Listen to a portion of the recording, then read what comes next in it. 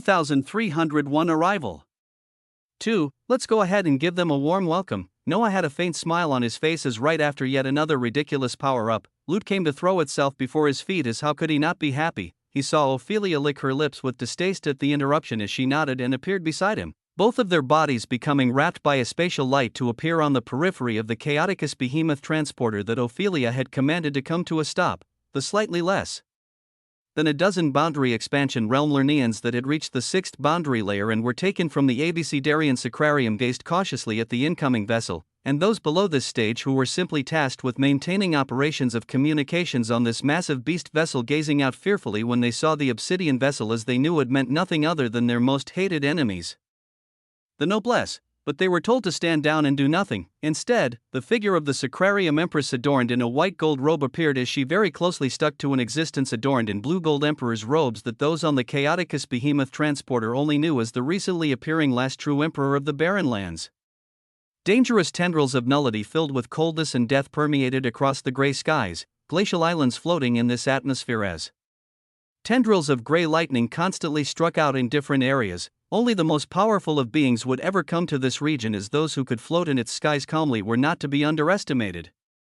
Before the chaoticus behemoth transporter, an obsidian vessel approached and opened up at this moment. Noah gazed at the teardrop-shaped interstellar vessel that opened to show regal-looking figures of noblesse, blazing halos of light around their bodies that showed multiple 2 to 3 echelon crimson existences. Their eyes were entirely black with no pupils as obsidian purple robes and metal armaments wrapped around them, their bodies dripping with regality and nobility as they seemed higher than even the skies they floated on. Yet when Noah saw them, you poor things, before they could even announce themselves and bring whatever conflict they wanted forward, Noah couldn't help but pity these beings as his eyes truly showed sympathy and a shred of sorrow when looking at them as he sighed.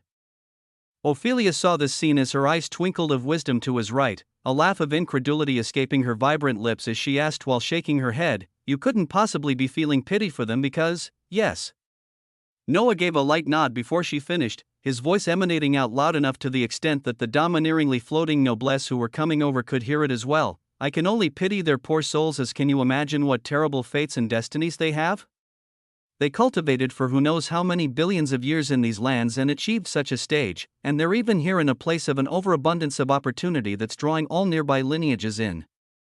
Yet their vessel just so happened to cross near our chaoticus behemoth transporter and they actually decided to veer off course and target us. Their fates are so abysmal as they actually came to target me." A unique compassion for the living was expressed on the face of the true emperor of quintessence as it veiled his overabundance of tyranny. Ophelia looking at the show while trying to keep her laughter in as the domineering noblesse heard Noah's words as their bodies erupted with immense power. This ant, to actually be so bold and not know when death is near. They were a party of 13 beings here as each had achieved the 6th boundary layer in multiple boundaries, with another 6 auras similar to them remaining on the vessel as they were truly a force to fear. 19 beings that had each achieved 1 or more boundaries at the 6th layer, yet a target they chose to wipe out before they entered the endless abyssal thalassic caverns of nullity to actually be showing pity towards them. This was preposterous.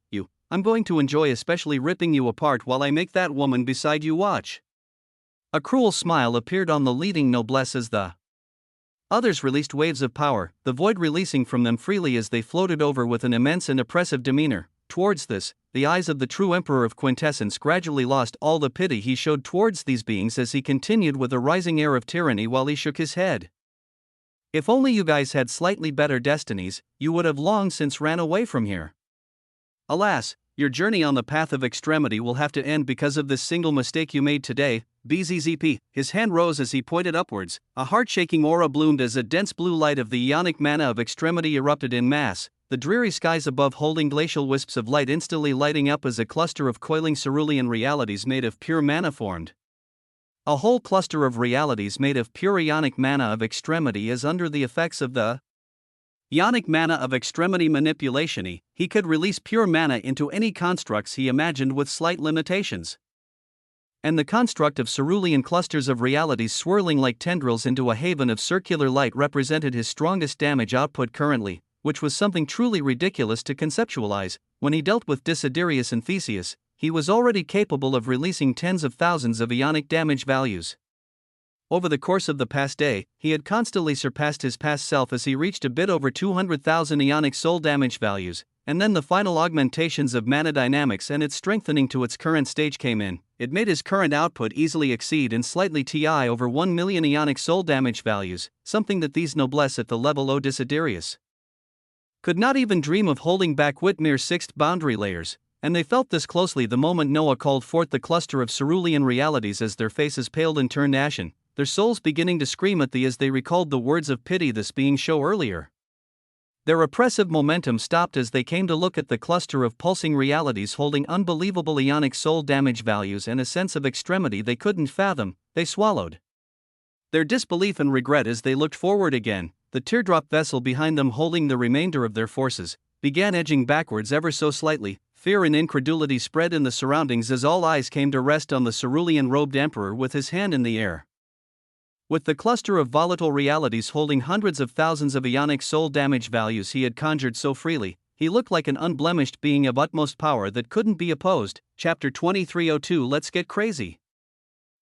His grandeur was unmatchable as with a hand in the air, he conjured a stellar cluster of cerulean realities that emanated hundreds of thousands of ionic soul damage values. One of the foremost noblesse reacted extremely fast as he tried to keep his composure while feeling the deathly sensation above, ignoring that he had just told this being he would rip him apart and make the woman beside him watch as they began to pull back, while he voiced out with immense humbleness and humility while at the same time his body and the bodies of all others erupted with the densest concentrations of the void as if their very lives depended on it. We seem to have made a mistake, sir. Why don't we let bygones be byg? Now, it is much too late for regrets. Noah waved his hands before this being finished talking as his eyes pulsed with waves of tyranny. Let's just enjoy the last few moments. You have to experience extremity. His hand remained in the air as his index finger flickered again. It meant, BZZT, another dazzling cluster of cerulean realities formed from ionic mana of extremity bloomed as the faces of the enemies it was directed at turned even paler. And his ginger flickered again soon after as another cluster of realities formed. And another, all color drained from the noblesse as the weaker ones that remained in the interstellar vessel also felt an astonishing sense of dread and disbelief while staring at the dreary glacial skies above them. Multiple clusters of reality bloomed as each one could decimate with over 1 million ionic soul damage values, and Noah called forth multiple. It was utterly overkill as he didn't truly need to do it, but he did it nonetheless since he now had ionic mana of extremity manipulation, and could use his mana to endlessly release abilities or form any constructs he could imagine. His hand that was hung in the air felt like a blade on the necks of his enemies as it finally came down as the multiple clusters of cerulean realities surged down at a ridiculously fast speed, meeting their enemies who had erupted with the void in a maddening fashion. The obsidian innate boundary of the void erupted with fervor to spread out a blinding darkness, but the darkness only shone for a moment before it was entirely eclipsed by a terrifying blue sea. The true Emperor of Quintessence truly having chucked multiples realities as bombs towards his enemies as the explosive light of blue covered nearby light years and caused an eruption of the glacial landmarks of this area. Ophelia watched it all happen with amazement as she nodded her head with appreciation. This dot was just the welcome before the true Emperor of Quintessence delved into the abyss. 14x golden ionic quintessential treasure caches have been obtained. 5x obsidian ionic quintessential treasure caches have been obtained. His blue gold emperor's robe rose and fell majestically over his visage as he watched the destruction with his head held high. The noblesse outside of the teardrop-shaped interstellar vessel and those within it had disappeared entirely when the scene cleared. Glacial tendrils of nullity being the only thing arcing across space as pieces of glacial islands fractured chaotically. Those within the Chaoticus behemoth transporter were gobsmacked at the scene before them as the outer periphery of the endless abyssal thalassic caverns of nullity they were near seemed to have a chunk of it destroyed. Ophelia gazed at this scene with sharp eyes as she turned to her left and right, her voice coming out soon after. This is just a party of the noblesse we came across. Many others are already at the entry point of the abyss as if we don't want to miss out. We have to hurry. Her eyes were free of worry as she listened to the words of wisdom, her main body making a move in the Abecedarian Sacrarium to deem wisdom quintessential and gain the wings to fly towards the ninth boundary layer. It was a move that would make her one of the more powerful existences in this whole region. Noah nodded at her words as his figure turned into a streak of blue light that surged towards the glacial caverns of the endless abyssal thalassic caverns of nullity. The Chaoticus behemoth transporter behind them received orders from Ophelia as it flew low, bringing the rest of the ancestral Lernaeans towards the innermost regions quietly as Ophelia turned into a golden light that surged beside Noah. The powerful party of noblesse was eradicated and not even mentioned again, as if what Noah had done was just a casual flick of his hands. After the endless fall that dropped existences on a black earth, deep within the region that was termed the abyss by those who first discovered it, the situation had drastically changed from what it was when just a few groups of the lineages of ancestral Lernaeans, Quasarians, and noblesse were here. 3 domains were drawn across the vibrant stellar black desert as they all crossed the black gold lake that used to hold clusters of ionic treasures of extremity. Currently, the whole black gold oasis was cleared out as it was unknown as to which groups obtained the most treasures. A dreadful sense of tension permeated the surroundings as all groups were on guard, with the battles having died down by now as the attention of all 3 lineages was focused on the transparent veil of light far from them that showed multiple titanic eyes of dreadfully massive creatures staring towards them. Their eyes dripped of coldness and intellect as their bodies gave off a heavy feeling of oppression as from one massive creature. It had now increased to over a dozen. On the side of Quasarians, a stellar obsidian platform releasing waves of gravitational light was laid down towards the center of their encampment. Terrifying auras clustered here as Prince Segugan was not the most powerful Quasarian who was now here. Over a dozen other princes with his stature appeared as they formed a neat line currently behind a single being, a being whose very existence caused crackles of potent essence of boundaries of extremity to surge around him, multiple tendrils of light weaving around him that showed he grasped at the very least 3 or 4 boundaries at the 9th boundary layer. Chapter 2303. Let's get crazy. 2 potent waves of the essence of boundaries swirled around this being as he had reached such proficiency in control of his ionic soul that it was now completely integrated with his aspects of existence, a hallmark of those who had achieved the 9th boundary layer, as this was known as ionic soul sublimation.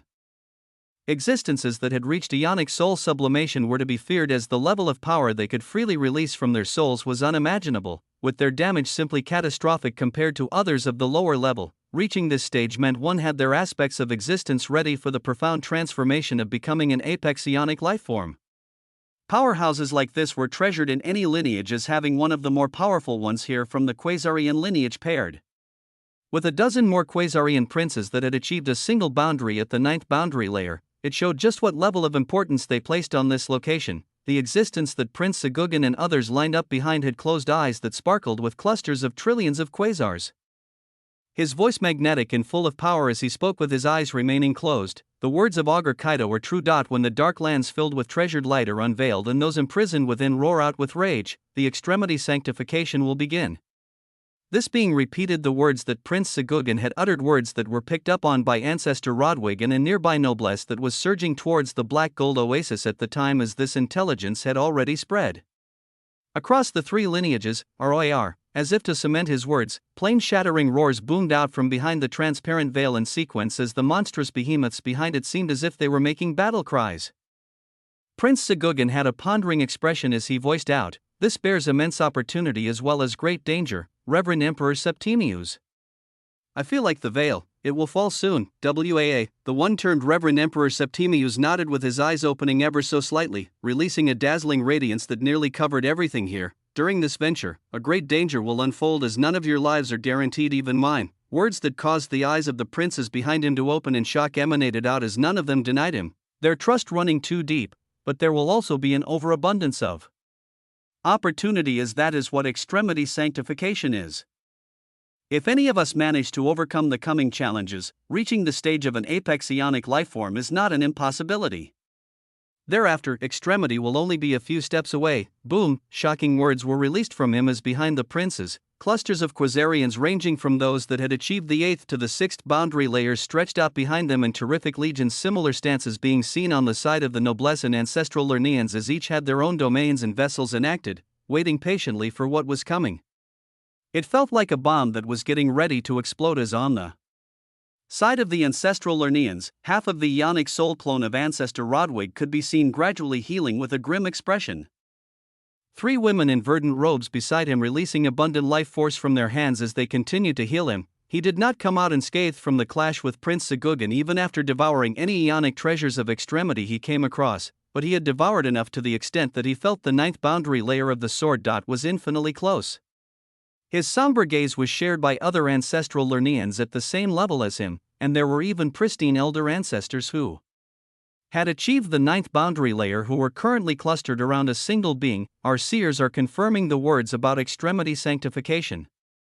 How are we proceeding? Their words were filled with caution as among the three lineages here, theirs was undoubtedly the weakest. Even the one who had arrived to lead them was a renowned combatant of the ancestral Lerneans who had managed to bring two boundaries to the ninth boundary layer, a terrifying genius among the generation of ancestors who had first arrived to explore the havens of extremity. His gaze was utterly radiant as he was known as Reverend Emperor Achilles. Our race has always lagged behind.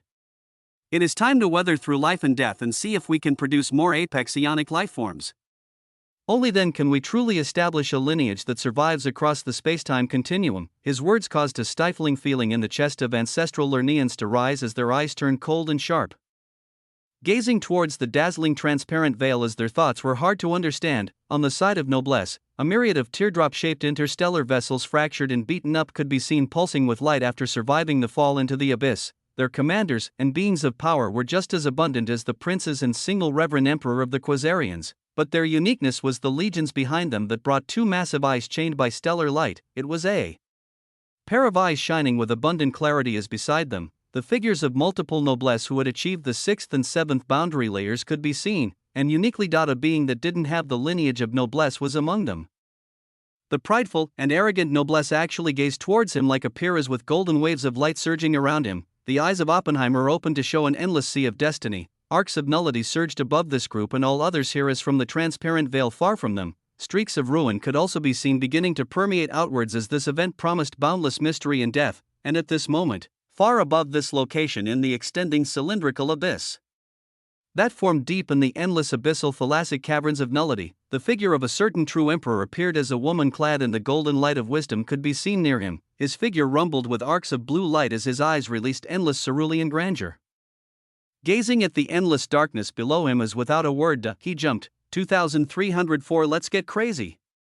3. In a serene environment away from wars and conflict, a contained sea of boundary essence brimming with vitality and a vibrant essence that would even be capable of nourishing one's ionic soul could be seen as atop this sea that was the size of a cosmos. The figure of a young woman whose skin shone with a stellar glow could be seen. Countless quasars formed her stellar visage as she had a sad expression on her face. Tendrils of the life force on the sea she floated on, constantly sinking into her and nourishing her as every now and then one could see her body flash with a translucent light that showed a deadly and terrifying scene within.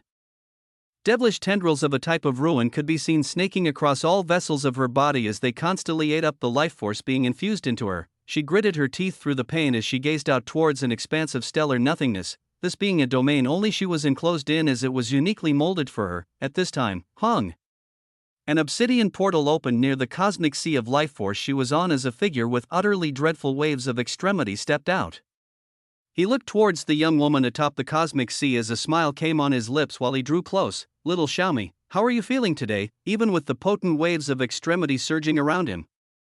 This being seemed ever so gentle to the young girl who smiled painfully towards him while trying to clench her fist and raise it up. Father, have you ever seen a girl as strong as me?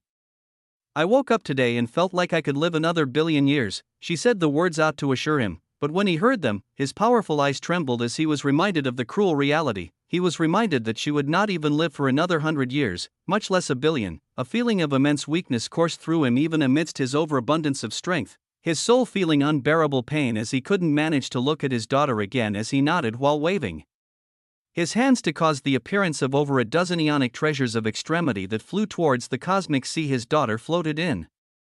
Just wait a little longer, little Xiaomi. Something has risen that may just hold the key. His eyes seemed to have made a decision he couldn't make before as he looked towards the young girl with immense guilt and love, floating back towards the obsidian portal as Xiaomi nodded with the strongest smile she could muster. In no time, the extremely powerful being disappeared from this domain as only a young girl was left staring out at a stellar expansion of nothingness, pain and sadness being the only thing in her gaze. Outside of this domain, the existence emanating waves of potent boundaries had a cold look on his face as he appeared above the barrier of a massive plane of existence. Clusters of other planes of existence stretching out around him as he was in one of the sacred Quasarian planes where the core power of Quasarians was held. His cold eyes gazed at the vastness around him as he spoke. I will be making a trip to the endless abyssal thalassic caverns of nullity.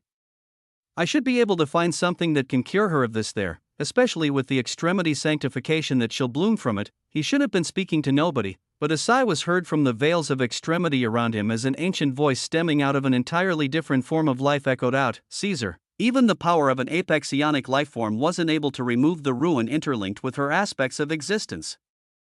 Only an existence that has reached the extremity of ruin may be able to cure her, but such a being isn't one even I dare stand in front of.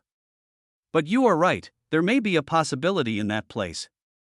After all, it will be a baptism through ruin. The voice was deep and ancient as it stood on an entirely different stage of life stemming from none other than an apex ionic lifeform. Reverend Emperor Caesar said nothing at these words as his body simply emanated glorious waves of power. From what could be discerned, 10 shocking strands of boundaries expanded towards the 9th boundary layer could be seen around this being, his power being at the very peak as he was actually known by all civilizations waiting across the ionic haven of dissolution.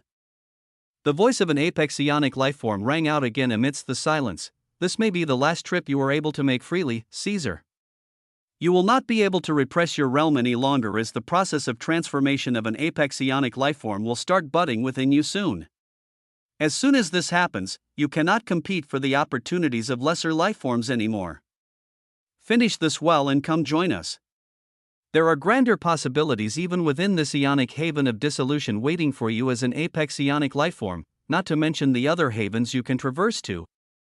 The answers you seek may also be there." A smidgen of secrecy was revealed as one may wonder why in an area like the abyss within the endless abyssal thalassic caverns of nullity that was found to have clusters of ionic treasures of extremity didn't have the strongest forces of the lineages that discovered it sent over. Why didn't the apex ionic lifeforms of the ancestral Lernaeans, Quasarians, and Noblesse come to end things cleanly? This involved grand workings within the ionic haven of dissolution and the havens of extremity in totality as only the truly powerful beings knew.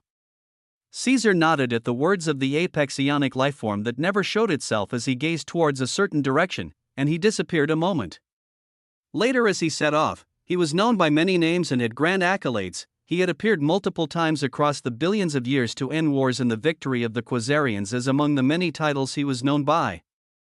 The most pronounced one was a grand accolade, the Mad Reverend Emperor, the being that broke into sacrariums and domains of noblesse to seek treasures and cures for his daughter as he came out unscathed, the terror of dissolution. The Mad Reverend Emperor Caesar set off for the endless abyssal thalassic caverns of nullity as his inclusion would spell utter catastrophe for all others. P.S. There are still some that are being edited. 2305. Let's get crazy.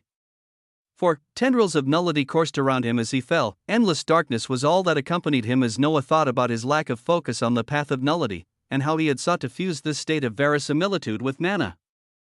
He had the inkling that when he went across the stages of nullity and expanded it towards a boundary, only then would he have the possibility of pairing it up with the ionic mana of extremity as the two would be ever closer towards each other, each one seeking extremity. It may even be possible with the other state of verisimilitude that he could barely feel wisps of right now ruin. These were his passing thoughts as he fell down endlessly with only darkness around him. The boundary of mana dynamics pulsed as it senses the essences around Noah, his feet beginning to burst with a dazzling cerulean glow of light that went on to cover his body entirely, his descent seeming like an incandescent meteor descending onto the abyss. The essence of mana dynamics continued to pulse around him as even though he couldn't see, he could feel the countless waves of energies intermixed as very quickly, he felt like the bottom was nearing. When others fell into the abyss, they smashed into the black earth as they found it unbearable to even move, with those who had only expanded the 6th boundary layer barely being capable of slowly moving across the stellar black earth as every step took great effort from the reinforcement of their souls. Only those who had further expanded the 7th and 8th boundary layers like Elder Ancestor Rodwig could move with some freedom, and only existences who had reached ionic soul sublimation could freely manage to even float in this dreadful region that held a heavy weight of extremity. Noah's descent was glorious as akin to a shining blue meteor. He cascaded down and felt the black earth below before he neared it, his ionic quintessential mana soul releasing waves of pristine grandiosity as its complete integration to the rest of him allowed utmost control, his descent slowing down as a gorgeous scene unfolded.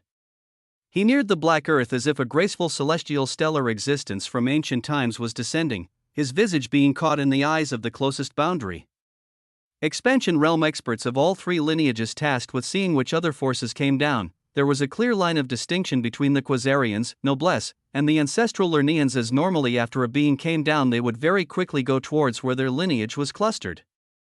But what about Noah? Hung, a droning sound boomed out as radiant blue ionic mana of extremity formed into a miniature sea below his feet, his figure slowing his descent as he became ever slower when he neared the black earth until he floated a few feet above it. His blue-gold emperor's robe fluttered with glory as his hands were clasped behind his back, his eyes rising as he came to gaze upon the myriad of powerful existences here, the noblesse that began their encampment to his left. And the Quasarians that began their encampment straight ahead looked at him with sharp gazes of killing intent as they ascertained he wasn't of their lineage, and they deemed him a powerful commander as he was currently floating with ease in this space, something that only those who had arrived at the stage of ionic soul sublimation were able to do so far. At the same time, the ancestral Lernians' encampment that began to his right gazed towards him with caution as he wasn't a being they knew of in their lineage, as all existences that had reached the 9th boundary layer and ant boundary were renowned and known. This was until WAA 1. Another figure descended into the abyss as a golden light of grandeur fluttered, a rough and pristine aura actually erupting out with the descent of this being as a bubbling sea of halcyon light supported their feet, this being controlling her descent and not smashing down as her feet came to land gracefully on the black sand. An expression of amazement and joy could be seen on the face of the entrant as to others.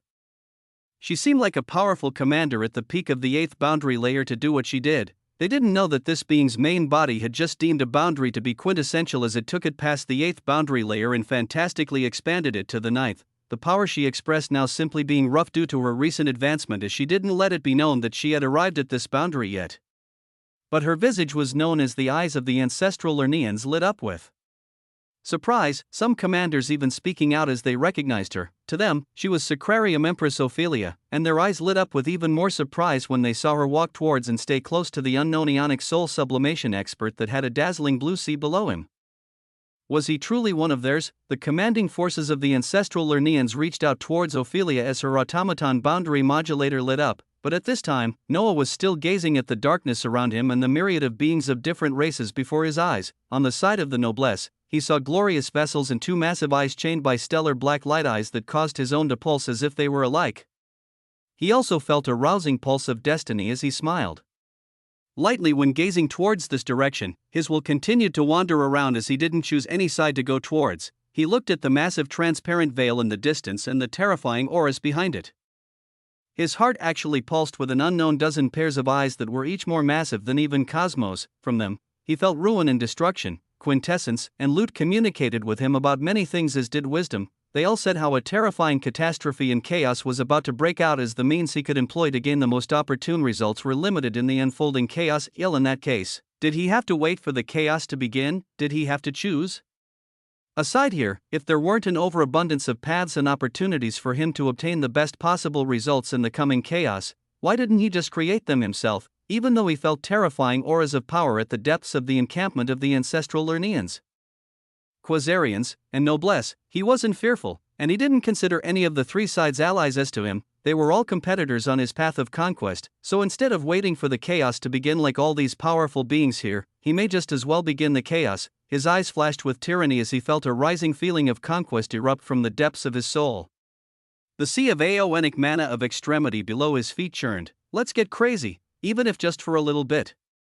WAA, he has just arrived, as he didn't wait for the eruption of chaos and disorder. He would be the one to cause it, as at this moment, the abyssal dark skies above began to light up with a cerulean light. Noah's eyes reflected this blue color as he looked at the powerful legions and forces of the Quasarians, noblesse, and the ancestral Lernians. He looked at all of them, as countless clusters of cerulean realities began to appear in the abyssal skies. Chapter 2306 Extremity Sanctification. The glow of destiny wrapped around him tightly, seeking solace in his soul as if it was its home. He was surrounded by beings not of his race, yet their gazes towards him were clear as if he was their brethren. He was towards the center of the legions of noblesse as regal figures of noblesse commanders surrounded him. The two vibrant eyes of clarity dug out from the living body of an apex ionic lifeform still chained by a terrifying authority and placed in the hands of specific noblesse. Being seen nearby, they released beams of radiant light in the surroundings as their gaze eventually came to land on the veil of light far from them that held back massive creatures.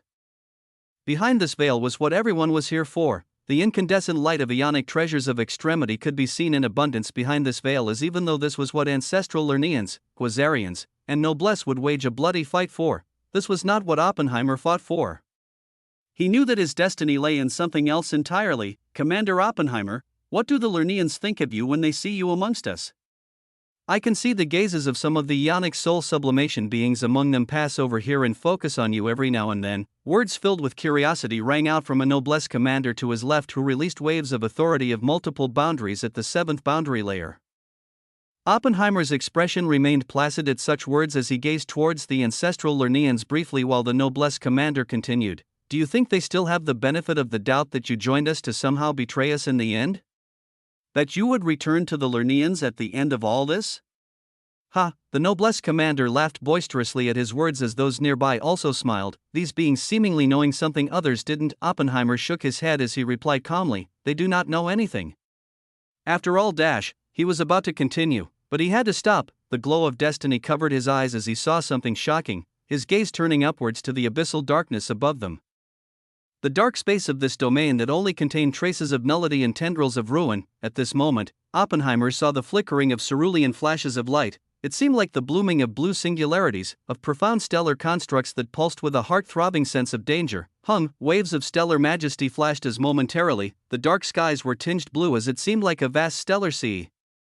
A sea of dangerous vacillating clusters of realities that carried the essence of extremity that made all existences at the 7th boundary layer and below tremble while causing all those at the 8th boundary layer to gaze forward with solemnity. A flash of blue that caused the eyes of ionic soul sublimation existences to light up as what was most deafening and ridiculous was how vast of an area the clusters of blue realities covered. If any beings here were told this was a normal phenomenon, they would deny it as an impossibility, as this could only be something produced by the havens of extremity, a catastrophic event that was meant to weed out the weakest. Some beings even gazed up and questioned whether this was the beginning of the extremity sanctification.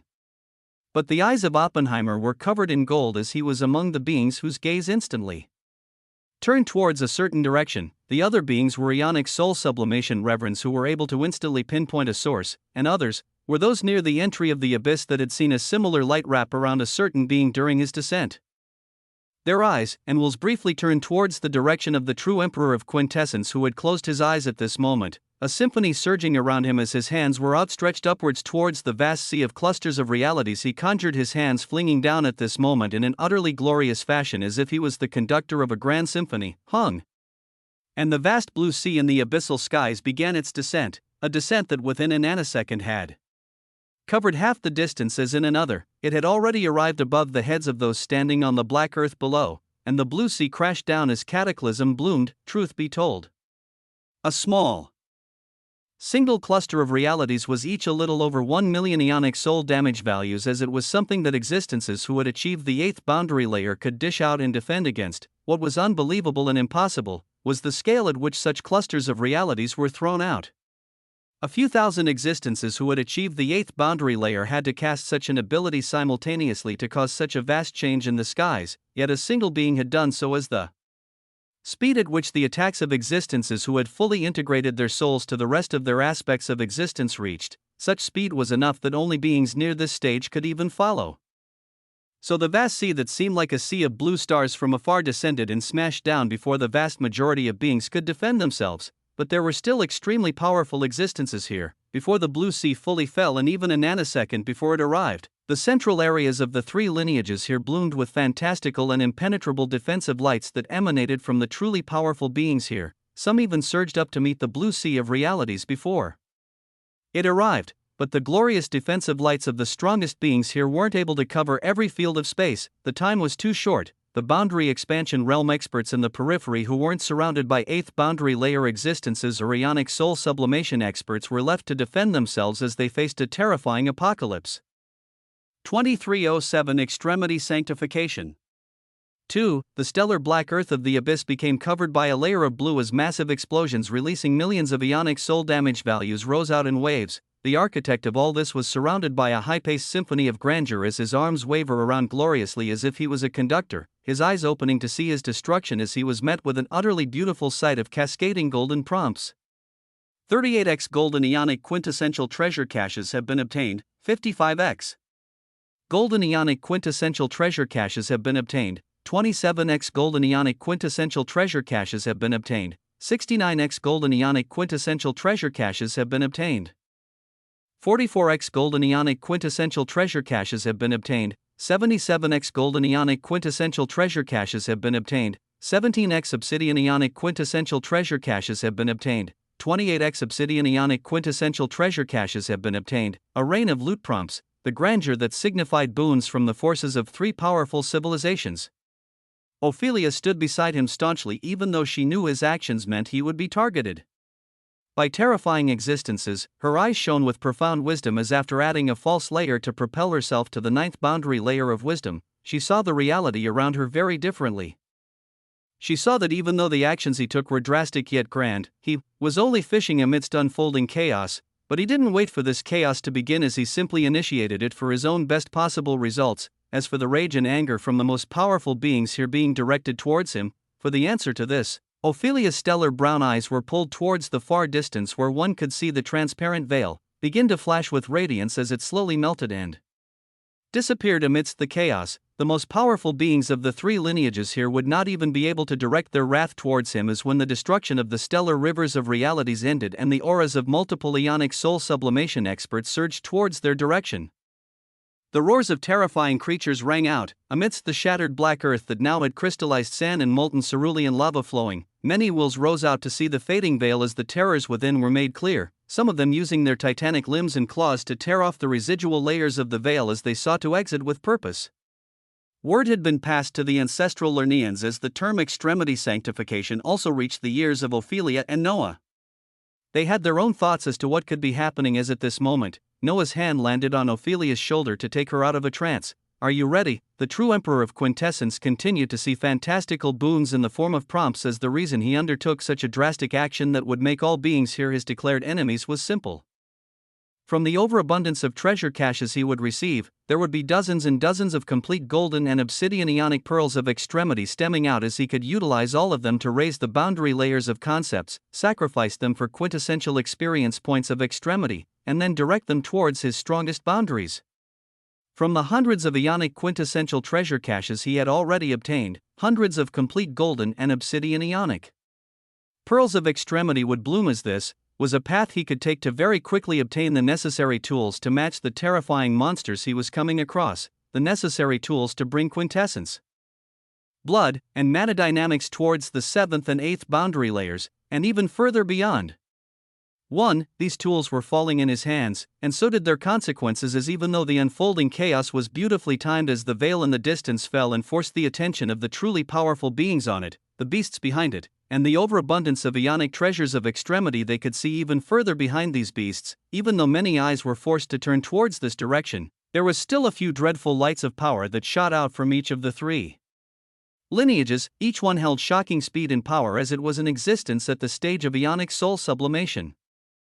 This was the consequence of his grand actions as three existences that had reached the 9th boundary layers from the ancestral Lerneans, Quasarians, and Noblesse surged towards him like quantum bombs. This wasn't to even mention the unknown creatures breaking out and about to surge towards all beings here.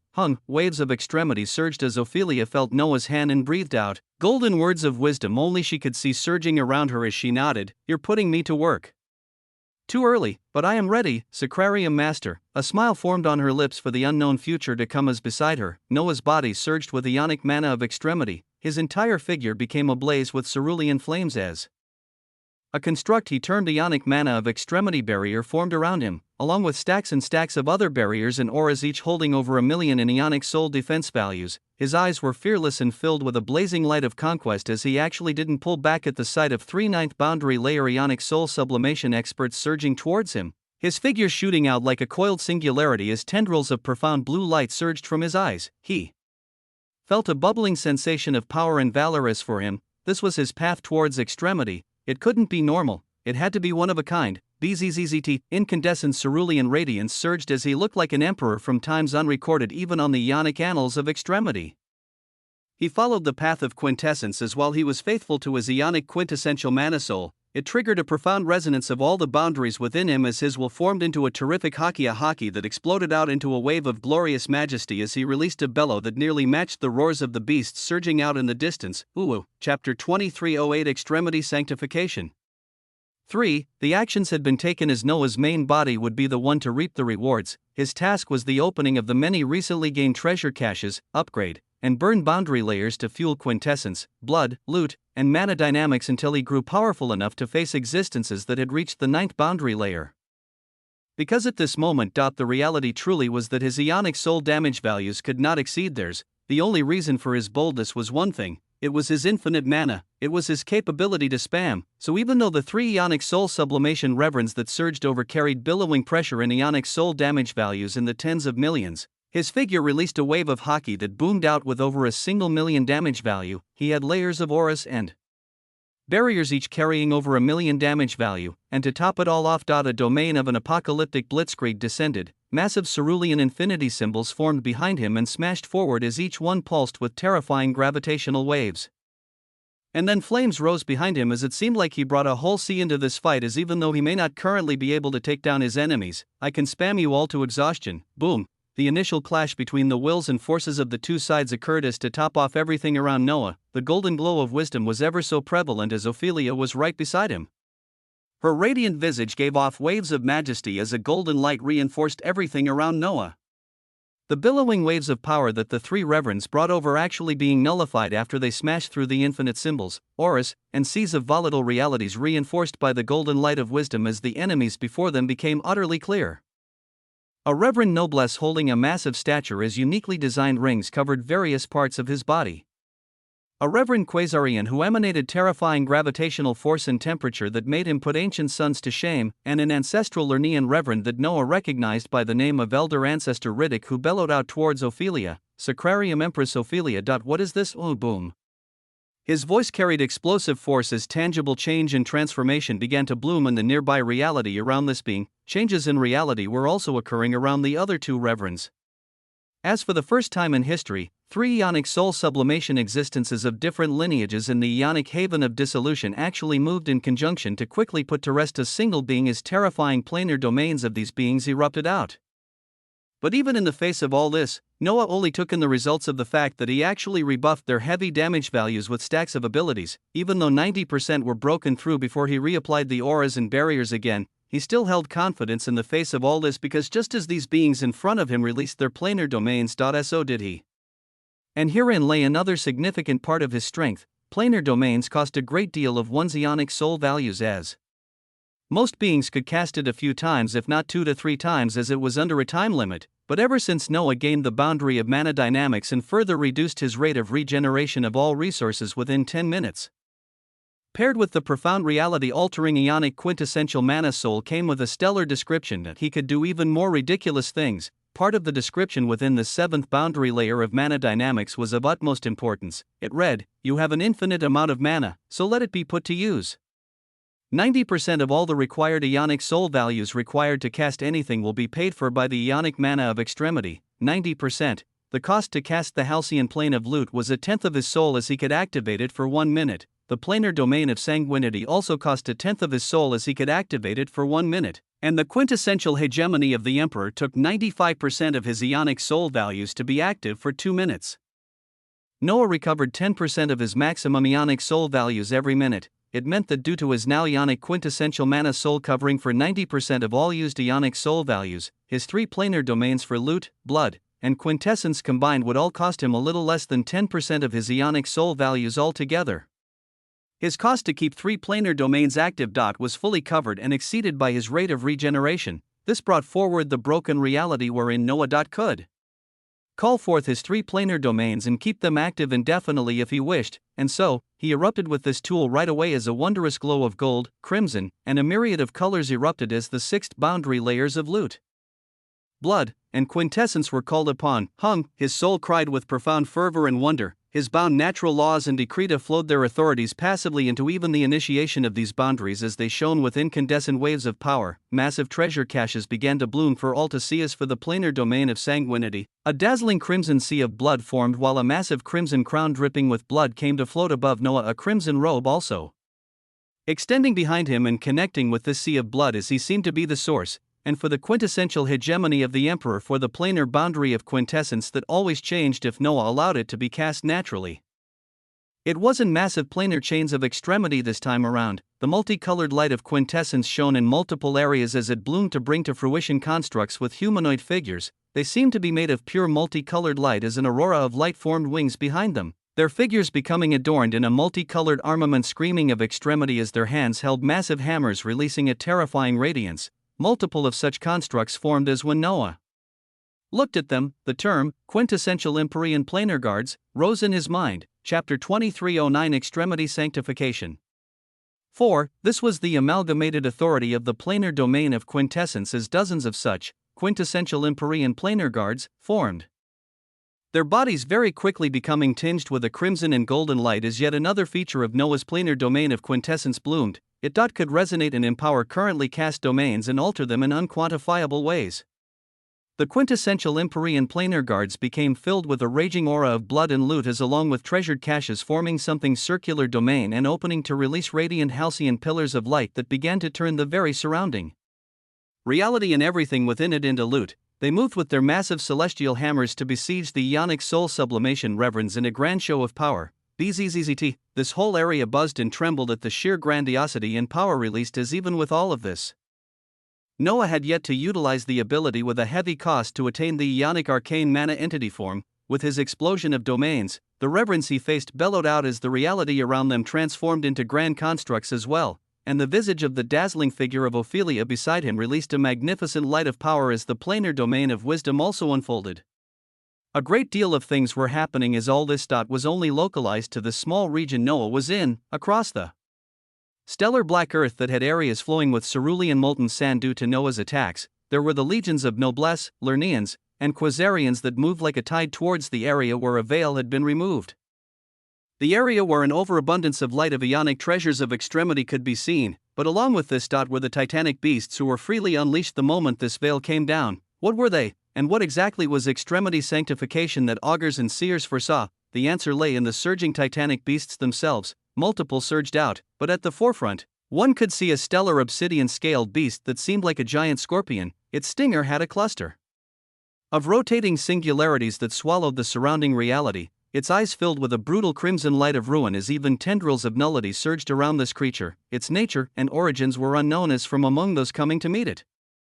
The regal bellow of a reverend emperor of the noblesse could be heard, released the light of clarity, hung, a brilliant light flickered from the two massive eyes at the center of the formations of the noblesse. The eyes of an apex Ionic lifeform that the noblesse had captured and chained released a bright light that instantly crossed across space to flash over the innumerable beings here, dazzling gold-blue letters instantly beginning to form above the heads of existences thereafter. And above the foremost stellar obsidian scorpion releasing a terrifying light of power that even turned the eyes of Reverend Emperors somber, something glorious appeared, Ionic Prion Scorpions. Such a glorious name flashed before everyone's eyes, but in the eyes of the noblesse who were granted a specific right through the authority of the apex Ionic eyes of clarity, even more information unfolded that caused them to be gobsmacked. Others had their own means as the truly powerful beings forged forward, with the one at the forefront among the three lineages being Reverend Emperor Septimius, who propelled himself forward with a shocking gravitational force. The speed of this being that had multiple boundaries, at the ninth boundary layer being utterly insane as he arrived before the Ionic Prion Scorpions, in an instant, and his body then exploded like the most extreme black sun as it carried shocking momentum and power, seemingly about to smack into the crystalline obsidian scales of the Ionic Prion Scorpions, when all of a sudden, a cry emanated from this creature as its body dissolved as if it were foams of a vast sea. It parted left and right and turned malleable as if it were countless minuscule obsidian stellar foam, surging to the sides of the burning black Quasarian sun and reforming behind it to turn back into the shocking form of the Ionic Prion Scorpions. It appeared right behind Reverend Emperor Septimius and the legions of Quasarians that followed him as its stinger that swirled with multiple spinning singularities then struck out towards a started Reverend Emperor Septimius. And the terrifying claws of this creature struck out as they released tendrils of ruin and nullity that surged like waves to smash onto the legions before it. Defend! Cries of shock and valor rang out as planar domains erupted, only to be eaten up by the surging tendrils of ruin and nullity that at this moment released waves of extremity. It meant this creature had the expanded concepts of ruin and nullity surging around it in the forms of boundaries, with its stage no doubt being utterly high as they devoured everything in their path. The Ionic Prion Scorpions smashed into the legions of Quasarians as other beasts of vastly different shapes and sizes came in contact with the ancestral Lernaeans and noblesse. Their names flashed here and there as they were grand to witness: Ionic Varicella Singularity, Ionic Shigella Ox, Ionic Dragonian Parvovirity. Deadly and extremely menacing creatures that seemed to stem from ancient times rushed towards them as behind them, the eyes of all Quasarians, noblesse, And ancestral Lerneans couldn't help but shine with a light of greed as they saw behind the torn veil were multicolored mountains shining with tendrils of ruin and nullity that held Ionic treasures of extremity. There were crimson and silver floating stellar bodies with waterfalls of essence cascading down as pulsing herbs and treasures with the light of extremity grew from them. All of this seeming like the opening of a domain from ancient times, yet even far within these multicolored mountains filled with the light of extremity, auras of these powerful beasts could be felt as to get their hands on them would be an utterly arduous affair. But this wasn't all. Something that all beings here shockingly came to notice was that while some beasts surged towards their legions, others took to the skies as if the heavy pressure that forced all beings at the 8th boundary layer and below didn't exist for them. They took to the skies as they traversed up the abyss that all others descended into, like massive flickering lights of ruin and nullity. Their destination was the endless abyssal thalassic caverns of nullity. And beyond, extremity sanctification, augurs and seers knew of it. One of the most powerful augurs who could gaze at the Ionic annals of extremity was able to find out about it. But they truly did not know just what extremity sanctification would signify. They did not know. Chapter 23:10 Extremity Sanctification. The unknown creatures from the abyss took to the dark skies as they surged out with power. The prominent beings here could only look on in shock before their wills returned to the ones they were fighting against, and the biggest task before them was to get past these creatures and get their hands on the Ionic treasures of extremity in the distance. But this was when the battlefield changed yet again. In the area where the Ionic Prion scorpions erupted amidst the Quasarians, Reverend Emperor Septimius was able to rebuff its power with his own immense might, but the surprise eruption of waves of ruin and nullity into the formations of Quasarians was deadly. A few hundred of the powerful Quasarians at the 7th and 6th boundary layers were tainted as those at the 8th boundary layers were able to resist somewhat. The main point were those affected. Their origins did not face decay and death under the attacks of the Ionic Prion scorpions. No. There was something else contained in the essence of ruin and nullity as the secret lay in the name of this creature, Prion. Abnormal pathogenic agents considered terrors across countless histories, and such creatures were at a stupendously close stage towards extremity as the Quasarians they attacked, BZZZT, crackled with crimson silver light as they rose back up from the stellar black earth they fell into. Their eyes were red and filled with ruin, silver wings of nullity erupted from their backs. They rose from the depths of the abyss as they turned to their very lineage, those that they stood beside just moments ago, and they roared out while jumping towards unaffected Quasarians with profound fervor of destruction. A shocking phenomenon unfolded as at the same time, dozens of Quasarians tainted by the essence of the Ionic Prion scorpions were pulled towards it by a terrifying gravitational force, circling around it protectively as the terrific visages of the Quasarians who had 6th boundary layers trembled. Dazzling light of power emanating from the unknown creature as these existences who should only have power at the 6th boundary layer pulsed before they very quickly began to emanate an aura of those at the 7th layer. And the affected Quasarians at the 7th boundary layer released blinding radiance of ruin and nullity as they very soon gave off the blinding auras of those at the 8th boundary layer. It was a drastic development that caused the gazes of all the reverends of the 3 lineages here to change. Multiple orders being given out at this moment: always move behind an 8th boundary commander. Spread out, destroy those affected and do not be tainted, do not engage, go further inland and attain the Ionic treasures of extremity. Booming commands rang out as across the battlefield, a terrifying quality of those affected by the power of the erupted creatures of the abyss turned into those who were then under their control as a wanton massacre unfolded across the Ionic haven of dissolution. Undercurrents slowly began to surge, but nothing extensive had erupted yet. In the Abecedarian sacrarium of the ancestral Lerneans, in the stellar region at the very peak of this sacrarium, there were spinning multicolored rivers of reality stretching down endlessly below and a vibrant barrier of light above. It was the Abecedarian sacrarium where Noah had marked the coordinates of with the infinite pylon of ascension, and now after some time, BZZZT, a multicolored stellar bridge began to form at the very center of the Abecedarian observatory as Ophelia, Luna, and Caitlin were opposite to it, gazing forward with wonder, seeing the allure of the planar palisades of extremity far behind the multicolored bridge, and then the auras of multiple figures being pulled on this bridge to appear before them now, with hair as golden as the honey of celestial bees. Eowyn was one of the first to arrive as beside her, the visage of the dream-dimensional chassis appearing as Noah released it from its constant state of cultivation to arrive in the havens of extremity. Beside them, little Henry could be seen next as the figures of the oldest dream, the seeker of knowledge, and all the other dimensional rulers under Noah appeared with their true sanguine clones one after another. the vibrant figures of Adelaide, Barbados, Kazuhiko, Kraken, Blue Slime, Tiamat, and many others also made their entry into the Ionic haven of dissolution. In the distance, the figures of Lilith, Eckert, and Europa, and a few others could be seen as a large number of the critical beings from Noah's infinite plane appeared, all of them ready to establish themselves in this grand new location. Ophelia smiled towards them with a warm welcome as she spoke. You all are coming into the havens of extremity at a really bad time. The eyes of her main body reflected the scenes occurring in the abyss as she continued, but nonetheless, I welcome you to the Abecedarian Sacrarium of the ancestral Lerneans. Friends and people of the Sacrarium Master are naturally my people as well, so don't be afraid to ask for help during your acclamation here. Her words caught nearly all the new entrants off guard as Eowyn's fair face glimmered while she pushed her gold hair aside, turning towards Noah's clone and asking in exasperation, Sacrarium Master? You couldn't have possibly already conquered one of the domains of the ancestors in just a day, right? The title granted to Noah was too astounding as he shook his head calmly, floating towards Ophelia while replying with a straight face, no, the conquest finished just a few minutes after I stepped foot in there. Noah casually spoke the truth while leaving everyone speechless, waving his hand to show the scenes occurring in the abyss in order to expand the point of view of the new arrivals. He also gazed at the unfolding scenes and the terrifying creatures as he voiced towards Ophelia. What does wisdom say about extremity sanctification? The words they kept hearing, did even they have no idea what it entailed? Chapter 23:11 Extremity Sanctification 6. Extremity Sanctification. Ophelia spoke out calmly as her eyes perused over the many new beings before her who were connected to the Sacrarium Master. Her eyes even came to lock onto the young man who truly didn't deserve to be called Little Henry anymore, his figure looking valiant as if he was the young prince of an ancient haven visiting common lands.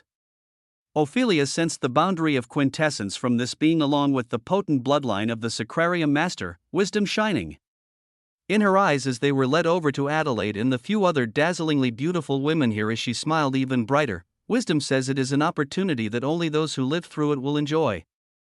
Those who manage to survive it in the Ionic haven of dissolution will be elevated ever closer to extremity as the lands that the Ionic abyssal sanctity Leviathans stem from are filled with Ionic treasures of extremity. This is connected to the nature of the Ionic haven of dissolution itself and the havens of extremity as a whole, something that all of our lineages have been trying to understand. As she spoke, she floated towards Queen Adelaide and clasped her hands, kissing her cheeks in a greeting before she bent down to do the same towards the much shorter Barbados. It deals with one of the core bases of extremity itself, where wisdom is interpreting it as a natural phenomenon to put pressure on the countless lifeforms here, spurring those who can bear such a pressure to evolve into more complex lifeforms. Thus, the process of extremity sanctification, WAA, her utterly shocking beauty as she casually talked about unimaginably important things left many of the inhabitants of the infinite plane shaken, since she was a being at the ninth boundary layer and closer to extremity than most others here. The beauty she displayed was something very few others matched here, as only Adelaide with the bloodline of the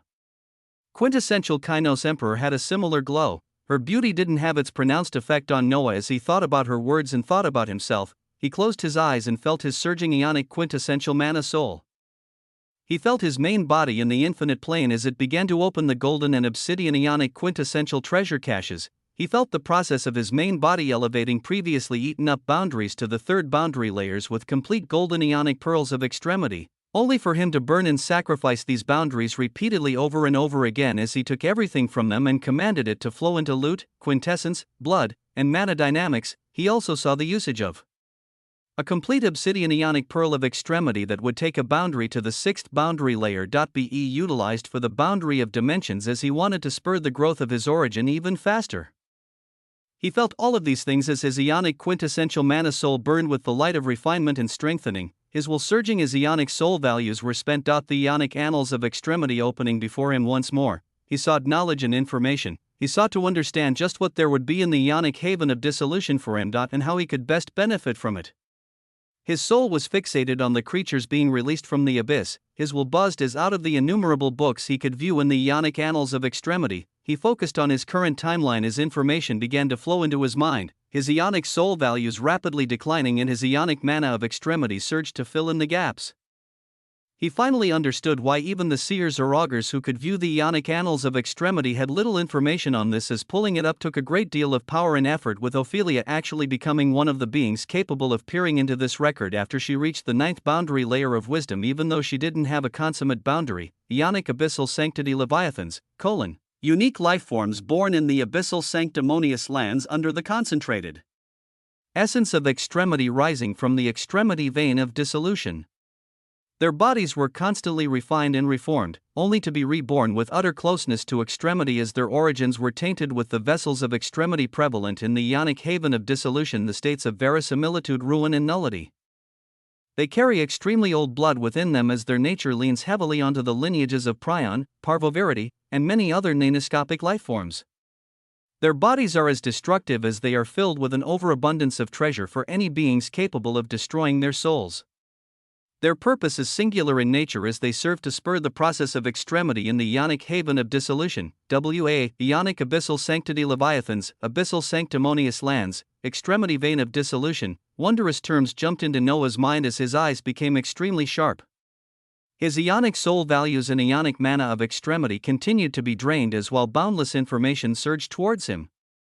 His point of view refocused in the outer periphery of the abyssal sanctimonious lands that was simply referred to as the abyss before. His true sanguine clone that was here was surrounded by its three stellar planar domains, his eyes coming to lock onto the multiple Ionic abyssal sanctity leviathans that were raging their might across the stellar black earth, and those that were rising from these abyssal sanctimonious lands and taking to the dark skies as their purpose was to actually spread into the Ionic haven of dissolution, onto the lands where multiple lineages were trying to establish their hegemony. He looked at all this as everything around him slowed down. He saw that the power which a single Ionic abyssal sanctity leviathan gave off could rival reverend emperors who had reached the ninth boundary layer.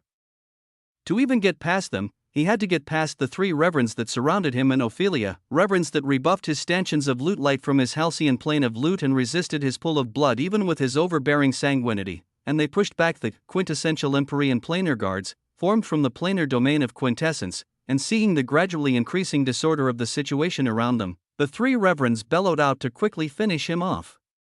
As they initiated something only those who had achieved the ninth boundary layer could do so, their aspects of existence scattered into their unfolding planar domains as these existences undertook a process known as Ionic boundary manifestation. When one exemplified their boundary as they turned into it entirely, it was a terrifying power for Noah to withstand as his main body worked with haste to sacrifice boundary layers as fuel for even greater strength. Chapter 23:12 Slay a Reverend.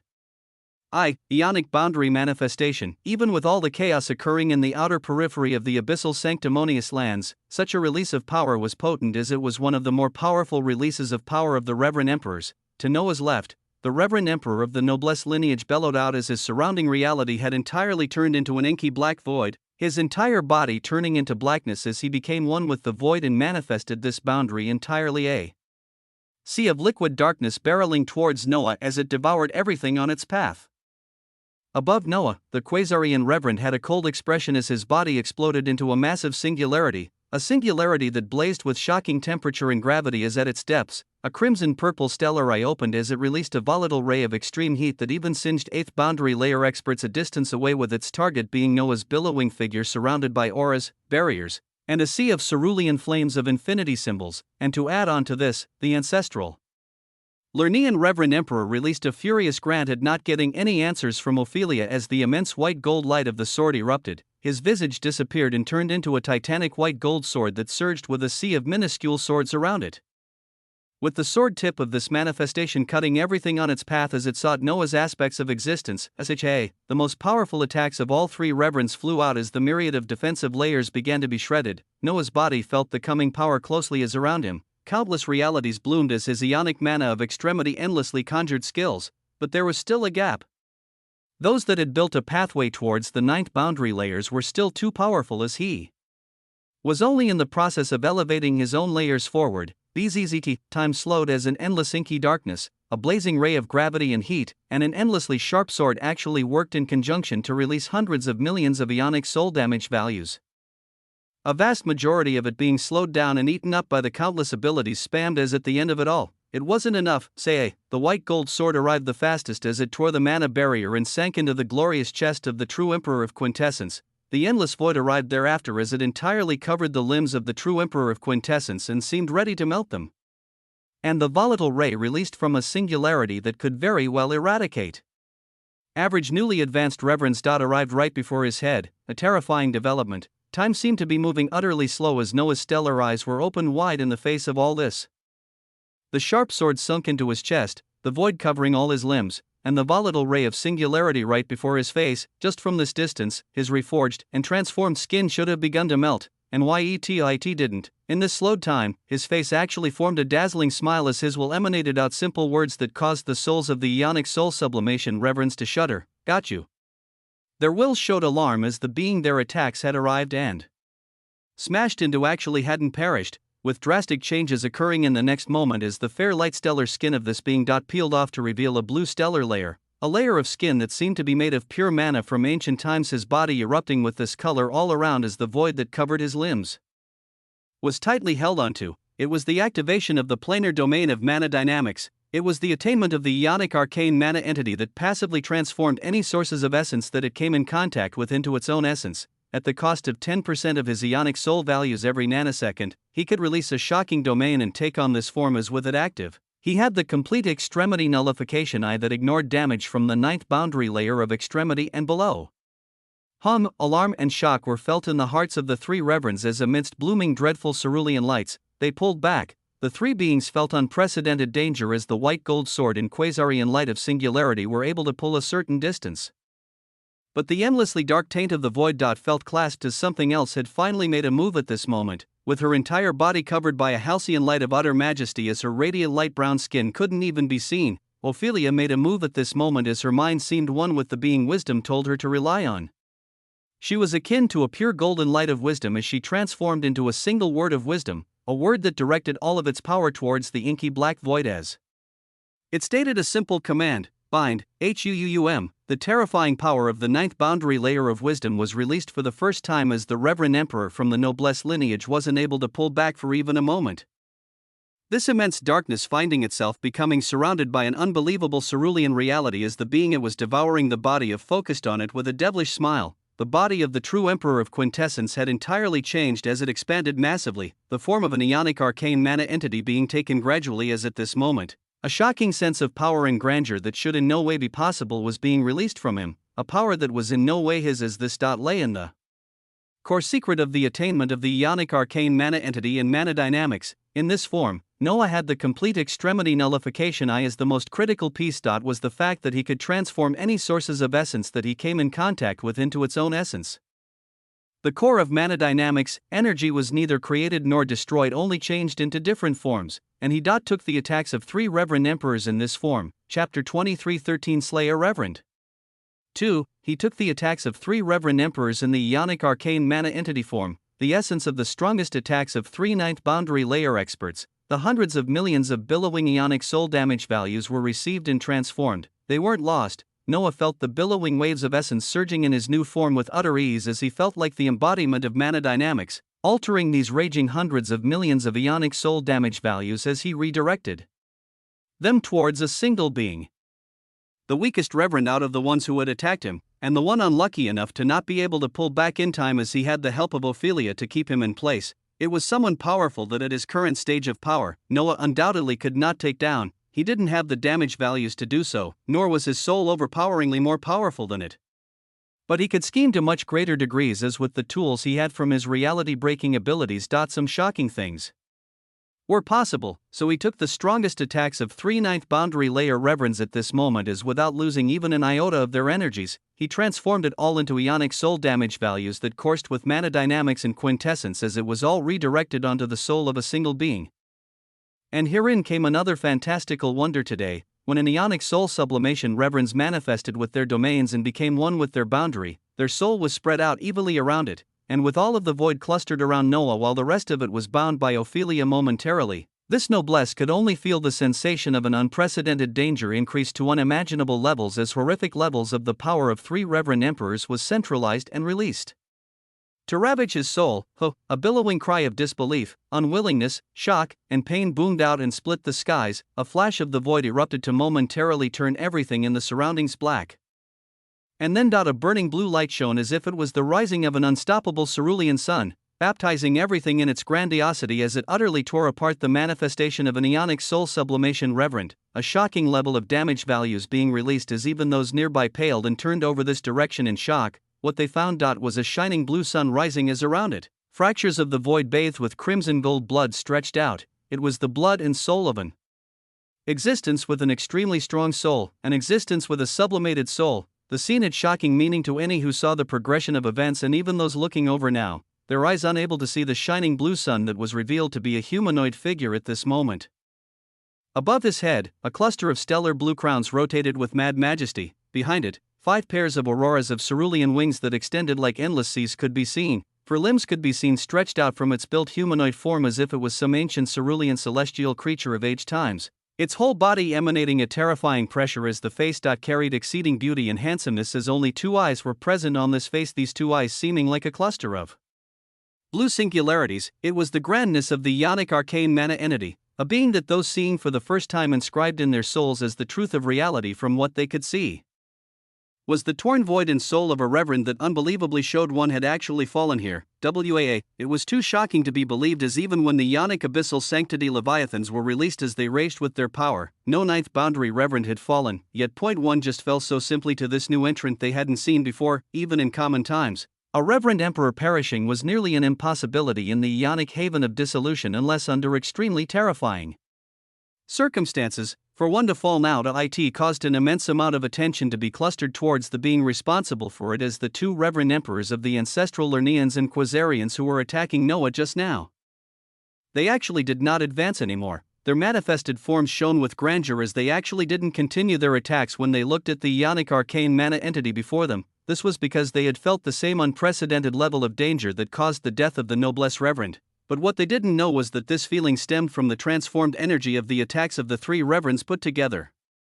They didn't know that this being before this simply used their own power and transformed it into another form of essence that he then released, so they labeled him as a terrifying entity that could withstand attacks from 3 reverends and even release a single attack to kill a reverend.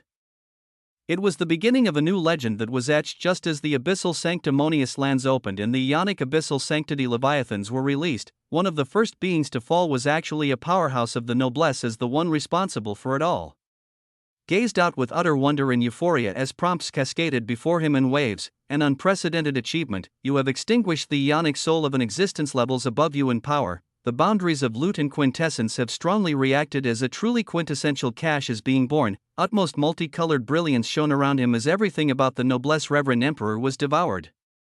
And its result, 1x Crimson Ionic quintessential extremity treasure cache of Niladu has been obtained, a treasure cache that, unlike all the previous Ionic quintessential treasure caches, it had the term extremity within it. It shone with utmost grandiosity in Noah's expansive space as it took up 50% of all the space, seeming to be as vast as a plane of existence as it opened right away.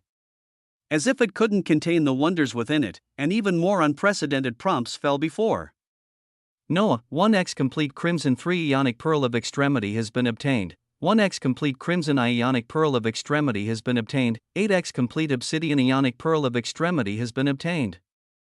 10x complete Golden Ionic Pearl of Extremity has been obtained. 1000x refined Ionic Sanguine Singularities have been obtained. Chapter 23:14 Destiny makes a move. An unbelievable reality, amongst the ranks of noblesse, fury and disbelief rose as their reverend emperors gazed at the situation behind them and roared out with power, but their wills were still too focused on the terrifying Ionic abyssal sanctity leviathans that continued to erupt out, as well as their advancement into the depths of the abyssal sanctimonious lands where dazzling rays of Ionic treasures of extremity could be seen, and even if they wanted to divide their attention to the far back where the noblesse reverend emperor Niladu had fallen. BOM. The Ionic abyssal sanctity leviathans truly did not allow it, as among the ranks of noblesse, one leviathan with the name Dragoshark Prionoxorhynchus ruptured across the skies to smash into the very center of their legions. It was a massive beast that looked like a massive titanic shark, wings of ruin and nullity surging on its back as its fins swirled with volatile singularities. Its red eyes roared out with maddening anger at this moment as it rushed to this location with purpose, entering the depths of the legions of noblesse for nothing else other than the massive eyes that flashed their light towards it and its brethren, the dugout eyes of an apex Ionic lifeform, the eyes of clarity. ROAR, the gazes of the noblesse in charge of guarding and utilizing the eyes changed as one reverend that was making her way into the depths of the abyssal sanctimonious lands changed direction to return, not thinking the eyes of clarity would be singularly targeted. And just like that, the unbelievable actions that a certain true emperor had taken could not be focused on or addressed, as this region was simply too chaotic. There was an overabundance of disorder, as even though the death of a reverend emperor that was sublimely had just occurred, most other beings had to continue making decisions and moves right after just to keep their lives. They could not do much else amidst such chaos. But if you can freely steer destiny amidst the most chaotic situations, in the ranks of noblesse where the Dragoshark Prionoxyrhynchus had begun going wild with multiple eighth boundary layer existences releasing the void to stop its advancement, the visage of none other than Oppenheimer could be seen as his eyes swirled with a golden light of destiny. He hadn't made any move forward or backward since chaos erupted, with his gaze currently locked onto the faraway cerulean form of a being that had just eradicated a reverend emperor. When looking at this being, Oppenheimer felt an inexplicable sensation as his eyes carried a pondering expression, or even though a deadly ionic abyssal sanctity Leviathan was already nearby and was unleashing destruction to decimate everything. He wasn't worried. The reality around him was even shocking for those who were truly listening, as every now and then, amidst the chaos and noblesse commanders around him releasing waves of the void to attack, one could see Oppenheimer's figure make a few steps to the left and right ever so often. And the area he was just at a few nanoseconds ago would be ravaged with tendrils of nullity or ruin, as it seemed he was just a step ahead before it struck. He veered across the battlefield simply as if he had no goal or direction, as he shockingly avoided the waves of fight and chaos around him. But the reality was much different. It was not that he didn't have a goal or that he didn't wish to seek opportunities like everyone else here to delve into the abyssal sanctimonious lands. It was just that he knew his destiny lay elsewhere, and a critical time was actually coming. As he became exceedingly calm, his gaze remained on the cerulean emperor in the distance a bit longer as he nodded, affirming the faint connection with his soul. As soon after, the golden light of destiny around him flickered. His reason for being here was about to unfold. Behind him, lightning bolts made of ruin surged around like apocalyptic thunder as it rained down on the noblesse nearby. The eighth boundary layer experts not being able to hold on as their barriers were shattered, and chains holding the eyes of clarity tightly started to become undone. No, the noblesse commanders bellowed out with rising rage as they released their power even more. But the Dragoshark Prionoxyrhynchus was too dreadful. Its essence had already affected and tainted nearby noblesse as their eyes changed, beginning to turn on their own brethren around them as even more chaos unfolded. And at such a time, the aurora of wings above the Dragoshark Prionoxyrhynchus fluttered while its jaws opened wide towards the eyes of an apex ionic lifeform. Towards that something that would be akin to a tonic for it, BZZZT, a terrifying layer of protection that was ever present on these eyes flashed at this moment as the Dragoshark Prionoxyrhynchus was about to devour it, this barrier being something that could withstand attacks and interferences from even a ninth boundary layer existence as in a matter of a few nanoseconds. The crimson jagged teeth of the Leviathan broke through it, no you don't, into chains of the void that wrapped around the Dragoshark Prionoxyrhynchus to stop its advancement, and at such a time, the noblesse reverend emperor that had turned around to come to this location arrived, her hands forming into chains of the void that wrapped around the Dragoshark Prionoxyrhynchus to stop its advancement. Yet this creature boasted too much power as its body instantly turned into a fluid form, seeming like endless crimson silver foam that bypassed everything to devour what they sought. And an inky darkness was released from the noblesse reverend emperor as she actuated her planar domain and even went as far as to manifest the void to stop this terrifying beast. Feeling it slip past her as he bellowed out, "Do not let the eyes be devoured," her words spurred the shocked noblesse nearby as they tried to near the tendrils of raging ruin and nullity while also fighting against their tainted brethren. And in such chaos, a golden light flashed as the true Emperor of Destiny made his move. Chapter 23:15 Destiny makes a move.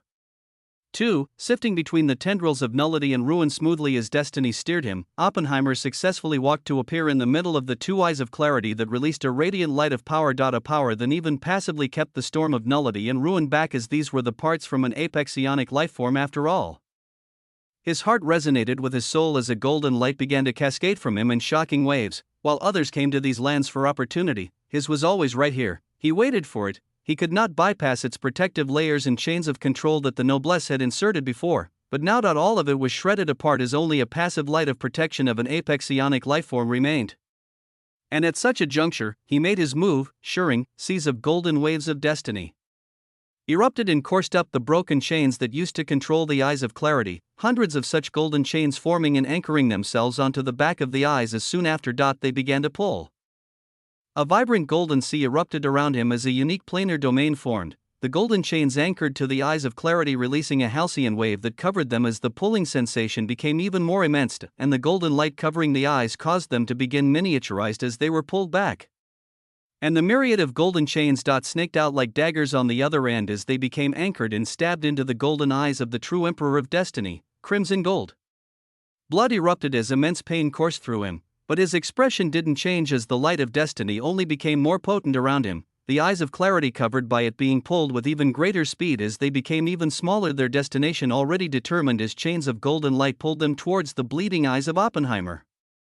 All of these actions occurred in an extremely short period of time. As to others, the eyes of an apex psionic lifeform began to shrink amidst raging tendrils of ruin and nullity, a golden light erupting to cover them briefly, and when the Dragoshark Prionoxyrhynchus saw this, it roared out with mad anger as its body exploded with utmost power.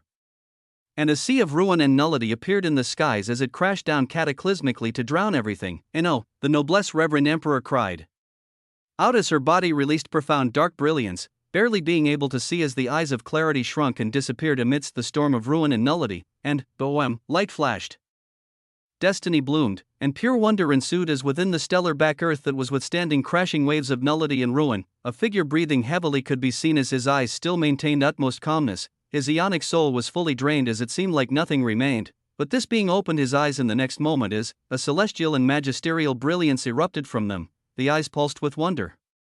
The eyes pulsed with power of an utterly complex life form as the being that had transplanted them onto himself felt his ionic soul cry out at this moment as it began to surge across the battlefield, far from the center of the Noblesse Legion where a Dragoshark Prionoxyrhynchus was running rampant.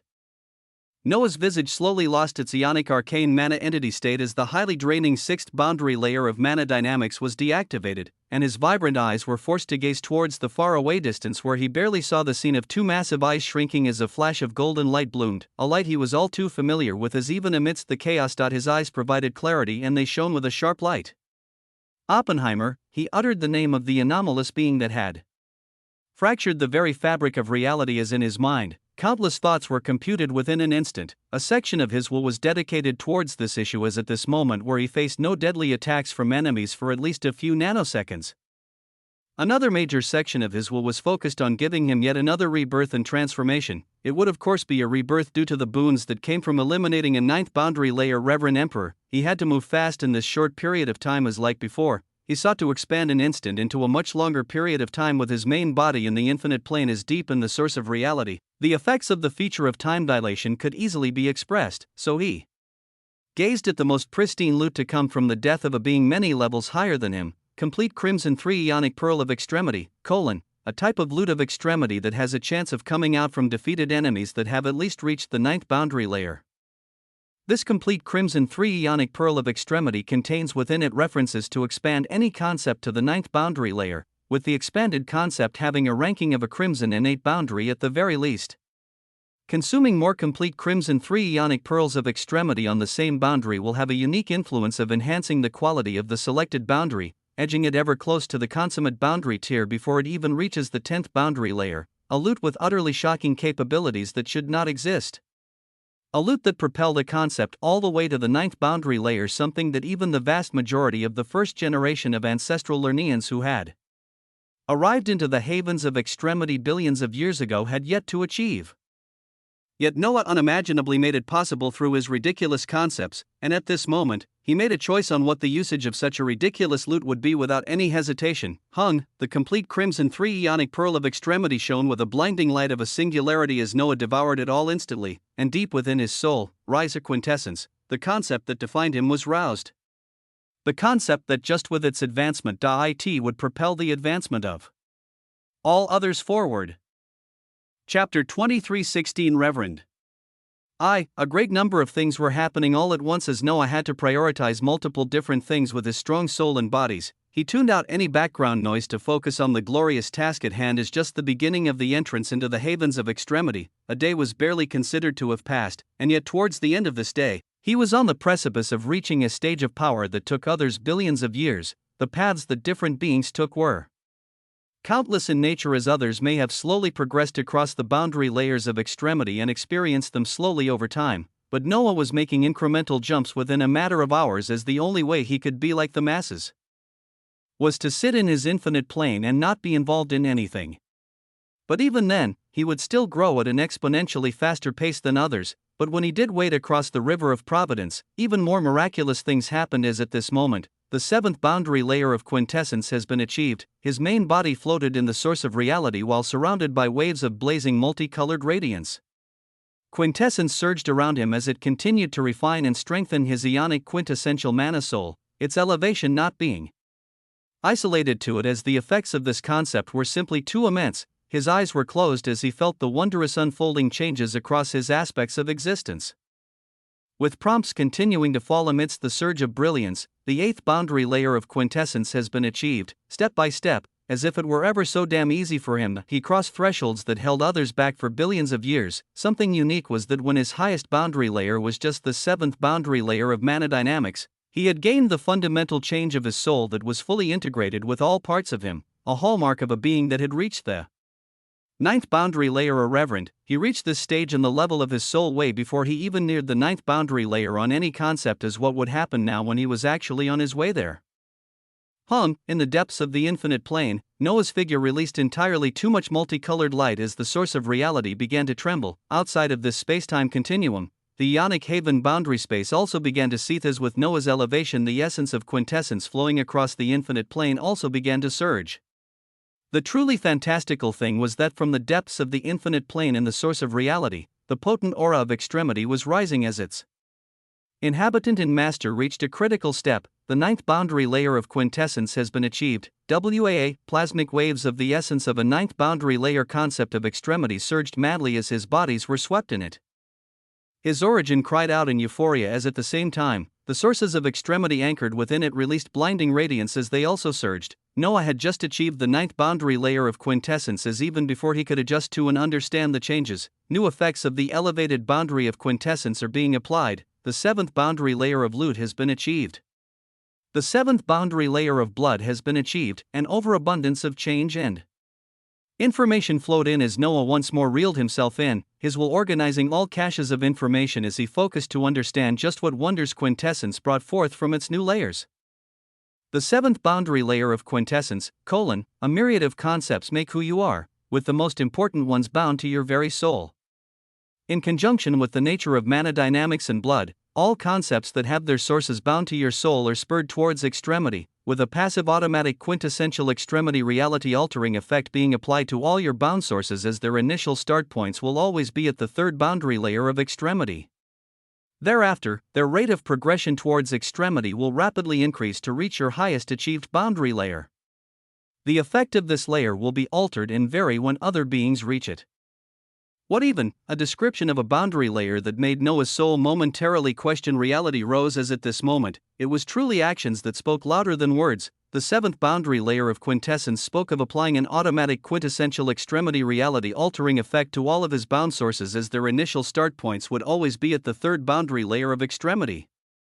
It meant, all bound natural laws, decreta, and fundamental natural laws, are being expanded towards the third boundary layer. Boom. The decretum of dreams has begun its expansion towards extremity. The decretum of Avalon has begun its expansion towards extremity. The decretum of Prana has begun its expansion towards extremity. Gold, purple, and verdant waves of light erupted first as after them. Even more varying colors followed as a change that even Noah himself didn't fully encapsulate the significance of began. He had only just finished the process of binding all natural laws and fundamental natural laws in the past days as even greater changes were unfolding within him. Their quantification being in process as he did not expect even grander changes to arrive before this. This was even more so for the bound decreta, where they weren't even spurned towards extremity by mana dynamics like it did for other natural laws, with quintessence going above and beyond this. As to put this change lightly, it was a passive and thorough explosion of power that meant within Noah's body twice a dozen concepts were instantly being expanded towards extremity as they would not stop until they reached the third boundary layer. The utterly profound changes to his soul from such an action, that were simply unimaginable as Noah couldn't help but bellow out as he sensed a false feeling of invincibility. OH, chapter 23:17 Reverend. 2. In the periphery of the abyssal sanctimonious lands, things only became increasingly more chaotic as Lernians, Quasarians, and noblesse made some headway to surge into the deeper lands beyond the veil at the risk of their very lives. Some risked their ionic soul clones while others risked their main bodies, with a pull they could not ignore of the ionic treasures of extremity drawing them forward.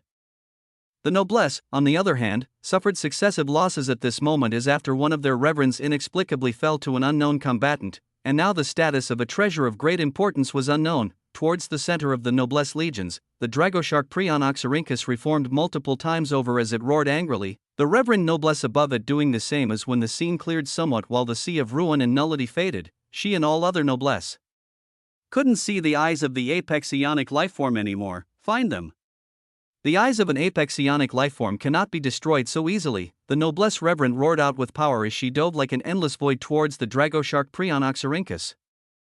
Her expression utterly ugly as things were not flowing in a smooth direction so far, but below the fading sea of ruin and nullity where others saw nothing, the visage of a handsome man lay on the caved-in stellar black earth as his eyes released waves of multicolored light that covered his body, waves of light that couldn't be seen through even with the eyes of a ninth boundary layer existence, as even though Oppenheimer was right there, neither the dragoshark Prion Oxyrhynchus nor the noblesse Reverend Emperor could see him. The eyes of an apex ionic lifeform could see through everything, and they could also mask everything. The tendrils of ruin and nullity were also kept at bay as Oppenheimer slowly rose and sat on the black earth while feeling shocking changes coursing through him. Had others even imagined doing what he did?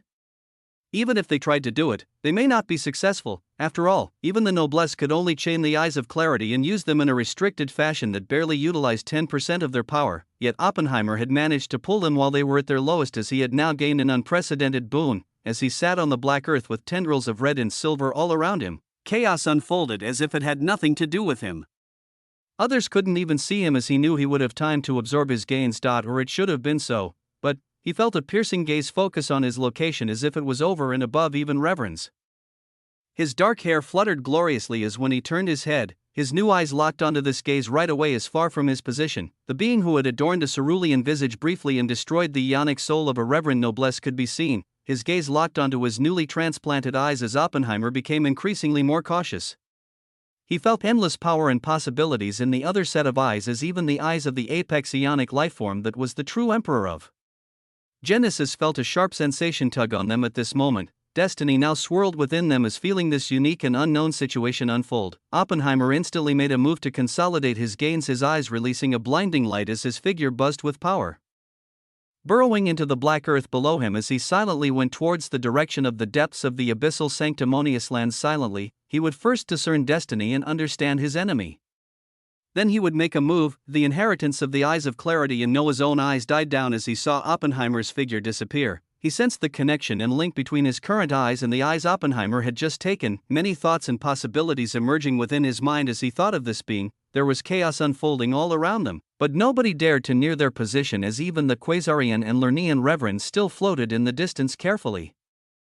They were debating whether it was worth it amidst this chaos and the opportunity that lay behind them as after nanoseconds of deliberation. They swallowed their pride in this humiliation as they turned around to also go towards the depths of the abyssal sanctimonious lands all others were seeking. Noah floated in the dark skies as his figure released pulses of power, Ophelia materializing with golden grandeur beside him as she marveled while her soft hands came to check his body all over, affirming what wisdom told her as she could only shake her head. You've really reached the ninth boundary layer this easily? Ah, his talent was enough to make others question and despair as Ophelia sighed, collected her emotions, and maintained her image as she put all other thoughts aside and gazed around them with a smile. No matter, Sacrarium Master.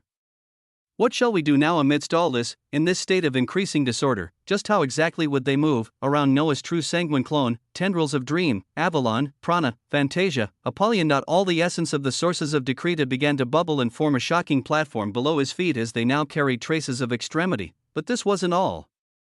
There were also tendrils of natural laws surging below him to make the multicolored platform he floated on as one particular essence was wilder and more potent than all the others. It was due to its nature and what currently unfolded around it as the essence Noah felt surging gleefully. Was none other than entropy. In this reality of ever-increasing chaos and disorder, entropy should theoretically reign supreme as it was showing its wildness right now. It caused Noah to give it more attention as along with the boundary of dimensions he had utilized the complete obsidian ionic pearl of extremity on, this became his next target as his will sent the commands right away. There was bound to be immense wonders in the unfolding chaos as he would make use of it. In regards to Ophelia's question, he knew that he needed time to consolidate his power and see just where he was at with the overabundance of information currently flowing through him due to quintessence and the many changes it brought.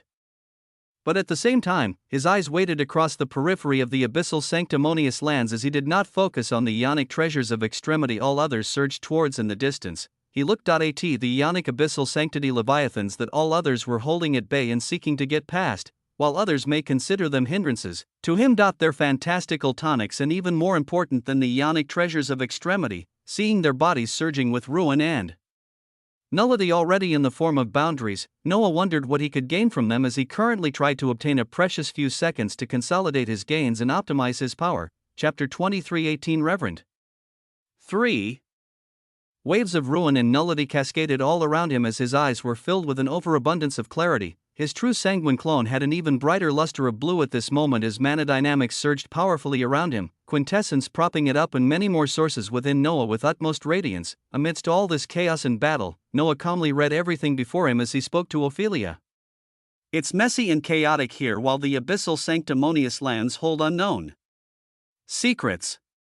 There will be even more ionic abyssal sanctity leviathans within as we can also make our way in. Most of the reverends of the three different lineages had forged forward as they're just part of the forces of some of the civilizations booming within the ionic haven of dissolution, with the much greater level of importance now being placed in this location as events unfolded. This meant that even more reverends and powerhouses of lineages would be sent here as those who forged ahead and gained more would have a much easier time going forward. Ophelia nodded at Noah's words as she continued to gaze at the ever-flowing words of wisdom, finding new traces of information that were never there before. The deeper we delve into these lands, the more dangerous it becomes. At some point, wisdom says that locations that only apex ionic lifeforms can survive and may appear. Terrific words emanated from her as when Noah heard them, his smile only became brighter. Good. Conquest and tyranny were roused within his heart as since he was becoming an utterly sharp blade at rapid speeds, he needed even more unimaginable opponents to keep this same speed. Below his feet, the authorities of many newly expanded boundaries surged as he carried a dense concentration of power while he began to float forward. Ophelia floated behind her serenely as they looked like a pair of celestial organisms on a stroll, not a single being standing in their way at this moment. As they began to edge deeper into the abyssal sanctimonious lands, across the ionic haven of dissolution, in a location where roiling tendrils of ruin the size of reality swirled like endless snakes, a unique minor plane floated undaunted, while tendrils of ruin that would decimate reverends as if their mere meat on a chopping block churned. This minor plane of existence ignored it all as it floated serenely, a unique power coursing over its boundary as it shone of stellar radiance and wonder, and near the edge of this plane, a sea of nullity that broke into a waterfall could be seen near its planar boundary, with two particularly dreadful auras actually being atop this sea as one sat on the edge of the sea of nullity that transformed into a waterfall, while the other was at the very center of this silver sea as thick chains rose from it and wrapped tightly around his whole body. Dark strands of hair shimmering with wonder cascaded past his shoulders as his eyes they held mere sockets that shone like endless singularities as he stared out into the distance. His skin shone with a fair radiance of wonder and power as it seemed indestructible even with the attacks of hundreds of boundaries at the ninth boundary layer, everything about him emanating grace and power even though he was chained. The being sitting at the edge of the waterfall of nullity had a curious expression on his face as he occasionally reached outside the barrier around this minor plane, his hands smoothly wrapping around the thick coiling tendrils of ruin the size of realities as he pulled them in as if he were fishing and threw them towards his mouth as he devoured them whole. This seemed to be his routine as if he had done this countless times, the massive crimson rings around his limbs and head transparent and barely visible as his obsidian skin seemed to devour all forms of light as it put black holes to shame. Everything seemed to be flowing as it normally should when all of a sudden, the chained existence with empty sockets emanated out a will that showed an aged voice full of tiredness. We were wrong. His released will caused the sea of nullity around him to seethe as the chains surging with nullity and traces of crimson ruin around him danced with a cacophony of noise. The noblesse lifeform before the chained existence turned his head back with a smile, licking his lips as he finished yet another thick tendril of ruin. Oh Genesis, what were we wrong about? His words seemed to carry genuine curiosity as if he were talking to a friend, and the one he referred to as Genesis stared out towards the expanse of tendrils of ruin that released heavy waves of extremity as he continued with a sense of melancholy. Why do we continue to conflict and seek for more? When we arrived in the havens of extremity, we saw a vast world before us as we sought its power. We then gained more than enough power as we became lifeforms that could traverse the cracks of extremity and even step foot into the other ionic havens, only to find even grander lands and even more powerful beings. It's just, his head shook as he spoke, the tiredness and melancholy ever present in his words as he continued, those in the firmaments of ascendancy perish. Those expanding boundaries towards extremity perish. Even beings like you and me who have attained a stage to be called apex ionic lifeforms perish. Just look at me. Chained here for the past billion years is what about me screams apex. What about me screams a higher lifeform. A great deal of despondency emanated out as his words actually caused the smile on the noblesse apex ionic lifeform to fade, a somber expression coming down as even this being turned around to stare into the expanse of crimson tendrils before them. He did not deny what Genesis said, nay, he could not deny it, as this being's feelings were actually not too far off. Chapter 23:19 Reverend. For, we were wrong about all of it at the very beginning, O Agathocles. The opening of the abyssal sanctimonious lands in the haven of dissolution should have told you the same thing. We should have never sought extremity. The more we seek it, the more it draws near, and yet still infinitely far away. You will never reach it. I'll never reach it. And even if a stroke of destiny came and we did reach it, what then? Will you finally be happy? Will you finally stop? Or will you simply realize that within extremity, there exists something even far greater? Crimson ruin crackled and destroyed the fabric of nature outside the floating minor plane as if denying the words of the true emperor of Genesis, yet this being whose eyes were dug out seemed to see a whole lot more as he sighed while he continued, when we became apex ionic lifeforms, we thought we would have more freedom, as instead, we only became more shackled. We were told to fight tooth and nail to reach extremity. Invited to join forces we never knew existed as we left our lineage designations. Those of us who denied were cast out and left to fend for ourselves, as I came to realize. The selfish nature of organisms never changes no matter what stage of power they achieve. WAA. We always seek our own benefits. We always desire things for ourselves as cycles of hatred and chaos are sown no matter what stage we are at. War and chaos are ever present no matter where you go, as if it's all the same. What meaning is there, Agathocles? When all I can see at the end of this path is merely our own ruin? When even in the baptism of extremity, there is still death. Under the weight of extremity, all of us are bound to perish. Whether we reach it or not, boom, the sea of nullity beneath him seethed with even more entropy as the thick tendrils of ruin outside the minor plane formed into mountains that crashed down with immense ferocity. Silence descended onto these lands as desolation was the only thing felt. The noblesse apex lifeform known as Agathocles sighing even more as he continued to stare out into the crimson blackness. He had no words, after all. They had exchanged too many words over the years. Agathocles was silent as he spoke lightly after a few seconds passed. Have you reached it after all these years? A simple question that only Genesis understood as without a second delay. He nodded slowly as his will emanated out once more. I've made some progress. Agathocles said nothing. At this affirmation, as he simply reached his hand out to grab even more tendrils of ruin, gazing at them within his hands as they roared out chaotically, while behind him, the massive chains of nullity and ruin that had endlessly sunk into the aspects of existence of the true emperor of Genesis began to crack and splinter into countless silver snowflakes. We were born from nothing, we remain nothing, and will return to nothing. We shall all perish under the weight of extremity, but on my end, there are wrongs I must right before I perish. There are too many regrets. A light of profundity and wonder thundered out madly from the words of the true emperor of Genesis as everything around him seethed chaotically. The chains that dug deep into his soul cracked and disappeared as if they're nothing. His massive figure that took a significant portion of the minor plane, they were one rising as if he had never been chained. Agathocles did not even turn around as the countless chains broke and the visage of Genesis rose, his feet dangling and feeling the surging waterfall of nullity cascading down as his eyes carried mixed emotions.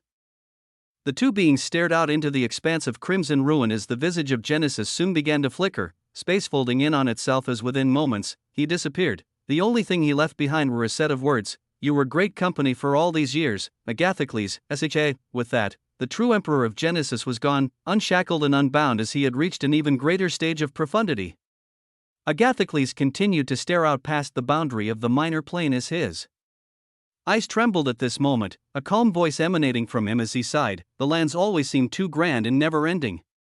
We thought the ionic haven of dissolution was it, as later on, we find there are 7 ionic havens with established civilizations that have been there for trillions of years. Idot was getting too tired of it all anyways. So thank you, Genesis. His eyes trembled even more as his radiant transparent crimson halos began to fracture and shatter. His skin then fissured and had countless cracks bloom as this being that exuded the immense life force of an apex ionic lifeform instantly began to seem like a desiccated corpse as all signs of life were slowly fading away from him.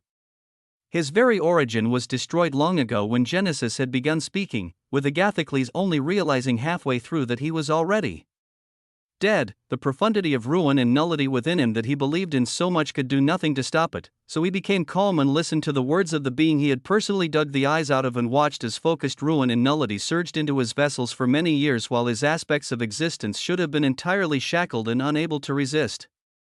But at the end of it all, this being actually reached an even greater stage of profundity as with a single move, he extinguished the origin of an apex ionic lifeform. The massive body of the noblesse apex ionic lifeform began to flicker and turn into stellar dust that was flushed away by the raging waterfall of nullity, the eyes of this being closing peacefully as his will emanated out for the last time. I hope you find your peace, Genesis, yes, and see that as his whole being turned into dust, from the position he was in, a blinding singularity was left behind as some of the dust clustered around it, releasing a blinding radiance that very soon accumulated to pulse with a dreadfully potent aura of an ionic treasure of extremity. Thereafter, everything returned to serenity in this minor plane. The only thing that had changed was one particular apex ionic lifeform becoming unchained after a significant number of years. Chapter 23:20 Reverend.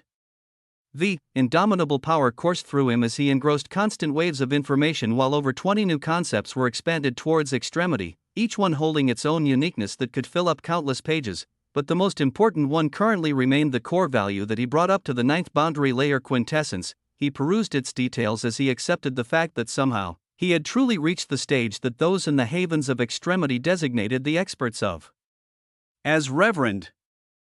He was now a Reverend as he shared a profound sense of power, but he did not want to be alone in this feeling. He had others he cared for.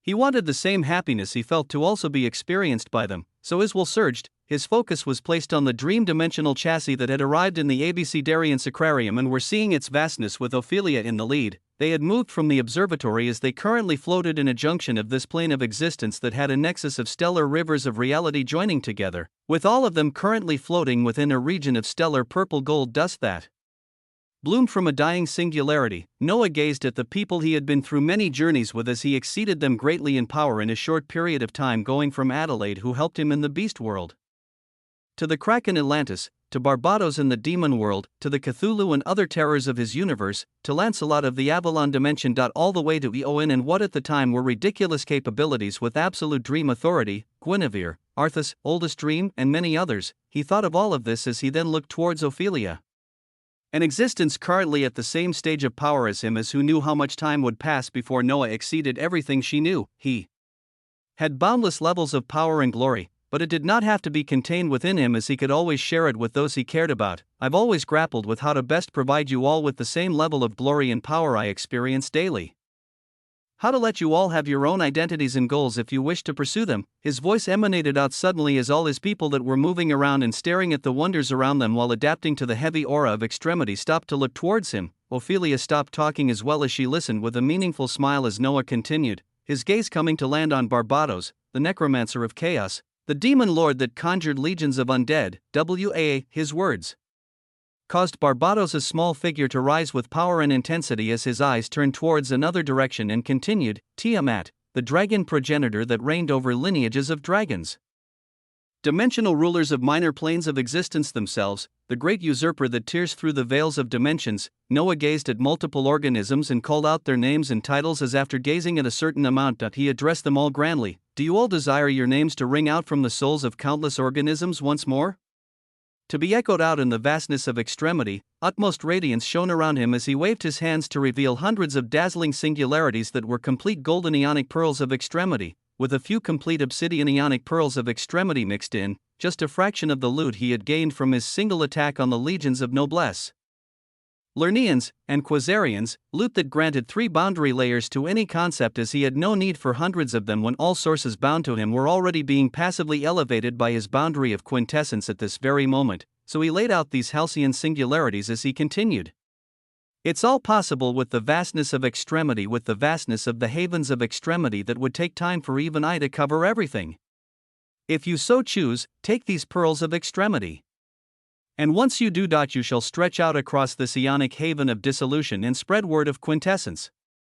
Spread your names and titles, spread your grandeur and glory, but most of all, spread the tyranny of conquest of the quintessential Kainos Emperor, HUUM. Boundless waves of light and power emanated from him as in the silence, the cry of an emperor penguin bellowed out, CAA. He was the first to surge forward and swallow a cluster of pearls of extremity, with the visage of the blue slime following next as Ioan, Kazuhiko, Barbados, and all others followed. During all of this, Henry floated near his father as he watched the magnificence before his eyes as soon after. Noah turned to stare at him as 9 complete obsidian ionic pearls of extremity appeared before him, along with tens of complete golden ionic pearls of extremity as Noah locked his grand gaze with his progeny. My son, WA, arcs of destiny and glory flashed as Henry gazed at his father with endless trust and wonder. When you were born, destiny seeded torrentially as you were proclaimed the child of destiny. Prove this title and exceed it. I'll give you the means. And I want you to deliver to me the domains of noblesse in the ionic haven of dissolution. Our lineage is not one that simply follows, and you must make a name as an emperor yourself that others will cry out across the havens of extremity. There were multiple sacrariums of the ancestral Lernaeans to see, an unknown number of domains under the noblesse and quasarians. Noah would spread his forces across its domains while he himself ventured into the depths of abyssal sanctimonious lands. His words were heard loud and clear as Henry gazed back at him and nodded with power. Yes, father. The features of a child were long gone from Henry as he lost the designation of little, this existence ready to try and forge his own path when the shadow that his father cast was immeasurably hard to overcome. Chapter 23-21 Reverend 6. Waves of destiny spread out madly as among the many organisms here. Noah also turned his head to see a friend. He gazed at the visage of Eckhart surrounded by Europa and a group of women he was not entirely familiar with as he asked the great usurper that he also offered a few dozen complete golden ionic pearls of extremity and a few complete obsidian ionic pearls of extremity. What shall you do? The great usurper and his own anomalous path.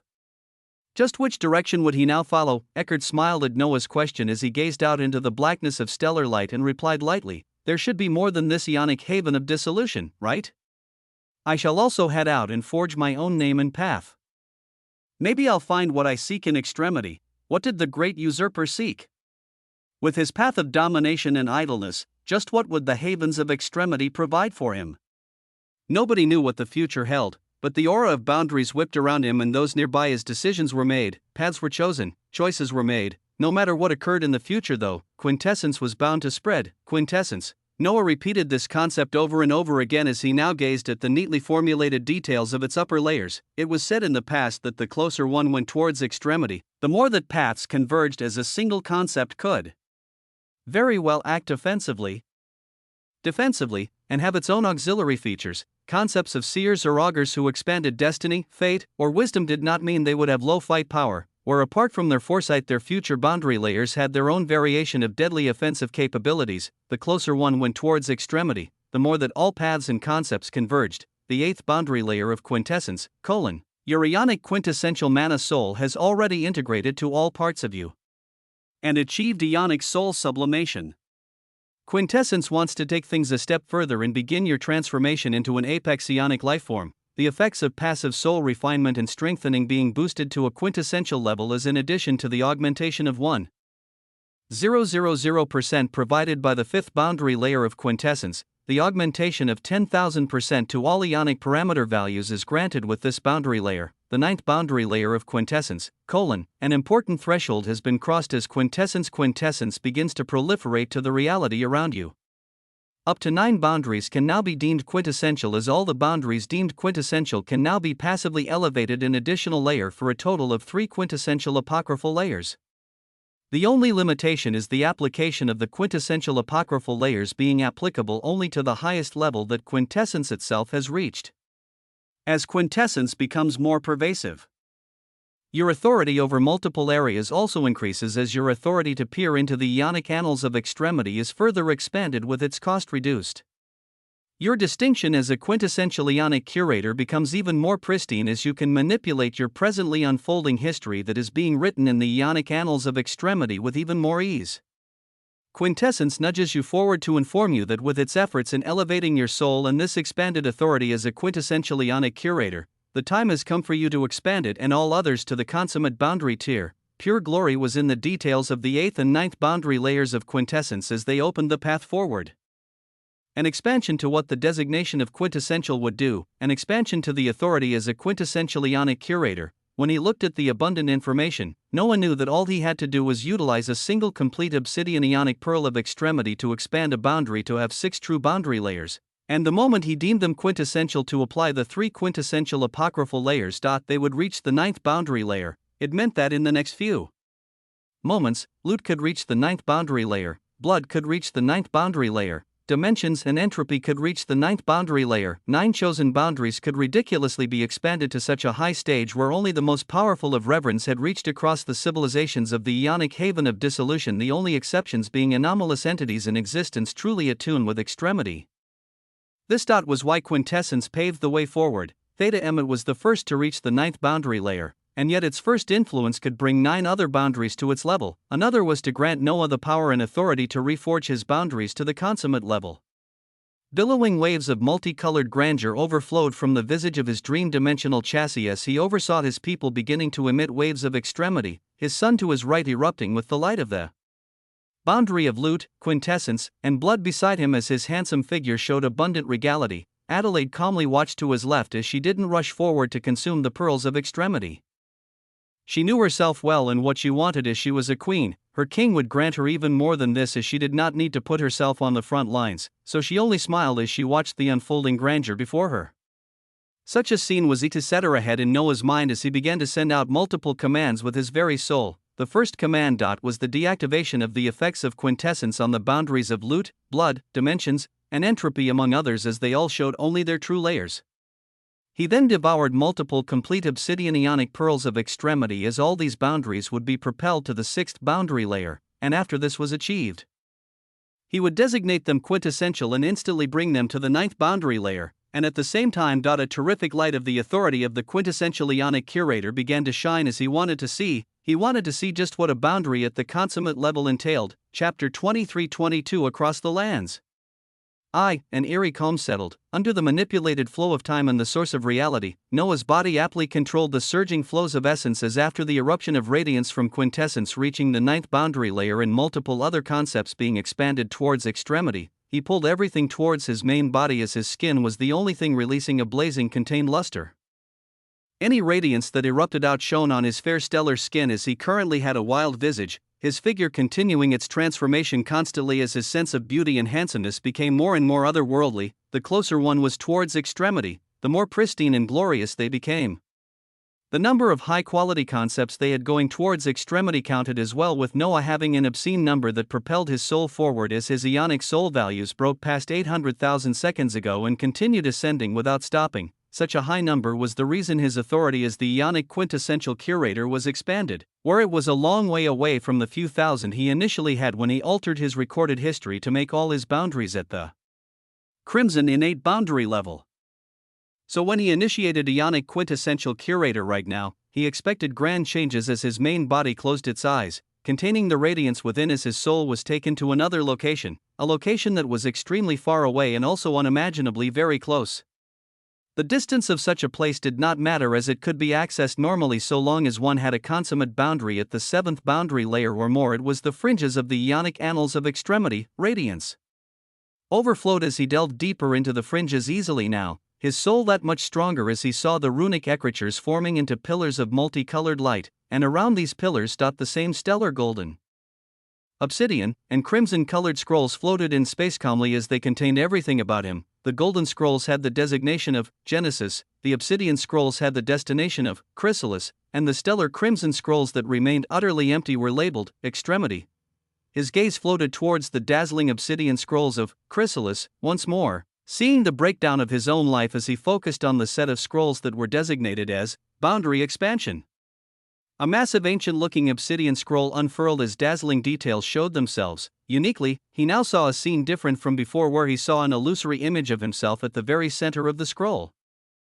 And multiple lines emanated from this figure to form bubbles of light labeled loot, blood, quintessence, mana dynamics, entropy, dimensions, dreams, gravitation, isochronism, prana. It was all the boundaries under him as it was shown as multiple lines of connected that surrounded him peacefully. Currently, the illusory bubbles around these boundaries were light crimson in color as they emitted a dull light of extremity, and if Noah focused on them, the breakdown of the boundary and its layers rose up as his soul joyously loved such a layout where it seemed he was looking at his character stat panel that currently showed a branching boundaries of extremity. His goal here was to change their dull crimson glow of extremity into radiance at the consummate level. Quintessence had promised him so, as at this moment, his will locked onto it as he focused on its details. The boundary of quintessence, a crimson innate boundary forged by the true emperor of quintessence.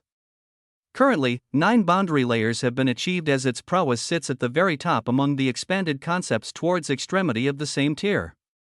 Its first boundary layer grants an array of details cascaded down as Noah stopped at the very first sentence of this boundary, and then the authority of the Ionic quintessential curator was activated as his Ionic quintessential mana soul began to surge out torrentially towards the concept of quintessence. Last time, he burned a few hundred soul values to reach the tier of Obsidian Innate and a few thousand to reach Crimson Innate. At this moment, over 100,000 Ionic soul values surged forward like a massive tide as they weren't alone. His Ionic mana of extremity also burned with cerulean grandeur, as since he was using his Ionic soul valued, it would also do its best to make up any differences it was allowed to. It meant that tidal waves of cerulean majesty also descended onto the boundary of quintessence as Noah attacked its designation, beginning to erase the words Crimson Innate and beginning to forge the words Golden Consummate as he directly altered his recorded history, as he directly changed the reality of the tier of his boundary from what it was into something else entirely. Hung, a booming sound erupted as it felt like a portion of his soul exploded, but this was simply the abrupt and shocking change at a grand scale occurring right away, just like before. Quintessence led the way forward. It was just that the changes this time would be too grand, in the periphery of the abyssal sanctimonious lands. Noah's true sanguine clone was floating towards its depths past the torn veil, with Ophelia following closely beside him, their auras being noticed by many as the closer they appeared to the periphery of the stellar mountains and fantastical landscapes. Even the Ionic abyssal sanctity leviathans floating in this region begun to gaze towards their direction. And yet at this moment, before they delved in too deep, the potent aura of extremity in the surroundings and across this initial area of the abyssal sanctimonious lands pulsed in a shocking manner as this dense aura began to surge towards none other than Noah's figure. His visage began to give off a shocking feel and aura of extremity, as such a phenomenon was very quickly recognized, especially so by a few specific Quasarians who had managed to grasp something similar. It was the air of an existence achieving a consummate boundary. Chapter 23:23 Across the lands. 2. The pervasive pressure of extremity across the havens of extremity was transparent and formless as it pressed down on everything. In the case of the abyssal sanctimonious lands, it was even more focused and dreadful, to the extent that existences who had only come as far as achieving the 6th boundary layer in a concept had a hard time just walking across these lands. Only those at the 8th boundary layer and above could move freely or even manage to float across the space, with these restrictions only increasing the deeper one went.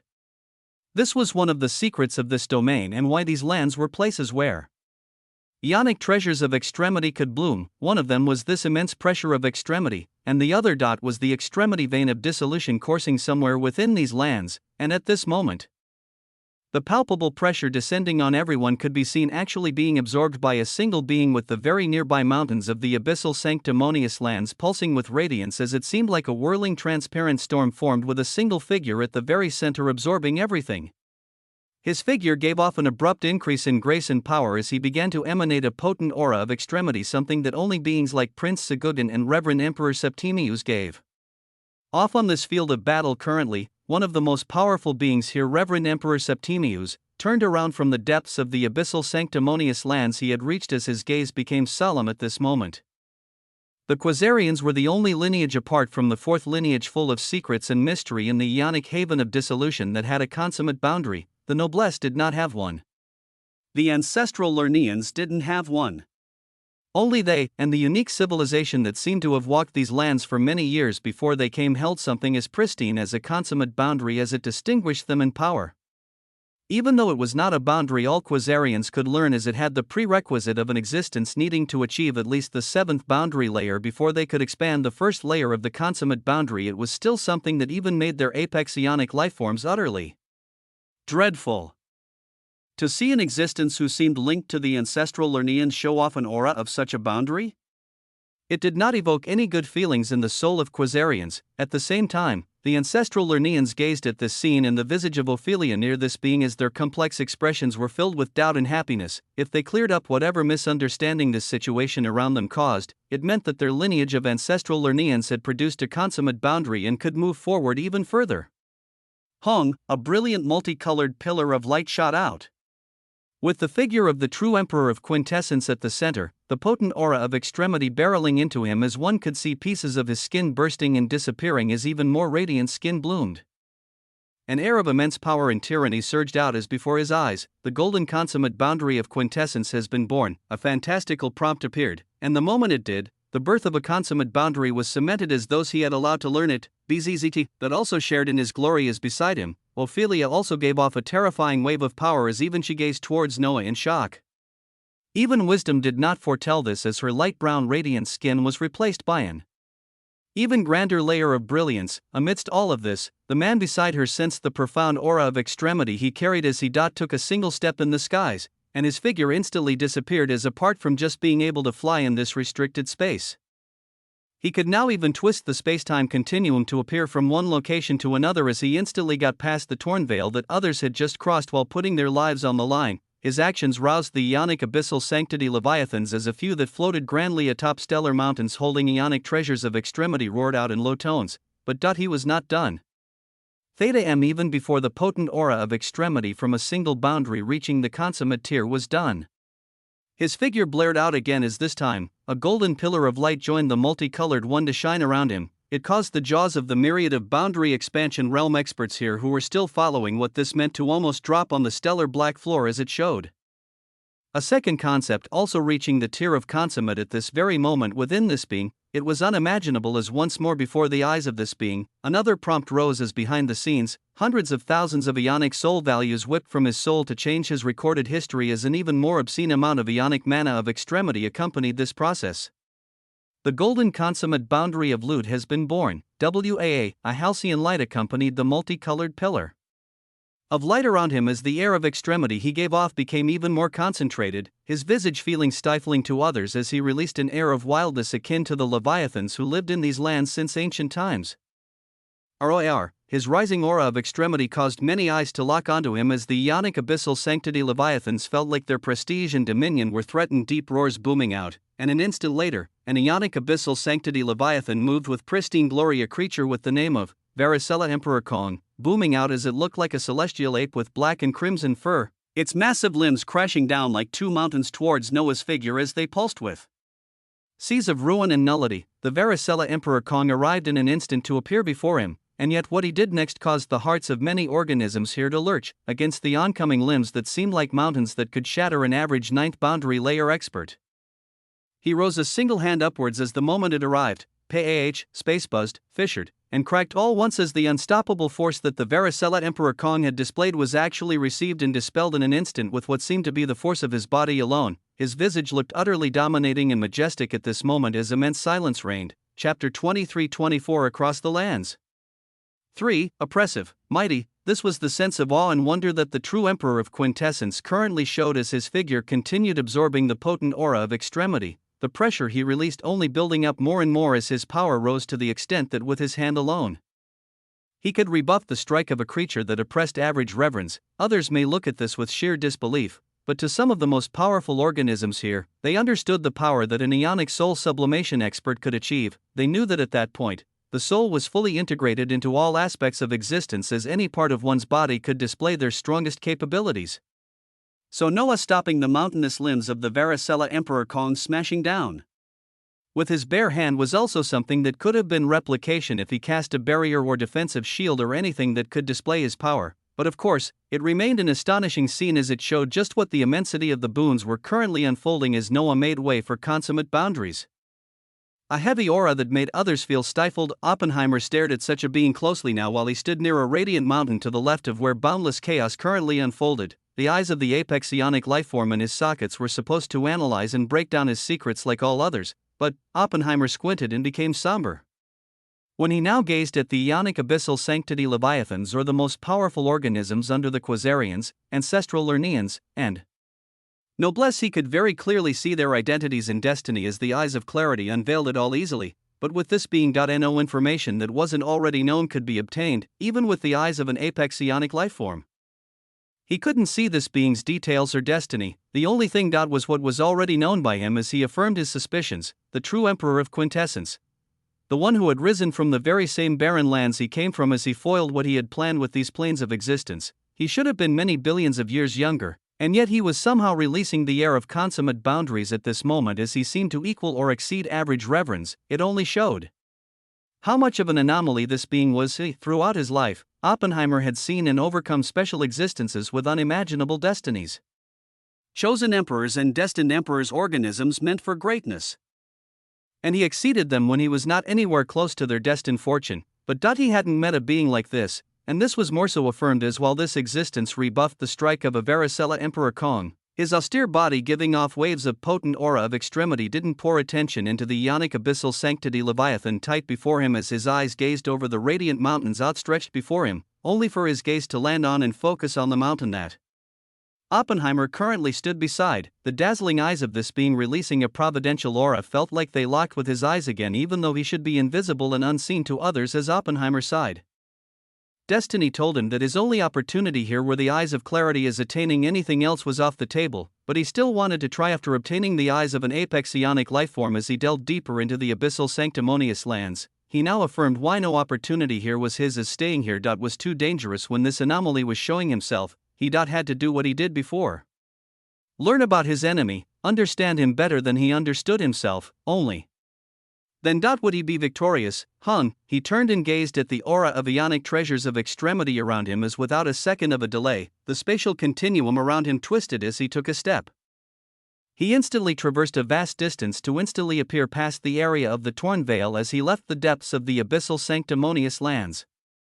He saw the deadly eyes of the anomalous being shockingly turned to follow him as he seemed ready to give a chase when the roar of another ionic abyssal sanctity leviathan boomed out, a second one of these beasts arriving to besiege him. As Oppenheimer only observed this scene and did not look back as he took the dark skies of the abyss, the same skies that many other ionic abyssal sanctity leviathans were flying up to leave the endless abyssal thalassic caverns of nullity and spread outwards for the purpose of extremity sanctification.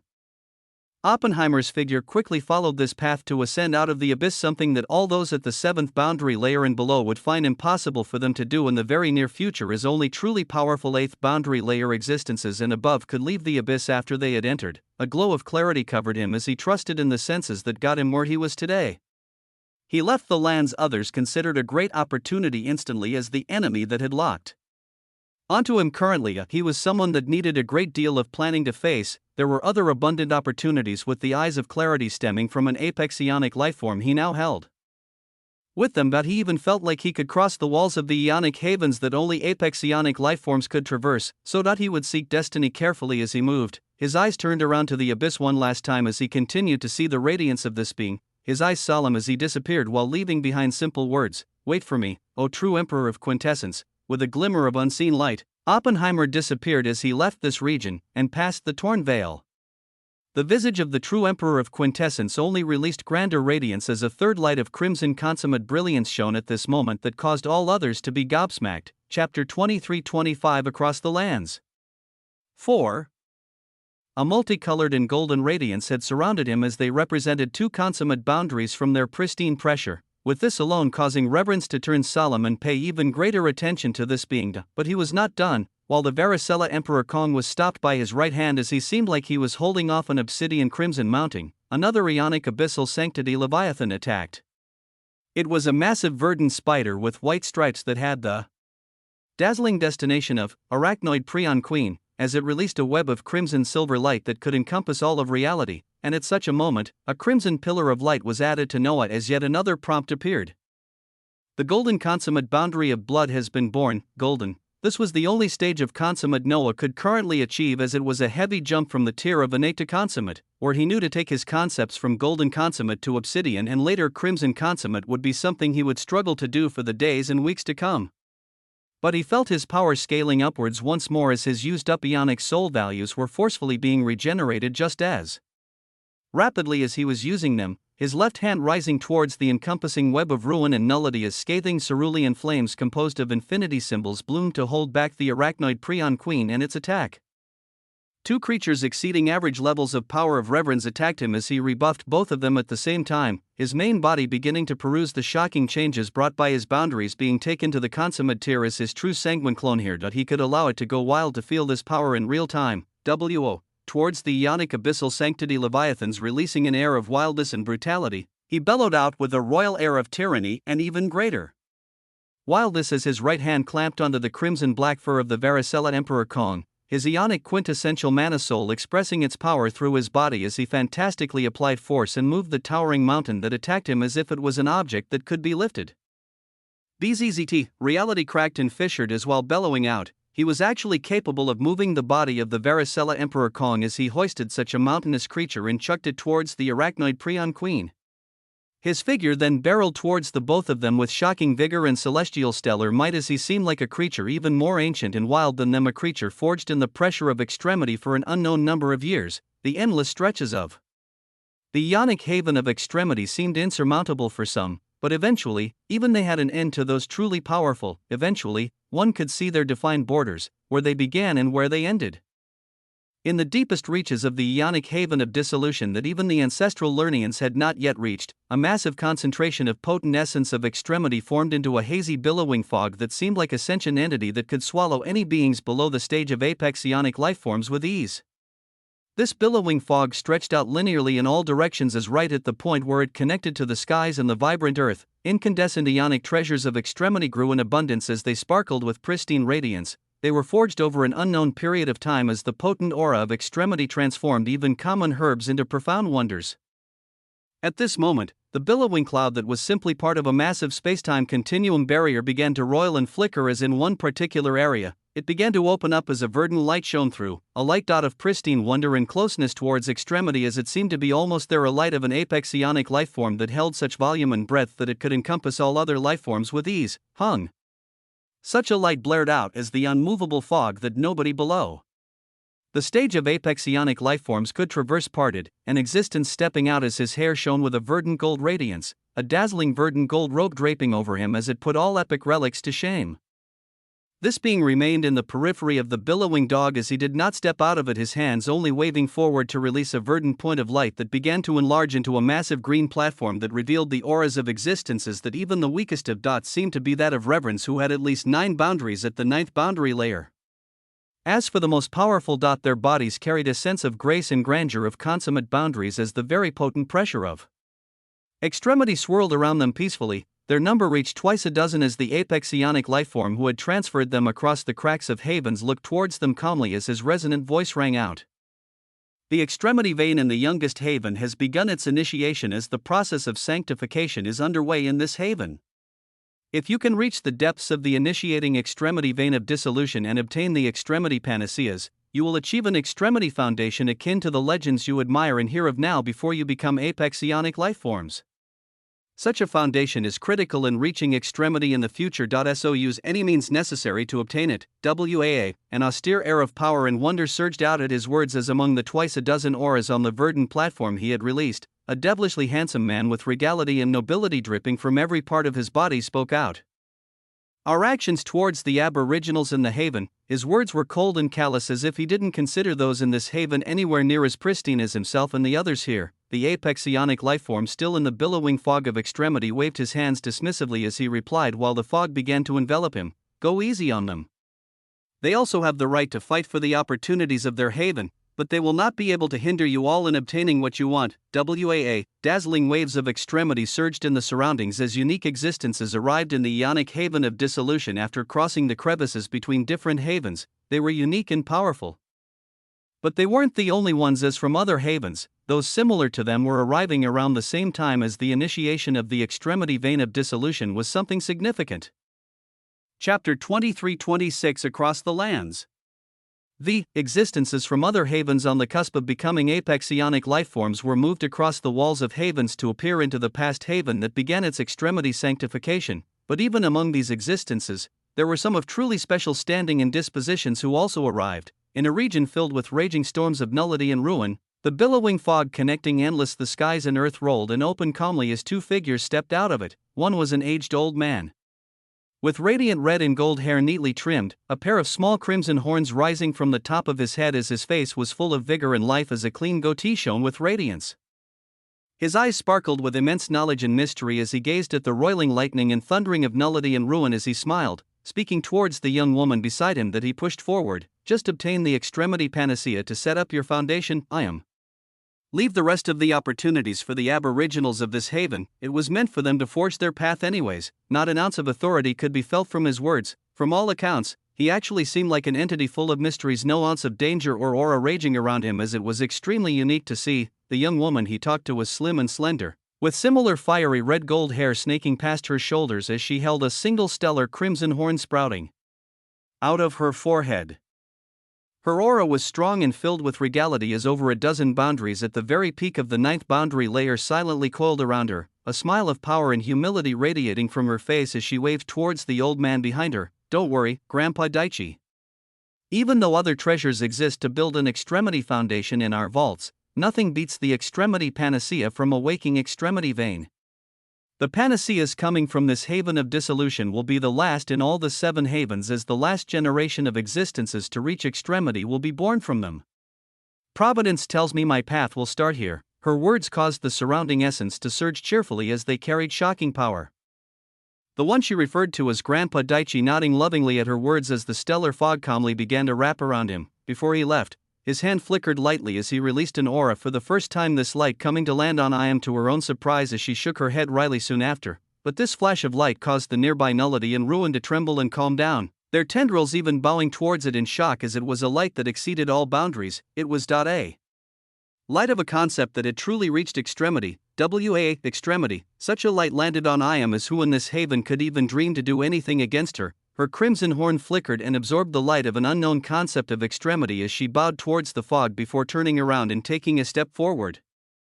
Every time she did so, space twisted as she appeared light years away, her face full of exceeding calm and beauty as in terms of speed, she outmatched any guests that were entering the ionic haven of dissolution currently. His bellows caused the stellar darkness above to flicker while the obsidian earth below churned. He threw the figure of the Varicella Emperor Kong onto the arachnoid Prion Queen as he surged forward like an unhinged bullet, a cerulean aurora of wings erupting behind him while raging blue flames from infinity symbols flickering like singularities crashed out. He seemed wilder than even the beasts here as the reverends watching became grimmer and grimmer. This was because they could feel his rising aura. It didn't stop at releasing a grand consummate light 3 times, as from there on it continued, for a 4th time, for a 5th time. His aura seemed to rouse the potent aura of extremity in the surroundings as it surged towards him and was absorbed into his soul. With his touring aura beginning to spread across the lands, it pressed onto the stellar black earth and the abyssal skies above. It reached out to press on the souls of all beings. Here, as of course the reverends would pour attention into him and the wildness he displayed while his aura of consummate boundaries stretched out all around, and none were more focused than ancestral Lernians as their reverends focused on his figure and then turned towards Ophelia. Their eyes full of understanding and expectation, they had to clear the situation and affirm this being standing in their lineage, but it didn't seem like they could approach his raging figure at this moment, as while the Varicella Emperor Kong roared out towards him and the arachnoid Prion Queen spat out countless webs, his figure continued to move wildly as a sea of blue flames, singularities, infinity symbols, and much more thundered down to blanket everything in a wild show of wonder. And how could he not be wild? His ionic quintessential mana soul was roaring out with maddening grandeur as its strongest concepts were altered to an even greater level, and the sheer changes brought about through them had to be experienced for him to fully understand. He could see that from quintessence, blood, and loot their boundary layers were ever so subtly changed as the layers that had the all-ionic parameter values were scaled upwards greatly, and it was crucial to understand that currently 2 changes were taking place simultaneously. One was Noah bringing 9 concepts to the 6th boundary layer and then designating them as quintessential to instantly have them arrive at the 9th boundary layer, and the second change was him using his authority as an ionic quintessential curator to alter these concepts to the consummate level, so many new layers were added from these 9 boundaries, as some of them granted additional augmentations to all ionic parameter values among other boons. It was an overload of information that if written out, they could fill entire pages with 81 excerpts of just each of the boundary layers for the 9 boundaries, chapter 23-27 across the lands. 6. So Noah wanted to simplify these changes as he focused on the most important ones, while his true sanguine clone moved wildly in the periphery of the abyssal sanctimonious lands. His main body went through the abundant information and gave out commands. Bring up the most pertinent layers in relation to my current strength from each of the 9 boundaries. Put together all the all-ionic parameter value augmentations from each boundary and display it under a stat panel, WAA. A dazzling blue stat panel unfurled in his mind as the long version was countless pages with everything he had. The short and condensed version currently showed his name, titles, natural laws, decreta, killing techniques, foundation, boundaries, and what his current maximum damage output, defense, and vitality values were. He gazed at the section of natural laws and decreta as he waved his hands to have this disappear as well, and this was because all of these concepts were expanded towards extremity as they're also listed under boundaries. His stat panel became even more condensed as he nodded while gazing at the boundaries section that listed the 9 boundaries that had over half already at the consummate level, while his soul continued to spend more of itself as an ionic quintessential curator to turn the rest towards the same level. With every passing second, another would join the ranks of the consummate tier, hung, and his soul would cry out with fervor, and the lands around him would tremble as his bodies in the vaults of extremity sucked in the surrounding aura of extremity to fuel his rise. His eyes released a terrific light of power as he focused on the boundaries that had already reached the 9th boundary layer in the consummate level. He felt that as he went down the list, all of them would arrive at this place in the seconds to follow, as everything would be neatly quantified. His eyes first went to the boundary responsible for all these changes, focusing on the overall all-ionic parameter value augmentation shown beside this boundary.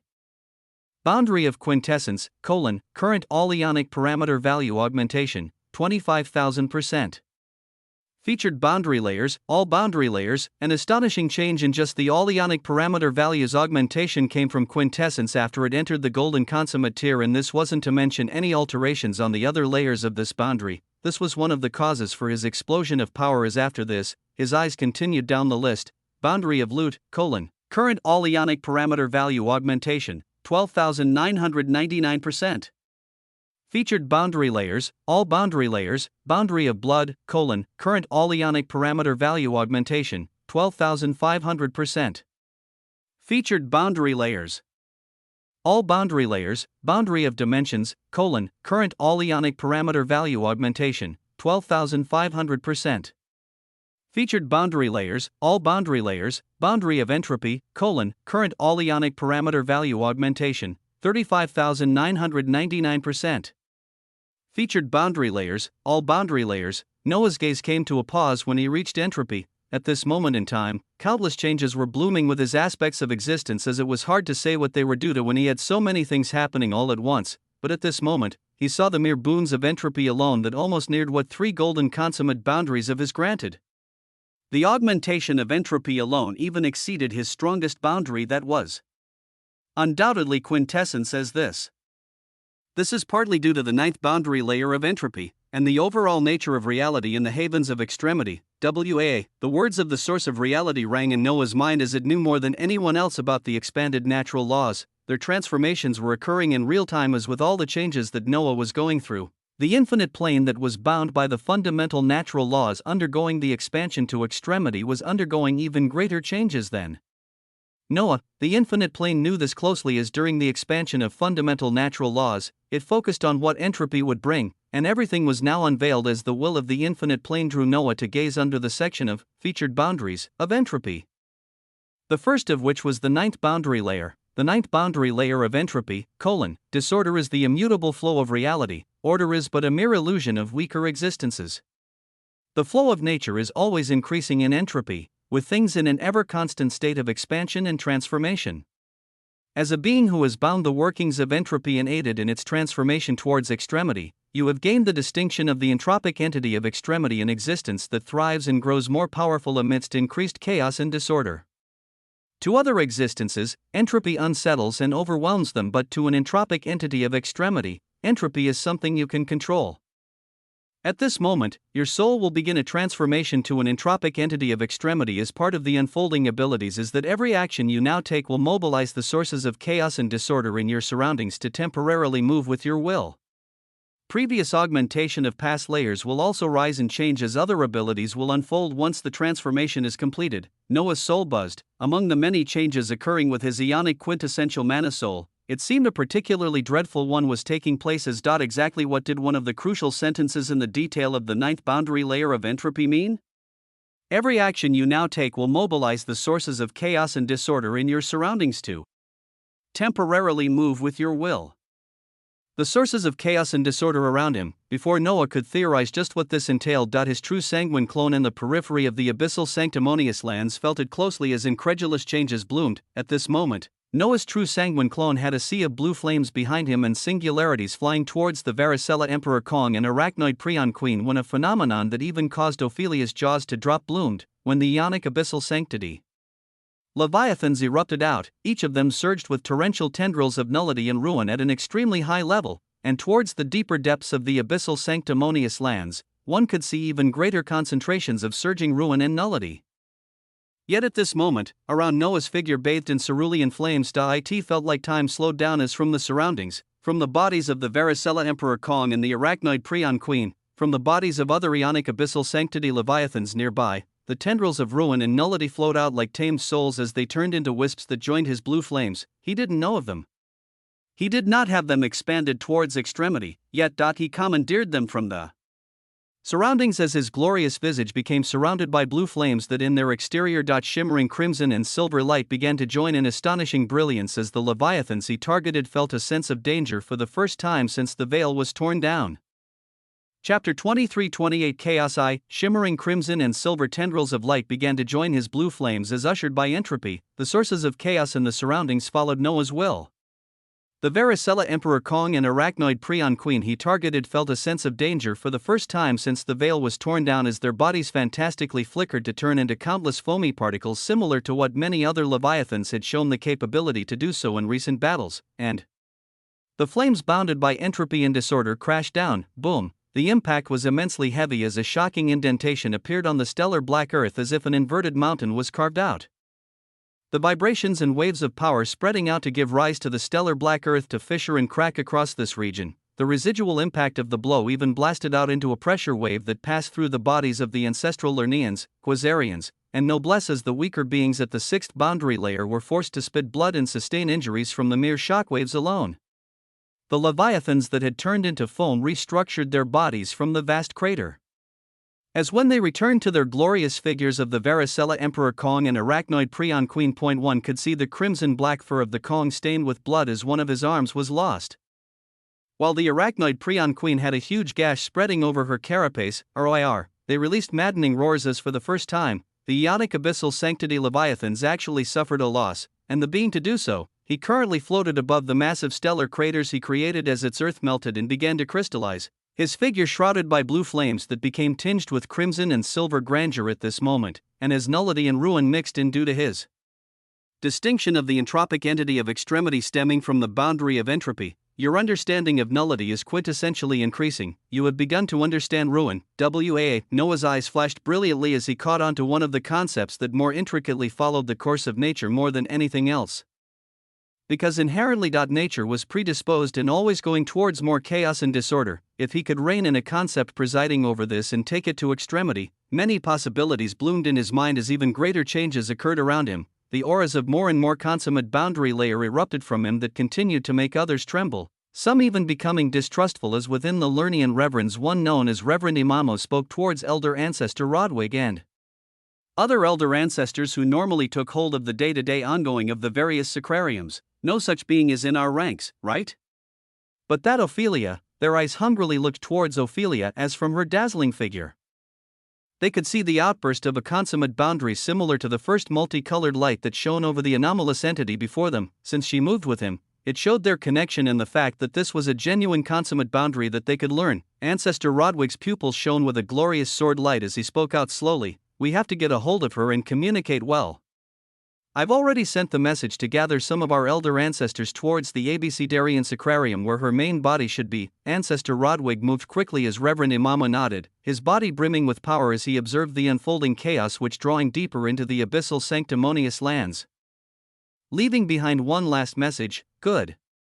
He seems to have a conflict with us as he didn't differentiate between friend or foe when he first arrived. Clear this up first and give up whoever offended him. Build a strong relationship through Ophelia and let's get our hands on this consummate boundary. Or multiple of them if the auras around him are to be believed. Destiny rose and fell in wondrous waves as many beings continued their own movements and followed intricate paths amidst the unfolding chaos. Back in the source of reality, Noah's main body licked his lips as he felt the sensation coursing through his true sanguine clone due to the distinction of entropic entity of extremity his soul. Feeling as if the more chaos there was out there, the more powerful he would become. Of course, this could also be another sensation he felt as multiple other boundaries he chose were designated as quintessential, their boundary layers exploding to reach the 9th boundary layer as Noah used his authority as the quintessential Ionic curator to elevate them towards the golden consummate tier thereafter. He continued to read over their augmentations first before he jumped to see the featured boundary layers of entropy and the other newly expanded concepts. Boundary of manodynamics, current all ionic parameter value augmentation, 20,000%. Featured boundary layers, all boundary layers, boundary of providence, current all ionic parameter value augmentation, 12,500%. Featured boundary layers, all boundary layers, boundary of conquest, current all ionic parameter value augmentation, 12,500%. Featured boundary layers, all boundary layers, yes, conquest was also something that greatly defined Noah as he chose to expand this towards extremity, quintessence, loot, blood, dimensions, entropy, manodynamics, providence, and conquest. Noah's soul stopped here briefly as he had other plans for a 9th and 10th boundary to race to the 9th boundary layer and make them at the consummate tier, but he had to put a hold as not too long ago, the prompts that spoke of nullity and ruin appeared. He had to study these a bit more as the expanded concept of providence had begun to feed him information that he doubted Ophelia would ever receive from the concept of wisdom.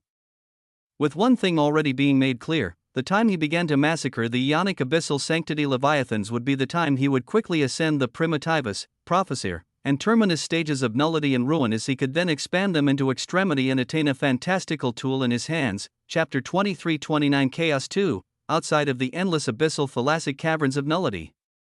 A figure shot out of its inky black depths silently as more figures and vessels could actually be seen. Jumping into the abyss at the same time, it was none other than Oppenheimer, who was wrapped with a light stemming from the eyes of an apex ionic lifeform that very few others could ever hope of seeing through. He silently moved out of the endless abyssal thalassic caverns of nullity as his destinations were many, with a great number of things he had to do before he fully began to move.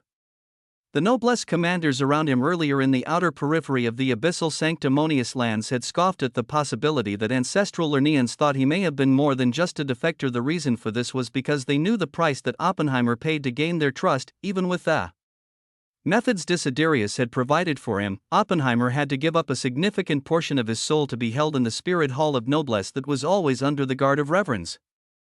A location that was one of the major points of communication, and it was stretched out to multiple domains of the noblesse. Oppenheimer knew exactly which domain the portion of his soul was hidden in, as with the eyes of an apex ionic lifeform, he should be able to enter and leave it unscathed and unseen as he retrieved his soul and closed off any avenues of danger in the future before any of the noblesse commanders amidst the chaos realized he was no longer there, with his body glimmering with radiance. He left the endless abyssal thalassic caverns of nullity and turned towards the direction that held the domains of the noblesse lineage, light years away from the Abecedarian Sacrarium. A stretch of stellar gold vegetation could be seen endlessly painting the earth below as the skies carried a hazy glow of gold, with the constantly changing auras of multiple figures seen crossing this region atop another chaoticus behemoth transporter from the Abecedarian Sacrarium. At the forefront of it was the figure of Henry, accompanied by the blue slime bouncing on his head, Kazuhiko tightly grasping a sword not too far away, and the figures of the Kraken, Emperor Penguin, Dimensional rulers like Yoin and Guinevere, and many others that joined him on his mission. Henry's eyes were sharp as he gazed out at the vastness around him. He knew his father well, what others achieved in centuries he achieved within seconds. It took billions of years for others to reach the ninth boundary layer of a concept. His father had already reached this within a matter of days. His lineage told him so. So the moment that his father told him to move and deliver the noblesse domains to him, Henry knew he had to act fast. Otherwise, while he began conquering one noblesse domain, his father may have already finished dominating the ancestral Lernians and all their sacrariums. So he moved out as quickly as he could, complete ionic pearls of extremity still swirling around him as his destiny showed him many paths, and even more paths opened up in the last minute as he felt quintessence the boundary he chose to focus on and use a complete obsidian ionic pearl of extremity to bring to the sixth boundary layer. He felt its profound elevation to the consummate boundary tier as the 6 boundary layers he just learned were altered stupendously. Quintessence was automatically deemed quintessential as it was in its name, and it could now exceed 2 quintessential apocryphal layers on itself and any other boundaries that Henry had, with the maximum limitation being not exceeding the 9th boundary layer. So his total boundary layers of quintessence instantly became 8 as his ionic soul released eye-catching brilliance. The next boundary he had utilized a complete obsidian ionic pearl of extremity on was providence, as at this moment, he also applied the effect of quintessence on it as it added 2 apocryphal layers. That made it 2 boundaries at the 8th boundary layer, and as he optimized his power over the next few minutes, he would add destiny, loot, blood, mana dynamics, and entropy into this as he would be an existence who rose rapidly in power similar to his father, achieving what others took billions of years to do in a span of a day. Even at this very second, his extremely young soul was transforming into something at the level of power that began to exceed average elder ancestors of the ancestral Lernians like elder ancestor Rodwig, and it would only grow stronger as he included more and more boundaries to the 8th boundary layer, such an unimaginable thing actually being made possible at this moment. And it was all due to his father, the loot that made it possible, and whatever ridiculous method he used to turn quintessence into a consummate boundary. As even at this moment, Henry felt other boundaries originating from his father rousing and going towards the same level. He breathed out to contain himself and his bubbling power as he gazed out into the expanse before him. Yes, everything he had achieved now was due to his father. He wanted to see if he could obtain something by himself as this mission to deliver the noblesse domains to him. He would see if he could get a hold of stupendous loot and grandeur with his own hands as well, and his newly enacted boundary of providence that reached the 8th boundary layer with the help of quintessence shown. He was looking at the many paths he could take in the lands of the noblesse when at the same time, his golden heart released a profound brilliance as his gaze changed. Tendrils of golden destiny released from his eyes as he foresaw countless things. Destiny and providence told him many things as he saw that his incursion into the noblesse, he would have a chance of a profound opportunity that didn't actually have to do with this lineage. This caused Henry to be confused as what could he get from the domains of the noblesse that wasn't connected to the noblesse lineage itself? Give me a clue. A place, a name, anything. He spoke out authoritatively in his mind as his ionic soul values were drained out rapidly. The child of destiny released a profound golden radiance as in his mind, a single word unfolded after nearly all of his ionic soul values were spent. Oppenheimer, Oppenheimer. Henry's eyes expanded as very soon, a devilish smile inherited from his father bloomed as his eyes released blinding radiance. Chapter 23:30 Chaos 3, above a massive stellar crater that was melting and crystallizing at rapid speeds. Noah's figure was shrouded by blue flames that were tinged with crimson and silver grandeur at this moment. Frankly, too many things were currently happening with him as he needed to take even at least a moment to absorb and compartmentalize everything neatly. There were many new layers of boundaries to look over and understand, even if they're just the featured ones that augmented his strength the most right now. But he had many bodies and had his will divided over them just for this purpose. His main body and other clones would understand the changes occurring as the true sanguine clone here. It would continue to act, and right now, the expanded concept of providence was telling him to focus on the 2 ionic abyssal sanctity leviathans before him. This stemmed from no other reason other than a featured boundary of providence he was also being urged to call out. It was the 6th boundary layer that granted the planar annals of providence. His luminous eyes pulled briefly focused on his status panel as under boundaries. He focused on the featured boundaries of providence at this moment, the 6th boundary layer of providence, a layer meant to illuminate the countless paths before you into a single best one depending on your nature, allowing you to call out the planar annals of providence to guide the way. Your current attributes and quality of ionic quintessential mana soul have been placed into account when it comes to the cost of calling forth the planar annals of providence and their duration, allowing for this boundary layer to be utilized without a true cost when taking into account your ionic soul values and ionic mana of extremity. Once cast, it has an unlimited duration due to your rate of regeneration greatly exceeding the cost to cast. The uses and illumination of the planar annals of providence are hard to describe as to experience them. The best way is to call it out and watch it show the path forward. It was a featured boundary of providence that did not truly say what it did, but Noah called it out nonetheless. Planar annals of providence.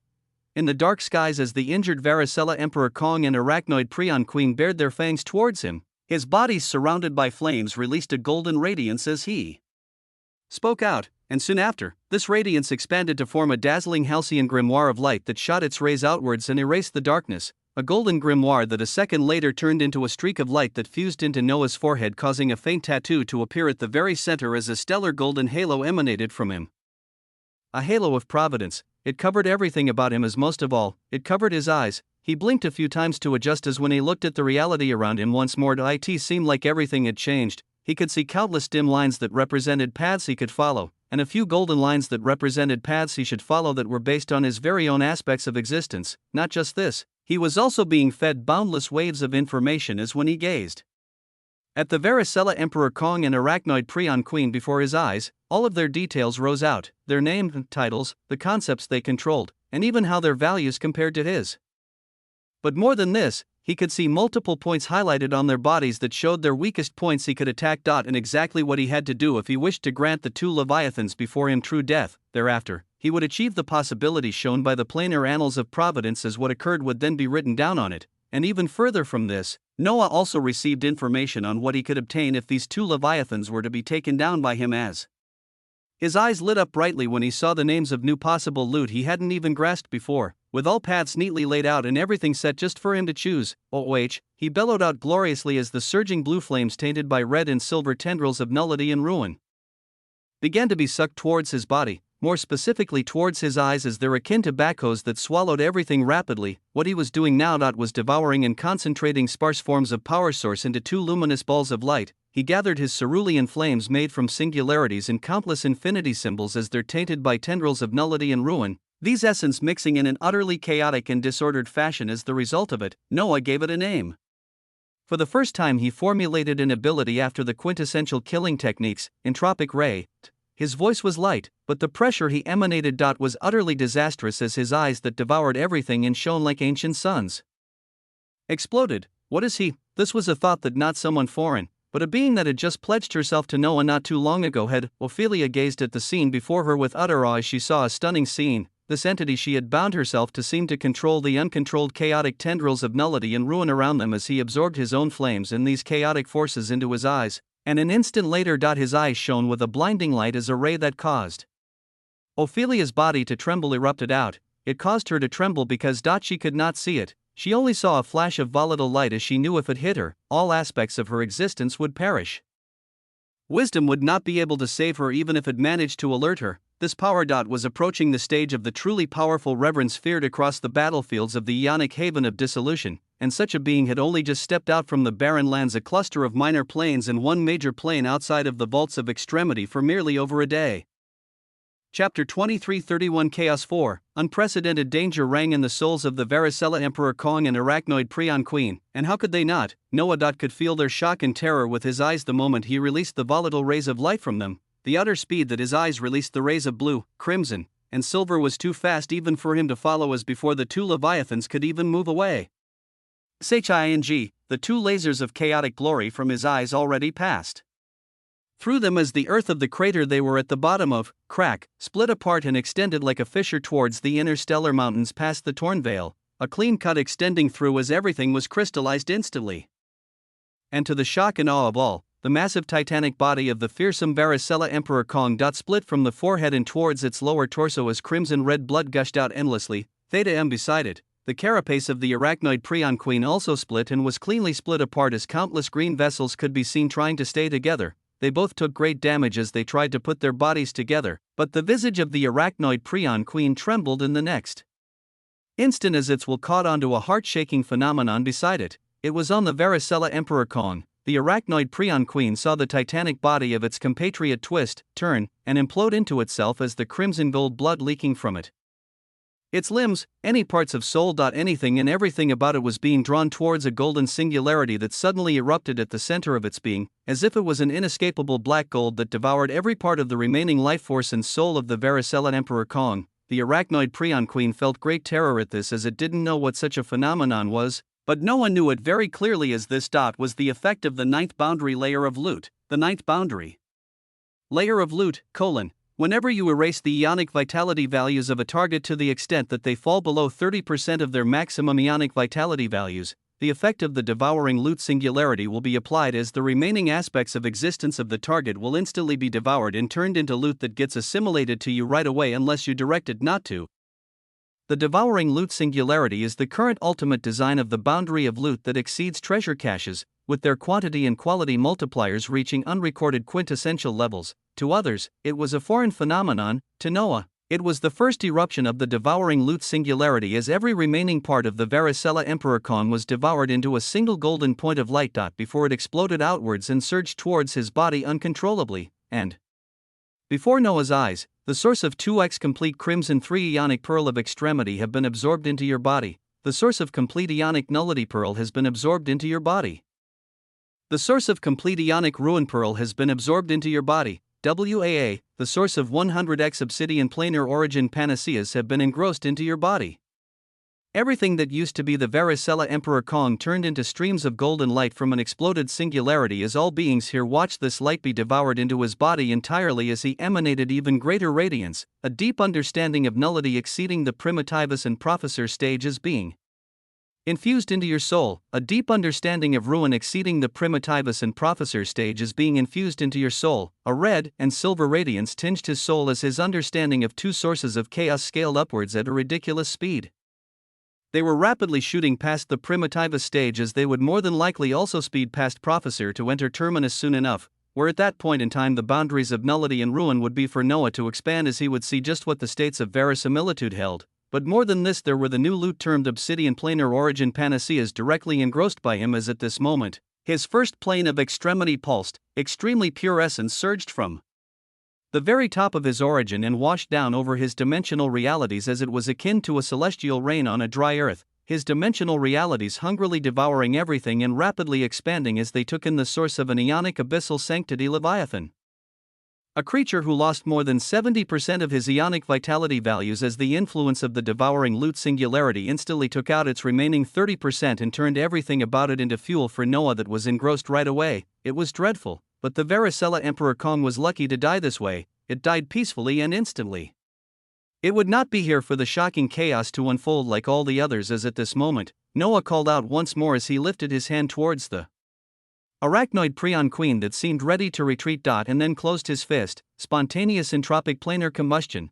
A planar domain, a domain that was the sixth boundary layer of entropy as its description.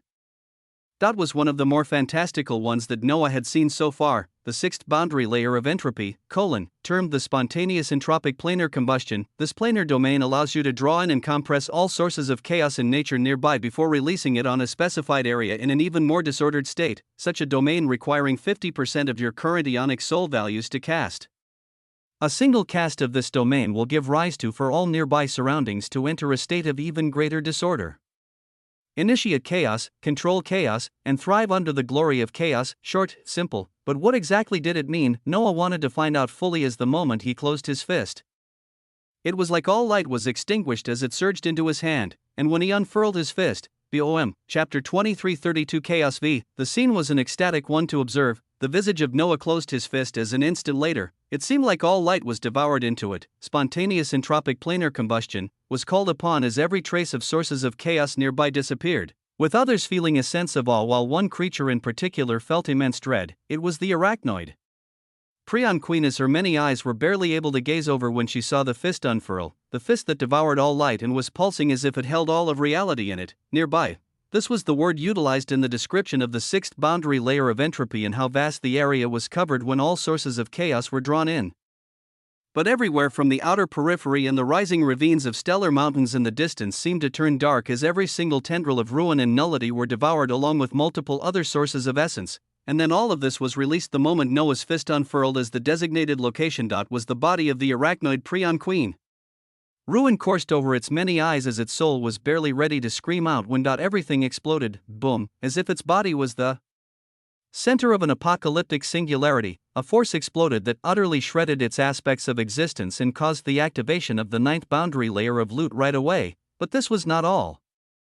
With this explosion at the center, effects propagated outwards as horrific shockwaves emanated out, the stellar black earth being scathed and fractured as in the skies. Even thicker tendrils of ruin and nullity began to rain down and surge, chaos. The moment that the spontaneous entropic planar combustion was utilized, all nearby chaos would be drawn in and released as thereafter. The affected region would delve into an even greater chaos, and the more chaos there was, the stronger Noah was. A bzzzt. Crimson silver thunder and lightning began to roil and wash down from the skies as it even reached the outermost periphery where the vast majority of the armies of the Quasarians, noblesse, and ancestral Lerneans were chaos unfolding in a stellar fashion as beings moved to protect themselves. Noah watched all this as his figure floated in the skies above catered mountains and fissured stellar black earth, seeing the radiant golden waves of light from the defeated arachnoid Prion Queen being devoured by his body as even more prompts came down.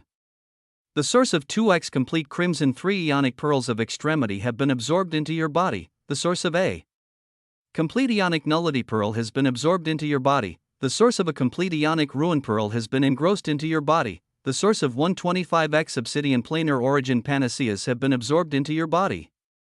His body took everything and transferred to his main body as the ones bringing him the greatest changes right now were the nullity and ruin pearls, as well as the obsidian planar origin panaceas, so much so that after devouring an untold billions of years of understanding of these two states of verisimilitude, you have crossed the threshold of the primitivist stage of nullity. I think you should take a look at, you have crossed the threshold of the primitivist stage of ruin. He instantly crossed towards the professor stage as he knew within the next few minutes, he could also exceed the terminus stage of these two concepts and expand them to become boundaries. Then, there were the obsidian planar origin panaceas. Their use was singular in nature, obsidian planar origin panacea, a type of ionic treasure of extremity that is the accumulation of countless years of origin essence that can be used to elevate your realm. A single one holds the potential essence to bud to a minor plane if left in the outside reality for 1 billion years, a fantastical loot, and it was one that held the potential essence of a budding minor plane of existence. 225 of such loot were devoured by his body as his origin. Your first plane of extremity is experiencing a quintessential advancement. His origin released radiant waves of light as his dimensional realities added land and skies in an utterly glorious manner, stretching out endlessly as he felt all other parts of him undergo changes due to it. His path continued to flow with a fast pace as he knew he would have even more accomplishments soon, the realm and foundation he built being expanded even further as Providence affirmed that the first plane of extremity was on its way towards completion. Providence affirmed this, and many more other things though, like the fact that, Noah turned his head around to gaze up towards the massive abyss in the skies that others jumped down in to arrive here as he saw a blazing point of light break through the darkness and stop briefly to gaze around. Its form being caught by the most powerful beings here as it ignored the forming tendrils of ruin and nullity. Noah's actions were taking the spotlight as many eyes were on him before. But the eyes of pertinent boundary expansion realm experts were all drawn towards the newly arriving figure and his dreadfully powerful aura at this moment as they knew him too well. It cannot be. An elder ancestor swallowed hard as he had nearly taken the aftereffects of an attack from this being before. Too many chaotic things were happening as for him to be here as well. Amidst the ever-increasing chaotic landscape now becoming filled with tendrils of ruin and nullity, one name was uttered out for the arrival of a single being, the Mad Reverend Emperor. A noblest commander explained as his eyes turned somber, and even from the lineage he came from, Reverend Emperor Septimius, who was the furthest into the depths of the abyssal sanctimonious lands, turned around to stare at him as a gaze of respect shone in his eyes while he called out this being's name. Caesar, WAA, Chapter 2333 Chaos 6, flashes of red and silver light stretched out across the dark skies. The ionic abyssal sanctity Leviathan scrambled as a steady stream continued to rush out from the abyssal sanctimonious lands, those nearby on tall mountain peaks striking out against beings that tried to go further inland. But at this moment, the eyes and wills of all powerful beings were momentarily drawn to the mere appearance of an existence, of Caesar, the Mad Reverend. Emperor Caesar had appeared as his figure was only seen by others briefly, and it represented an oncoming change in this region that others weren't prepared for. It was the change of truly powerful existences making their way over, this being a statement that Providence told Noah among many more things. Amidst the roiling tendrils of chaos, his eyes that were covered by the golden light of providence continued to obtain information, where one of the biggest things that showed when he gazed at the dazzling figure of the one known as Caesar, providence didn't show any weaknesses, as if this man's entire body was an impenetrable fortress. It was enough to caution others and give rise to them to step back. But Noah continued to stare towards this new being coldly, as providence also told him that the level of power this being released was something he could attain very soon if he continued to devour bountiful loot. So he was unfazed as he saw this newly arriving being only give a cursory glance to everyone here before coming to land his eyes on his figure floating amidst the tendrils of chaos. But they did not even stay on him for too long, as he ignored all others here and shot towards the inner areas that all organisms here were surging towards in the abyssal sanctimonious lands. There seemed to be something deep within the abyssal sanctimonious lands that drew him in, with Noah's eyes also lighting up as he saw a few golden pathways laid out before him along with a stellar multicolored one. As his body underwent drastic changes from the elevation of consummate boundaries, achievement of ninth boundary layers in multiple boundaries, and his aspects of existence began their transformation due to obsidian planar origin panaceas. Noah's figure also turned into a glorious amalgamation of flames as he went deeper inland. Multicolored waves of light and chaos followed him as Ophelia also broke out of her stupor and followed. It left behind shocked existences that had experienced new waves of power from him, along with a changed landscape. It was common for the planar domains of truly powerful beings to leave their effects in the outside reality, but when others stared at the extreme alteration of the landscape and the tendrils of nullity and ruin, they placed a label on a new mysterious entity as their focus. Very quickly returned to the Ionic treasures of extremity and bypassing the Ionic abyssal sanctity leviathans here, above the endless abyssal thalassic caverns of nullity, silver gray clouds occupied everything above currently as a silver rain of nullity cascaded down with glacial coldness. Where even amidst all this chaos, even more organisms continued to arrive at this location. I think you should take a look at. This particular party did not seem hurried, as if they knew some secrets about inner workings others didn't, their figures actually being many as they formed into a neat legion that floated towards the billowing light of the abyss and the leviathans coming out of it. Their image was pristine, as at the very forefront of this legion, one could see life forms that seemed entirely identical to humans, with some variations on their faces that gave out celestial wonder-minute differences, like their eyes being multicolored singularities of light, and their strands of hair and skin releasing a stellar planar light as if it contained the grandeur of countless planes of existence within them. This legion alone that was here only had auras of existences who had achieved the 8th boundary layer and above their people, all beings of utmost quality, as those who couldn't make waves and survive in the abyss weren't even taken. They stemmed from the 4th and most powerful lineage in the Ionic haven of dissolution, the ones that seemed to stay out of conflict between the noblesse, Quasarians, and the ancestral Lernians over the years, as consummate boundaries were a very real reality. Within their lineage, it was the lineage of the Planeswalkers, mysterious and terrifying in nature. Their most powerful commands among the Legion going towards the abyss were actually not at the center of attention as beside them. At least 10 exemplary existences releasing a potent aura of extremity could be seen as this legion even seemed to be escorting them, an escort, a legion of planeswalkers where the weakest were 8th boundary layer commanders and the strongest were reverends releasing an air of power rivaling Prince Segugan or exceeding it, with a few auras being as potent if not more than Reverend Emperor Septimius. And they're actually escorting 10 organisms as the planeswalkers' commanders had their bearing. Full of pride, yes, but also respect when they gazed at these beings. One of the 10 exemplary existences being escorted looked at the entrance of the abyss below as she smiled, the small movement of hers brightening up this whole region as the rain of nullity stopped momentarily while the glacial freezing cold around them began to melt. I've only investigated the extremity vein from our haven that is almost impossible to make any achievements in after the passage of so many years since its initiation. So I'm actually looking forward to what the initiating extremity vein of dissolution holds. Regality and nobility flowed from her as those around her smiled, a dashing man full of power floating beside her as he waved his hands. Let's go in. I can already sense others like us approaching, as things are bound to get hectic soon. Their voices were resonant and full of worries, as they seemed to be of organisms that considered themselves to be at the very peak of existence, not because of hubris or arrogance or a wrong sense of displaced pride, but they held such a view deeply ingrained in their bones by it being a reality, by it being slowed mere fact. Chapter 23:30 For the concepts you abandoned. Like moths to a raging stellar flame, a great number of organisms came towards the abyss as the initiation of the extremity vein of dissolution began. Initiation, a stage that only pulled in those below the stage of apex ionic lifeforms, as it was the ringing of the bells for the start of extremity sanctification. As those seeking the extreme tiers of power and a chance to become apex ionic lifeforms flocked into the region that hid the entrance of the extremity vein of dissolution, the Ionic abyssal sanctity leviathans delved out of the abyss and began to spread outwards from the endless abyssal thalassic caverns of nullity. They were one of the tools of extremity sanctification, and under their actions, they would ensure that only the strongest survived, with the stronger existences getting ever closer towards extremity. It was the survival of the fittest. But as this chaos and wildness bloomed in these regions, others had their sights set elsewhere entirely, towards the domains of the noblesse, within a chaoticus behemoth transporter. Oppenheimer, you say? Eowyn gritted her teeth as she spat these words out, her golden hair swaying beautifully over her shoulders. After all, this being had nearly granted her true death when he was ascending to the seat of the true Emperor of Destiny. Dimensional ruler Guinevere and others silently mulled over this word and name as all of them floated in a small isolated domain shining with gold that was born from the essence of providence. After all, what they talked about here had to be a secret, otherwise, the being they spoke of may just pick up on something from his own concepts. Henry, who had enacted the golden domain, gazed at all the vassals of his father who followed him here as he nodded thoughtfully. He will be tricky to catch.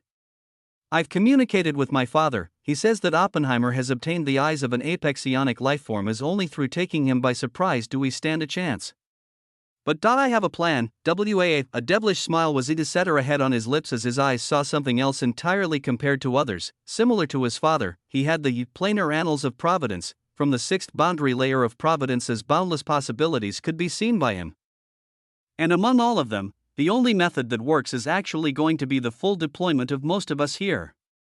With his means and his control of destiny, he is extremely slippery.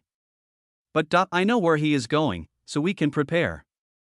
Let's see, think of him as a rat. Shocking words left his devilishly handsome face as from afar. Kazuhiko and others stared at Henry as if they were looking at another version of Noah. I think you should take a look at. Think of him as a rat, and we just have to prepare an inescapable trap that even with the means of the eyes of an apex ionic lifeform and destiny, he will not be able to escape.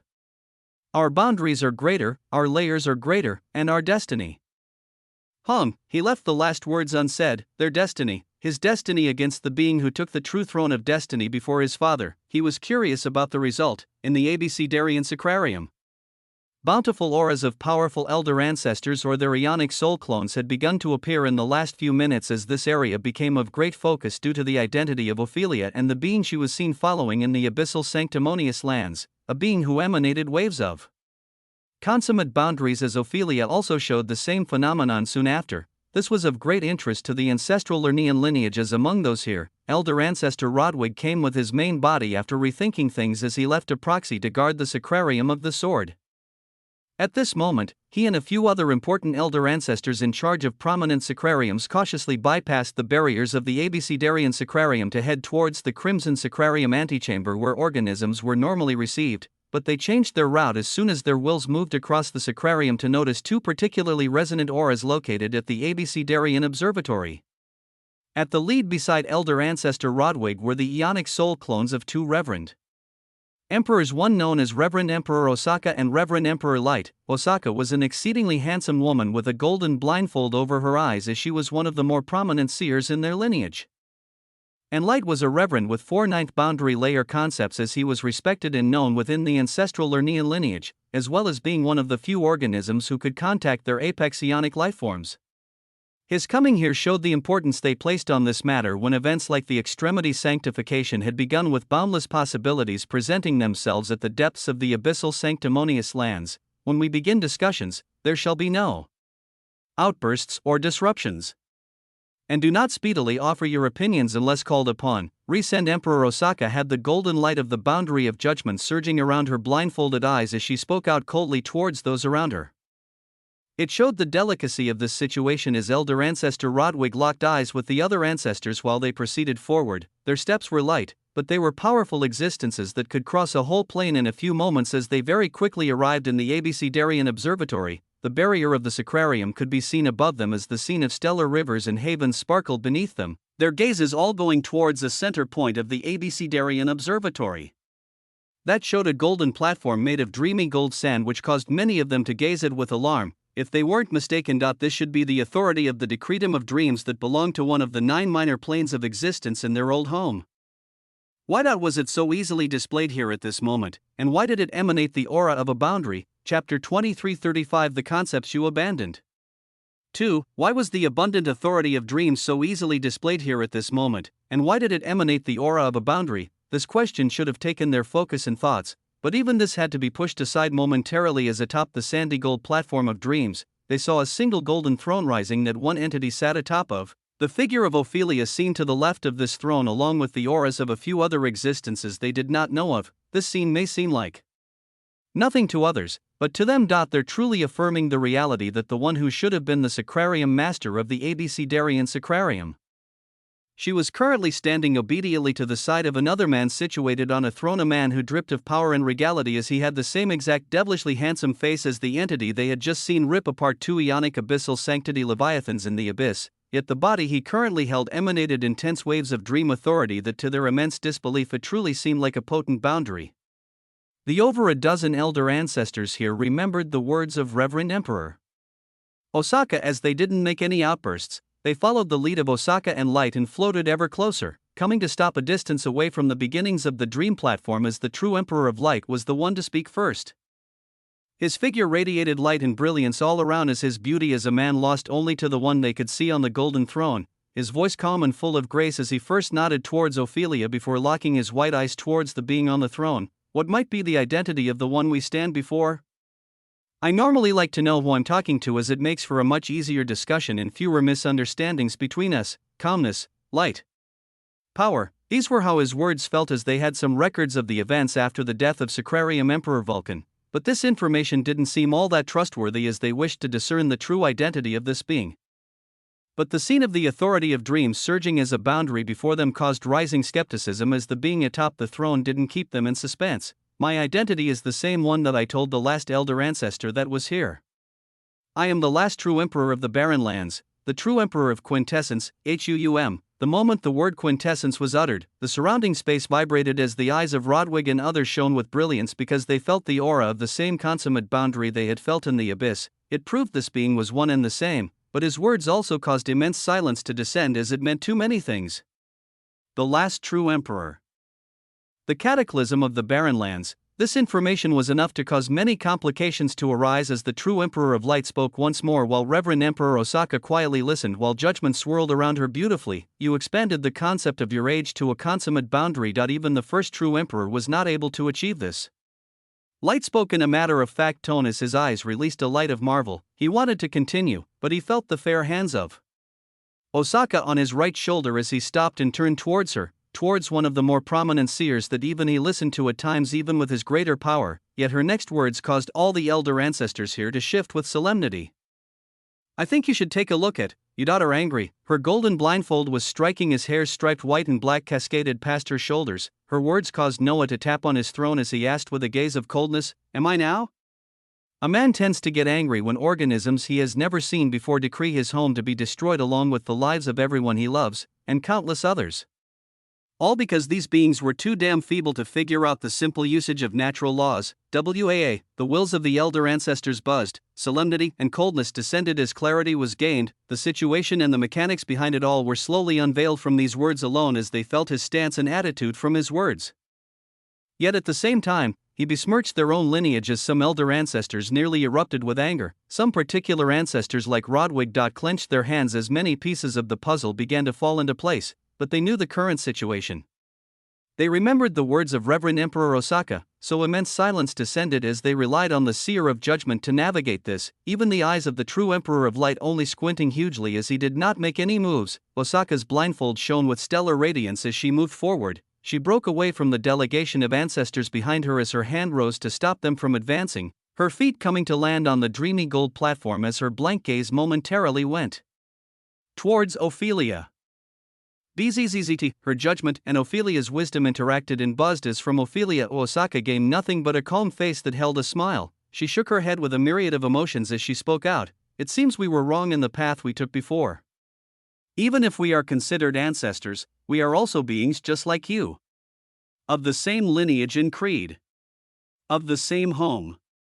The same home that a great many deal of beings voted to not face the decree of destruction, but the wrong path was taken in the end. What I wish to do now is ask for you to hold your anger and see if there is a path of reconciliation between us. Reconciliation, a being capable of delicately handling matters, was sent forth as her golden blindfold seemed to obscure her vision and also grant her an immense sight at the same time. Chapter 23:36 The Concepts You Abandoned. 3. It took every ounce of their power, every single ounce, to control themselves and make sure that they did not have any outbursts as Reverend Emperor Osaka commanded, but some had it much harder than others. As Elder Ancestor Rodwig clenched his fists, he thought of his son sent as one of the leaders in charge of overseeing the smoothness of the cataclysm of the Barren Lands as he connected the dots with his death. Yet he held it in, because the being before them was of the same source as them, as he had enacted a consummate boundary. His feelings were superseded by his duty to his bloodline. As he didn't utter a word, he only raised his head to lock his eyes onto the existence that a unique seer of their lineage had asked for the calming of his anger as she thought of a pathway of reconciliation. Obtaining a consummate boundary was that important, and his reply to such a question, reconciliation, huh?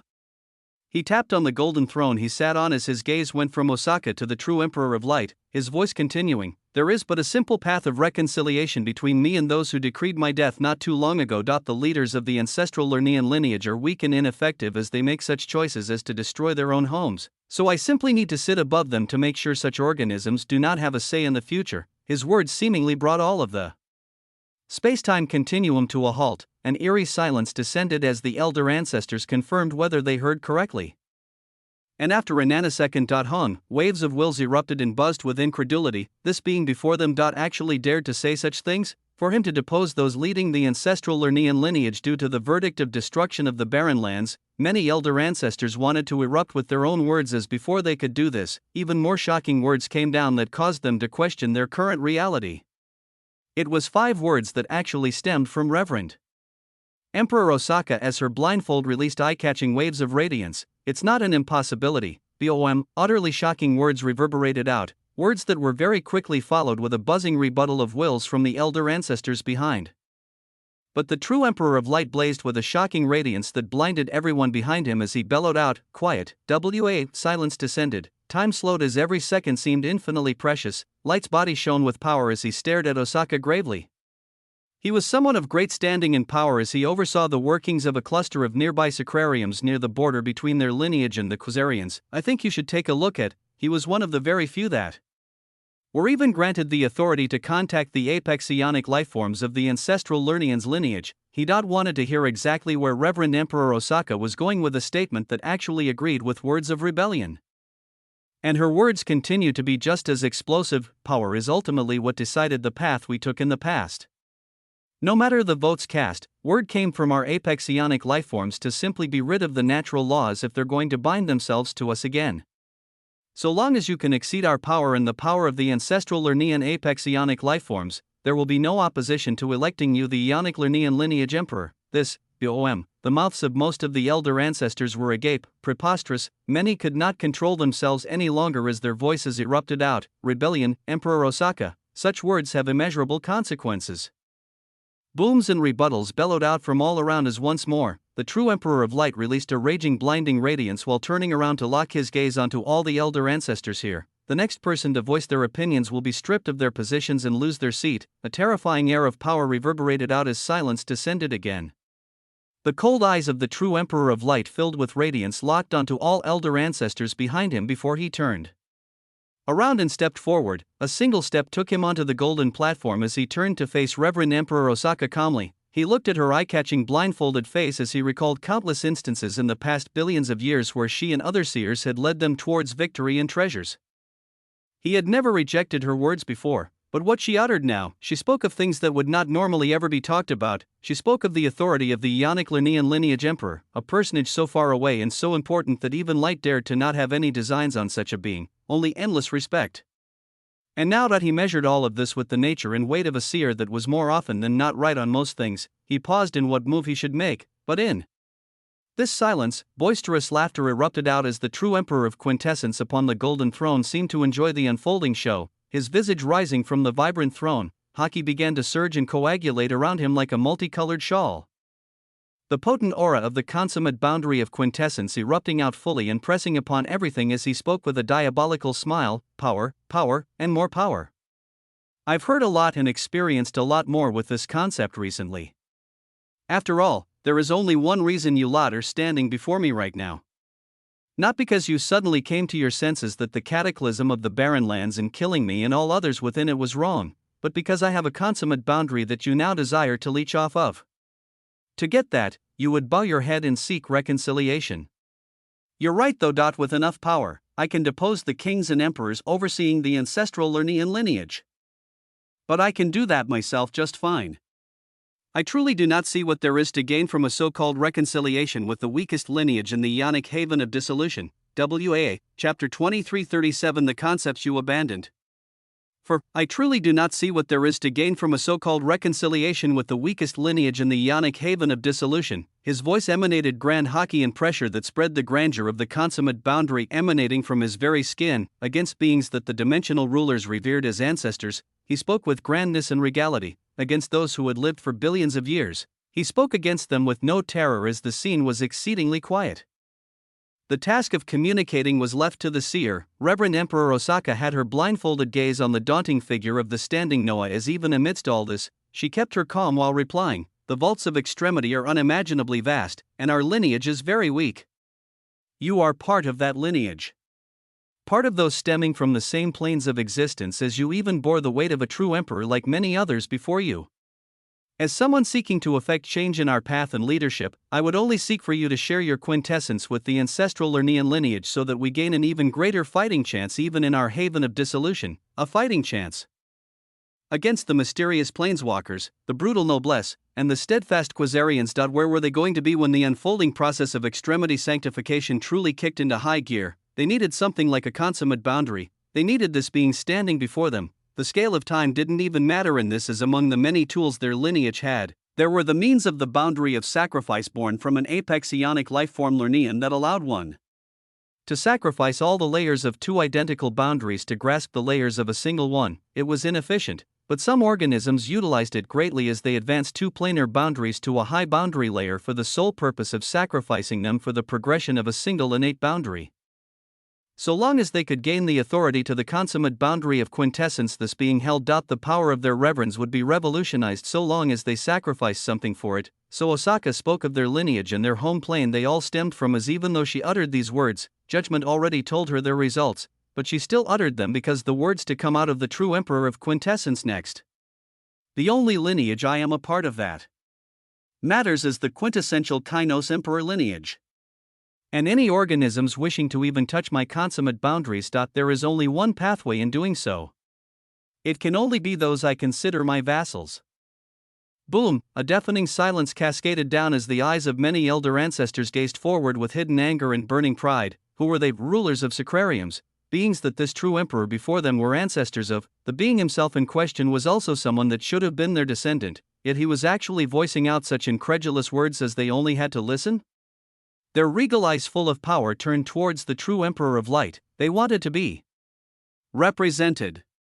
They wanted to let their unwillingness be known. Light bore all these gazes and wills as his hand moved to land on the shoulders of Osaka. I think you should take a look at, and Osaka said no more as if she had done what she needed to do.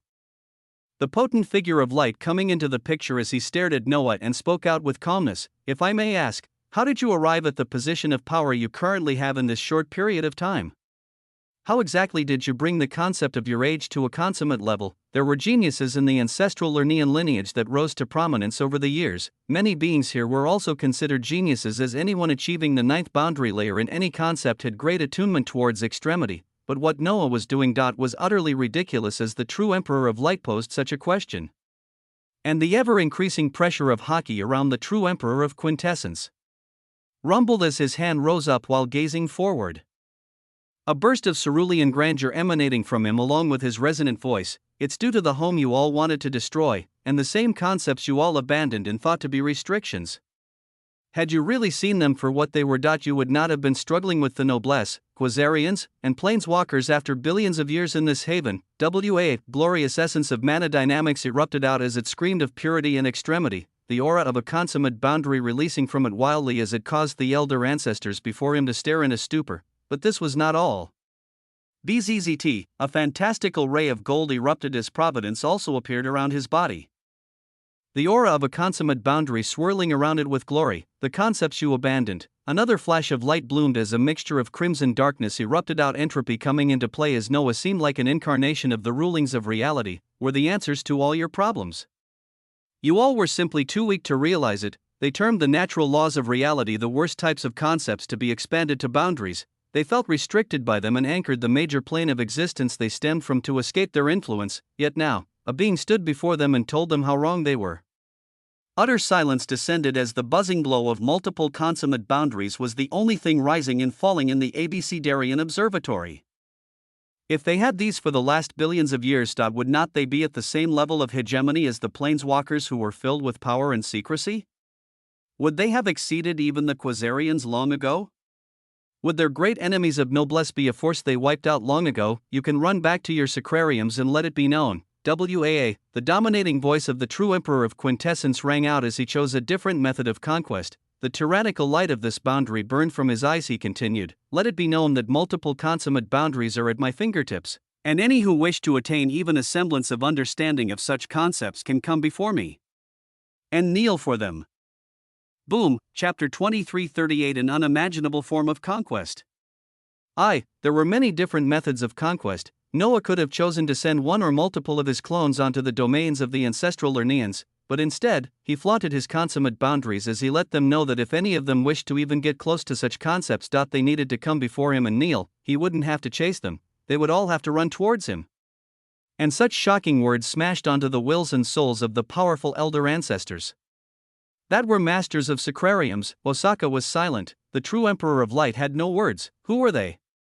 Just what level of prestige and reality did they enjoy in their day-to-day life? For them to bow towards their descendant, someone who came from their very own lineage years after they were born. Their souls and hearts forged in the light of extremity over billions of years could not overcome this feeling so easily. Tap. Tap. Yet it was at this moment, though, that the light steps on the sandy golden platform could be heard as the figure of Ophelia that was situated behind Noah stepped forward and came to kneel before his stature. The golden lights of wisdom were graciously wrapping around her, and she raised her head while kneeling and taking the right hand of the true Emperor of Quintessence, who stared down towards her with utter magnanimity. And seconds later, boom, the body of Ophelia erupted first with the grand light of providence, and soon after the light of entropy and mana dynamics also made their appearance as the aura of multiple consummate boundaries also trickled around her freely. Action spoke louder than words. In her wisdom, Ophelia showed just what the words of the true Emperor of Quintessence meant, and they bore witness to the shocking scene themselves. A fight between pride and humility was an interesting one, but in the grand scheme of things, it never lasted long. Didn't they choose to destroy their very home all for the sake of power? If they could truly get their hands on consummate boundaries just by paying homage to this being before them, WAA, waves of providence surged as after Ophelia showed the way, and the silent and blindfolded Osaka was the next one to follow. Things seemed to be relatively easier for the seers as the boundaries that they had more often than not steered them towards a better fate, and the judgment around Osaka was clear as day. With her being the first one to fall, an elder ancestor gritted his teeth as he also fell to his knees, the allure of power before them being too strong, consummate, something they could never reach. So even though the being before was their descendant, they as the ancestors began to kneel towards him one after another. Noah watched the scene coldly as hockey continued to regally pulse around him, gazing as over half of the elder ancestors her kneeled, the essence of conquest erupting out with wild tyranny as dazzling singularities of lights began to float out from the bodies of these elder ancestors. These were a part of their ionic soul, a core part of them that made their power. This was the price to be paid, as kneeling was merely a formal gesture. They had to pay fealty and give up a part of their soul, and so the portions of souls of beings that had lived for billions of years all surged towards Noah as he devoured it all completely, and only after he received the pledge of fealty did the bodies of those kneeling begin to tremble as from the portion of the soul they gave up, they felt an unbreakable bond form between them and the true Emperor of Quintessence as. Through this bond, they felt the connection of multiple consummate boundaries that they could now access. I think you should take a look at, with this, consummate. An elder ancestor among those kneeling laughed boisterously at this moment as he wanted to initiate the boundary of sacrifice right away to attain something he thought to be impossible. But he was among those that kneeled. There were a few other elder ancestors that still stood, as elder ancestor Rodwig was among them. And in the lead of all these organisms was the true Emperor of Light. His hair shone with radiance as he spoke out cool amidst all this. I represent too many things, as I cannot make such a choice myself. I will pass the word and let you know. He was one of the leading elder ancestors, as he didn't fall into the allure of power so easily. Among those by his side, Rodwig clenched his fists as a sword glow blazed from his body. I have to ask. The sword glow was contained and sharp as he spoke out amidst all this, Noah's gaze turning towards him as he felt a tinge of karma. Theseus, one of the commanders sent to assure the cataclysm of the barren lands. You were the one who killed him, WAA, a grand question. Rodwig would not be himself if he didn't at least ask such a question, and yet the true Emperor of Quintessence replied simply and with coldness, your son came to kill me and destroy my home. The result of all this was his death. If you feel discontent about this, you can also come at me. The buzz of the sword was low as it hummed. The face of elder ancestor Rodwig darkened and held a mix of emotions as he seemed ready to act. Light, who was in front of him, getting ready to move to make sure a fight did not break out, but, thunk, in the mixture of emotions and to the disbelief of many, Rodwig joined the majority that were kneeling, as after ascertaining the fate of his son, he actually bowed to his killer. Others may not be able to understand it. His own eyes showed a trace of unwillingness, but he did it nonetheless, as only he knew why he did this. Noah gazed at such a scene coldly as his soul took everything in. The oh so great ancestors that others revered kneeled before him all for the sake of power. It roused his tyrannical will of conquest and simultaneously caused a sense of distaste. Noah gazing at them as his voice echoed out, go back and defend your sacrariums. Let others know what they need to do in order to touch even a semblance of this power.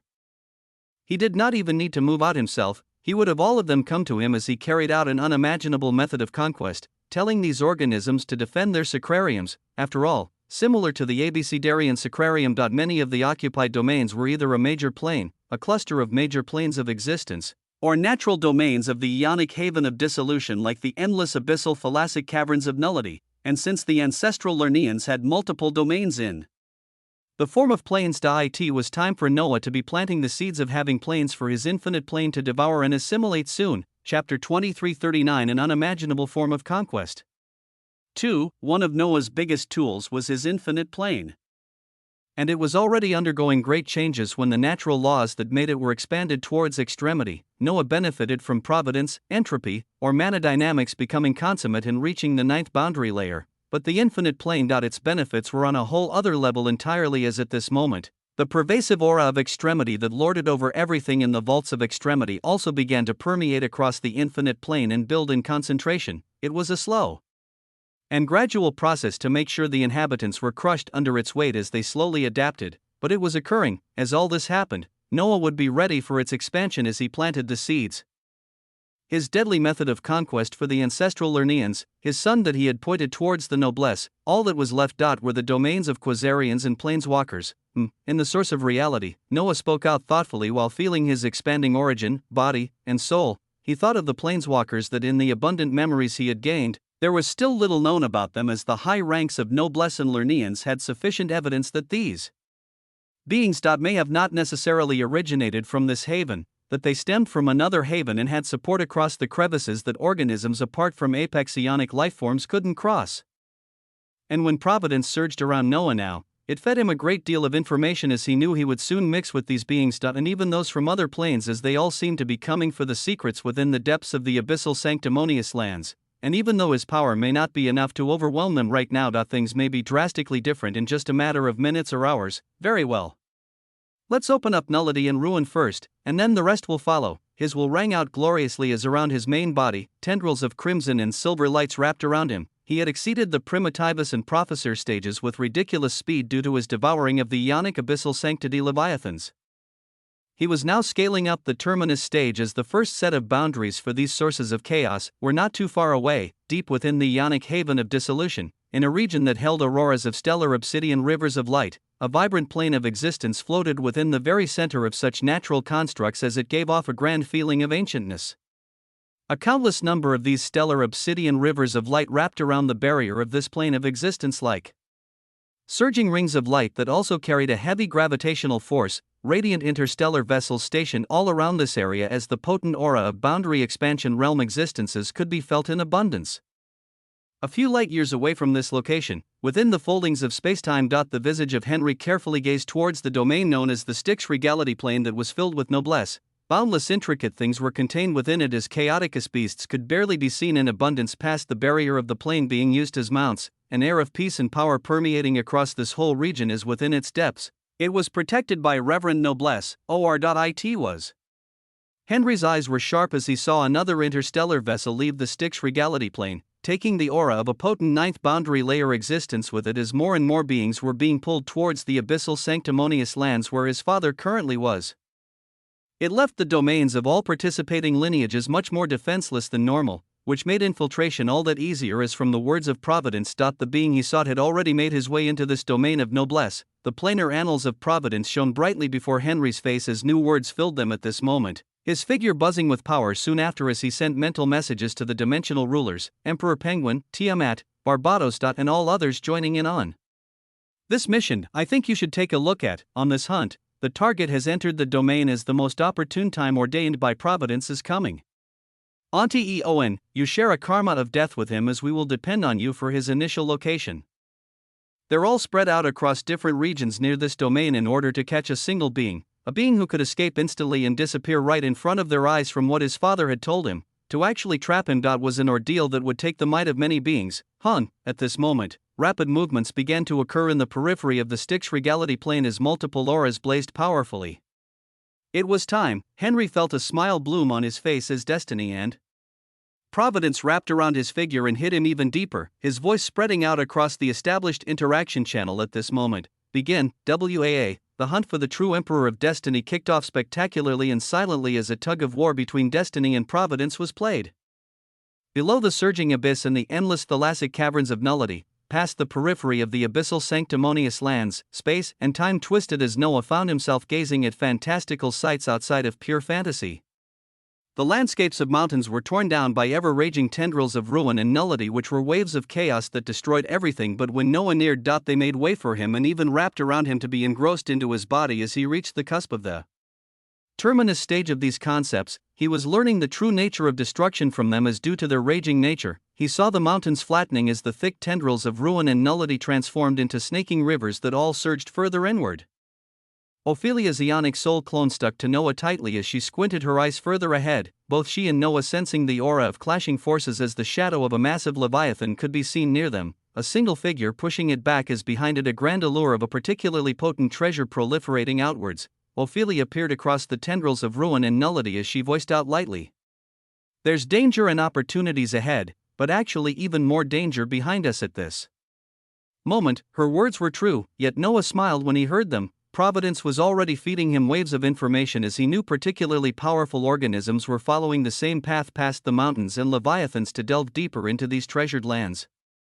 But he was not as curious about them as he was about the aura of the being he could feel ahead, the one that had arrived and ignored all others as he delved deeper into these lands with purpose. It was the mad Reverend Emperor Caesar who was currently ahead of them, his advancement halted by a particularly powerful leviathan. Chapter 2340 Aboriginals. Elephantine Osterhive Queen, a bellowing leviathan with 4 massive elephantine limbs and a trunk that seemed like a terrifying spear, caused the tendrils of ruin and nullity in the surroundings to come crashing down on the figure of the mad Reverend Emperor Caesar. Noah and Ophelia came close to see this scene as Noah floated amidst the tendrils of red and silver lights while stroking his chin thoughtfully. Ophelia sought his contemplative expression as she asked, "Did you find something?" Noah nodded while continuing to sift through the many possible paths laid out by the planar annals of Providence. "There is a path where I may share karma and fate with this being." He voiced out what he was actively learning while experiencing the power of one of the renowned beings in the Ionic haven of dissolution. Towards a leviathan who had reached the 9th boundary layers of both ruin and nullity.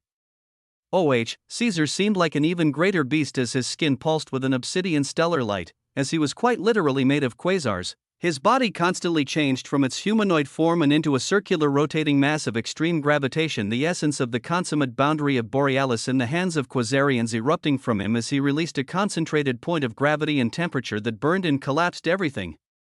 The impenetrable skin of the Elephantine Osterhive Queen was shredded as crimson gold blood overflowed, and before it could disperse its body into an endless array of foam, a gravitational force wrapped around it tightly as Caesar bellowed out once more, "BZZT," and the thin lines of gravity instantly lit up with an obsidian light as it seemed like a black sun had formed around the elephantine Zosterhive queen, its defenses melting under this light as even while collecting nullity and ruin to protect itself it wasn't enough, its massive body was instantly liquefied as a terrifying amount of damage values in the form of extreme temperature and gravitation crushed it entirely. And all that was left behind was a single champion. He returned to his humanoid form as a stellar glow surrounded him, his gaze turning up from the molten earth he stood on to land on the figure of Noah and Ophelia in the silver-red skies. It was a gaze without any emotions, and a brief one as Noah had a smile on his face when their eyes locked, a gaze, and that was it. Caesar then turned around as he was about to continue on the same path that he was on. "But, oh my, we've actually come across interesting aboriginals," an authoritative voice filled with unbelievable amounts of power emanated out. "I think you should take a look at." It did not stem from Noah or Ophelia, nor did it stem from the mad Reverend Emperor Caesar. Behind them both in the crimson silver skies filled with tendrils of chaos, waves of essence parted ways to reveal the appearance of a dazzling set of existences. Their hair was tinged silver and gold, their skin releasing a radiant fair luster while they were adorned in armaments that would put even epic relics to shame, their materials crystalline in nature as the armaments radiated white gold light. Every single one of them revealed devilish handsomeness and beauty as their bodies released waves of potent extremity. The weakest among these beings would be the equivalent of a renowned and mighty commander of the Quasarians or the noblesse. They looked aloof and otherworldly, as if nothing could ever cause them fear, as if the very skies they stood on belonged to them, and the terrifying wave of consummate boundaries that they gave off seemed to confirm their standing, each of them looking like an unstoppable force that others could only dream of ever touching. It was 12 beings divided equally into 6 women and 6 men, as the women looked like queens of grand dynasties while the men looked like emperors of dozens of planes of existence. Their eyes carried exceeding power and knowledge that rivaled sages of the distant past. With a single gaze of theirs able to discern the truth of nature, the one who had spoken was distinguished even within this group as he floated further forward than all the others as while he spoke. The others only watched uncalmly. A golden glow surrounded the eyes of this being as his silver and gold hair released a radiant stellar light. "This is interesting. Destiny is actually telling me that these aboriginals have the power to stand in our way, and that they will actually be vying for the same opportunities that we came for as well. Are you guys getting the same reading?" The 11 regal existence behind him were all covered with a glow of boundaries powerfully at the 9th boundary layer as each of them nodded lightly, with existence like them similar to Noah being capable of discerning fate to an unbelievable degree. Of the 6 women, one had languid eyes with exceeding calmness that turned towards Noah at this moment. Especially so for this pretty boy over here. He seems to have multiple consummate boundaries under his belt. An abnormality in this haven as he doesn't carry the atmosphere of any haven apart from dissolution. "What shall we do, Titus?" "We were told not to interfere with the aboriginals too much. But these ones will very well interfere with our mission." From the distance, Noah heard these words as he nearly laughed, not remembering the last time that anyone ever referred to him as a pretty boy. Providence was measuring the power of these beings as Noah also took the situation seriously, their power being higher than even the mad Reverend Emperor below them, as the reason was the same one that made Noah so powerful. Multiple consummate boundaries at the 9th boundary layer. The one called Titus smiled as the golden glow of destiny increased around him, a devilish smile creeping on his lips as he spoke with potency and tyranny. "Naturally, we have to clear the hindrances in our route before we remorse it in the future." Chapter 23:41 Aboriginals. 2. Naturally, we have to clear the obstacles in our path before we regret it in the future. A deadly set of words emanated out. Immense silence descended as it was quickly broken by a resolute voice. "I have no qualms with you all, nor do I plan on getting in anybody's way. I am only here for a single thing, and I shall be gone as soon as that is attained." The mad Reverend Emperor actually spoke reasonably while staring at the cluster of powerful reverends above him. "Oh?" His words piqued the interest of Titus as the glow of destiny became even more pronounced around him. "What you're here for is likely what we're here for. Otherwise, my destiny wouldn't have reacted. It should be the same extremity panaceas. Born in the depths of the initiating extremity vein. A treasure that reforges one's existence and grants the extremity foundation. The problem is there aren't too many of them as you and that pretty boy over there. Well, destiny is telling me you will definitely get in the way. Extremity panaceas, The eyes of the mad Reverend Emperor Caesar released a burst of light the moment he heard this as his own destiny. It went wild at this moment and affirmed to him that this may very well just be what his daughter needed to survive. If he could obtain it and bring it back in time, she should be cured so long as her very existence can be reforged. On the other side, Noah touched his face as he wondered if his recent transformations and the addition of consummate boundaries made his beauty reach entirely new levels for multiple beings to refer to him as a pretty boy. Such a distinction was trampling on the dignity of the quintessential Kainos emperor as his perceptive eyes locked onto these beings with a sharp gaze. Meanwhile, on the molten earth below him, extremity panacea. Caesar let the words roll out of his tongue as his gaze remained utterly calm. He could see the smiles of control and confidence on the beings in the distant skies as when he thought about the state of his daughter and what their words were implying. I said I have no qualms with you, not because you do not seem to be of this haven, nor because I am afraid of your power. I simply don't wish to have my time wasted on pointless power struggles when the opportunities are so vast. Boom, crackles of boundaries surged around his body as a terrifying air that would even cause peak reverence to shudder boomed out, his words continuing as his skin turned stellar black as if countless quasars spun on every atom. Below the stage of apex ionic lifeforms, I am unrivaled. Let us not make each other enemies for no reason. I will take what I need and leave right after. The temperature in the surroundings rose to ridiculous levels. Massive gravitational forces mixed in and raged out as Caesar stayed true to his distinction. Against existences who were undoubtedly at the same stage of power as him, he was fearless. I think you should take a look at. Yet the figures above were unfettered as on their beautiful faces, dazzling smiles of confidence rose while Titus with utmost calmness, old man, that you're unrivaled below the stage of apex ionic lifeforms? That distinction doesn't belong to you. You will come to realize that there are others far, far above you in strength even before being elevated to apex ionic lifeforms. As for the conflict between us, I tend to listen to my destiny. If it tells me that you and that attractive boy will be getting in our way, I have to eliminate that threat and pull it from the roots entirely. Transparent forms of hockey began to rise from the fair skin of this terrifying being. The billowing temperature and rising gravity from Caesar were pushed at bay with the mere appearance of this formless hockey, things seeming ready to explode when a nonchalant voice rang out gloriously at such a juncture. There they go, calling me a pretty boy again, Ophelia. Have I changed drastically in beauty since you met me?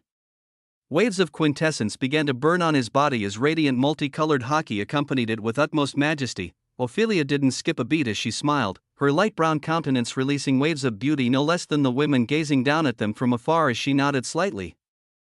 Yes, Sacrarium Master. You were already stunning before, but your appearance now makes my heartbeat just a tad bit faster. Noah's brows rose at her words as he nodded with understanding, turning his oppressive gaze towards the being known as Titus and those around him as he spoke out while his aura continued to rise. There are always overly prideful beings who think all of reality is beneath their feet. They get their time to shine briefly, they then realize their mistakes and overinflated egos, they regret, and then they die. I'd not have seen this story play out too many times. Glory and power erupted, but it was held at bay as from the distance. Titus laughed freely. Interesting. But this isn't that type of story. Let me introduce myself. The surging tendrils of ruin and nullity pervading moving in the surroundings instantly stopped. Around Titus, a silver gold glow erupted out as everywhere it passed. Ruin and nullity were entirely erased as the silver red skies entirely faded. A terrifying hockey spreading out with maddening grandeur as feathery wings of silver and gold erupted from this being's back. From the Ionic haven of Genesis, I am a haven disciple of the Genesis Institute of Extremity. Reverend Emperor Titus, WAA, the Ionic haven of Genesis. There were 7 Ionic havens in the havens of Extremity, and a series of frightening creatures from the Ionic haven of Genesis descended onto the Ionic haven of Dissolution for no purpose other than the utmost boons of its initiating Extremity vein. They originated from an ancient faction known as the Genesis Institute of Extremity, as this group wasn't the only one. And the Genesis Institute of Extremity was also not the only faction to send its people over, as the initiation of the Extremity vein of the youngest haven was something that drew in completely frightening entities with incomprehensible origins stretched out across spacetime. Chapter 2342 Catastrophic. A silver gold glow erupted out as everywhere it passed. Ruin and nullity were entirely erased as the silver red skies entirely faded. Feathery wings of silver and gold radiated power from this being's back as he seemed like an untouchable existence, his lineage and origin unknown apart from his affiliation with the Genesis Institute of Extremity. Titus, you think of me as some arrogant being who doesn't know the breadth and vastness of reality, and that I've somehow knocked onto something that I shouldn't have on this day. I can definitively tell you that any time I have a target, it is always an enemy that I can erase entirely with its roots entirely ripped out. WAA, his voice was magnanimous, his tonation was mighty, he spoke with absolute confidence as the other Haven disciples of the Genesis Institute of Extremity floated behind him with eyes that showed they believed every single word. And Titus shook his head as he seemed to think back on something before he continued, of all the enemies I have faced so far, truly none remain alive to tell the tale. A deadly silence descended as his released haki caused everything to be calm. The sources of chaos were pushed away as if they didn't exist. Noah, Ophelia, and Caesar looking at this scene with serious eyes as even amidst all of this Noah still replied calmly as his body continued to climb up in power. Well, there's a first time for everything. He didn't have enemies that he wasn't able to kill before, and nobody he had made a target had lived to tell the tale. The true emperor of quintessence told such a being that there was a first time for everything, and truth be told, Noah knew he was a horrifying enemy for his current self and single clone here. Or even now Providence was calculating that once he expanded ruin and nullity by utilizing the complete crimson 3 ionic pearls of extremity already devoured by his body, he should be able to stand toe-to-toe with this being, toe-to-toe, but there was no guarantee of being capable of granting him true death, and the issue became that this being wasn't alone. There were 11 others that may have been of slightly less power than him, but they were just as deadly, and it was all of them against him, Ophelia, and this Quasarian commander who already seemed fed up at this moment. Noah bid his time even now as his origin continued to expand powerfully, his ionic values in terms of vitality, defense, and damage continuing to rise along with the strength of his body, with his soul still continuing the transformation brought about by the entropic entity of extremity, and ruin and nullity were nearly at the end of the terminus stages as he absorbed billions of years of understanding from the ionic abyssal sanctity leviathans he had defeated, so Noah knew the time wasn't too far away. He just had to hold on for a few minutes longer and all of these transformations would be complete. And he could then gather exactly how powerful beings from other havens were, what their history and concepts were. I think you should take a look at what their memories would tell of the vastness of extremity. But just as he was curious about what his enemies were hiding, so were they about himself. But I do make it a habit of knowing exactly who my enemies are before erasing them. Let's see, who are you? The vibrant hands of Titus flashed as he pulled out a golden mirror that caused both Noah and Caesar to feel a profound sense of oppression, astonishment arriving from their faces as Titus continued with a sly smile. Yes, it is an instrument forged by an apex ionic lifeform, as nobody under this stage can evade its effects. No offensive or defensive capabilities, but it can shed some transparency on who a being is. In less than an instant, a golden light flashed and passed across space to reflect on the figures of Caesar, Noah, and Ophelia. Their prepared barriers and defense mechanisms acted as if it wasn't an attack, as it truly carried no damage values, and it was akin to the light of clarity released by the eyes of the apex ionic lifeform that the noblesse held. It was too fast, and it truly was something that a different stage of lifeforms normally utilized. Titus had a calm expression as a golden light returned to the mirror, and he read on calmly, Ophelia, with an ionic soul age of 19 billion years. Quantitative ionic soul power approximately at the peak reverend stage. A single consummate boundary under you as you are accepting other consummate boundaries even now. Interesting. Titus read off the golden mirror freely as Ophelia's eyes released a profound light of wisdom. Caesar, with an ionic soul age of 53 billion years. Quantitative ionic soul power approximately at the unequaled reverend stage. So at least you weren't lying about your power. BZZZT. The stellar obsidian body of the mad reverend emperor vibrated with power as he seemed ready to let loose and attack imminently. But the voice of Titus freely continued again as this time, his eyes turned sharp. The last one is Osmond, with an ionic soul age of what?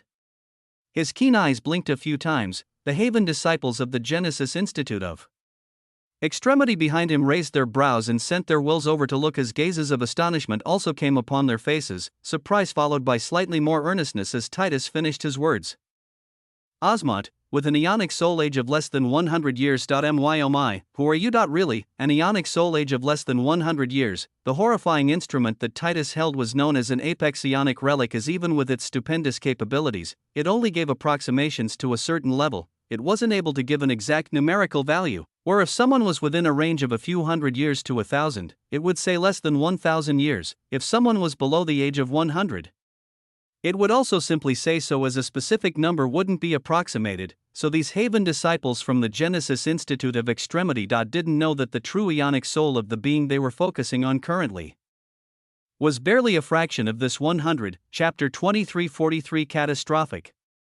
2. After Titus's glorious transformation, all the others had remained at bay, but at this moment, BZZT, radiant golden and silver wings blossomed on the 11 other beings as one of the most dazzling women in the silver gold crystalline armament squinted her eyes while reading out what was on the apex ionic relic, Osmont, with an ionic soul age of less than 100 years. And quantitative ionic soul power. Unable to be defined at this moment. Titus, this is likely a genius affiliated with the Ionic Haven of Penumbra for him to be able to mask even his quantitative ionic soul power against the Haven seeing mirror. He may be similar to those fostered monsters from the vicissitude extremity grotto with mutated souls for him to be this young. WAA, the Haven disciples of the Genesis Institute of Extremity gazed towards Noah as if they were seeing an equal for the first time, many assumptions being made by them as Titus didn't lose his smile. You may be right, Diana. His consummate boundaries are hidden, as we can assume he had as many as us, and he must have been bathed in ionic treasures of extremity within the first few seconds of being born and infused with them for the next decades. We've actually come across one of the engineered entities. More and more assumptions were made as Noah's sharp eyes took in all of this information and expanded what he already knew. He gave the enemies the time to freely give him more information while his transformation also finished, where he allowed them to continue making wrongful assumptions about him as much as they wanted. A genius affiliated with the Ionic Haven of Penumbra, akin to the fostered monsters from the vicissitude extremity grotto, engineered entity, he was already wrongfully placed into so many destinations when all he was someone with infinite mana that continued to utterly break the laws of reality. But even if he is a being engineered since birth to speedily advance towards extremity, I am turning 900 in a few days, as our age discrepancy is not that large. I am curious what such a being will be able to show me, as even with all this, my destiny still thinks that he is not complete. WAA, the silver gold glow around Titus became even more intense. Those around him shook their heads while sighing and becoming serious, Diana pursing her lips as she radiated multiple boundaries at the consummate level. We'll have to finish this once we start it, and we also can't allow it to delay our search for the extremity panaceas. Those similar to us from other participating havens are not too far off from our position. Titus nodded as liquid silver and gold began to drip around his body, focusing strictly on Noah as he voiced out with a smile, "Pretty boy, you ready? I want to see what mysteries the Haven seeing mirror couldn't unveil from you. I haven't yet met someone younger than me exhibit power at this level apart from those ridiculous beings from extremity lineages. And they have extremity quite literally coursing in their veins. What will you show me?" Terrifying waves of hockey and battle intent spread out. Noah's visage in the skies was unfazed as he spoke lightly towards Ophelia. "Will you be okay?" "I'll take on as many of them as possible." Ophelia nodded with a serious gaze as she continued. "My ionic soul clone shall not perish here today." WAA, their ionic soul values rose to unprecedented levels. I think you should take a look at. The beings before them posed terrifying power as they knew their current selves weren't their match, but she was Ophelia, the one who deeply understood wisdom, and he was the true emperor of quintessence. Battles were his forte. Battles were where he thrived. So long as he could overcome his enemies in battle, he would come out many times stronger than before. Haven disciples? The Genesis Institute of Extremity, their distinction and standing didn't matter so long as at the end of it all, he triumphed over them and turned them into loot. BZZZT, his newly risen consummate boundaries pulsed as they roared out to be released, the many tools under his belt ready to unleash their glory. His soul that had undergone so many transformations was entirely different from what any soul should be. The recent one of the changes brought about through the entropic entity of extremity caused him to feel the sources of chaos from afar, as even though the hockey and radiance released from Titus had pushed away the raging tendrils of ruin and nullity. His body attracted new tendrils freely as just his existence in this space increased the disorder and chaos. Streaks of silver and red emerged from all directions and surged towards Noah as the smile on Titus expanded even more, his body instantly disappearing a moment later. As for the 11 Haven disciples behind him, they also turned into points of light that instantly disappeared, as their speed was something that only unequaled reverend emperors could even have a chance of releasing. Unequaled reverends who had no enemies apart from those at the same stage, and those above them who were apex ionic lifeforms. These were the beings they became entangled with as facing such a situation. A catastrophic amount of cerulean singularities the size of atoms blossomed from Noah to cause his surroundings to turn into a hellish torrential flamestorm, tendrils of ruin and nullity reforming as he released area of effect attacks to keep the coming enemies at bay. Ophelia instantly released her planar domain as a golden light covered her body, words of wisdom spewing out freely. While the mad Reverend Emperor Caesar, "I have no time for this foolishness," boom, his figure bellowed out with utter rage as he was on a race against time, and these beings actually dared to stand in his way. So what if they were from one of the older havens? What if they were on the same stage of power as him? He just had to erase them like all those that confronted before him in the past, and he would be ever closer to achieving what he wanted. So he turned into a shining cluster of terrifying quasars that seemed akin to trillions of black suns that could each burn weaker reverends, the gravitational temperature he released being something that nobody could freely even come close to, with such an surge of power. The eyes of the mad Reverend Emperor entirely disappeared as when he thought about his dying daughter, he bellowed out fearlessly, "Let's go." Boom. Chapter 2344 Catastrophic. 3. Catastrophic eruptions bloomed all around as the figures that had disappeared in the skies reached their targets horrifically quickly. The visage of Titus shockingly cut through the blue, red, and silver flames of entropy as his fair hand sparkled with silver and gold radiance while it led the way untouched. All the essence seemed to be contained within his very skin as it shone with crystalline grandeur. "My body is my greatest weapon." Boom.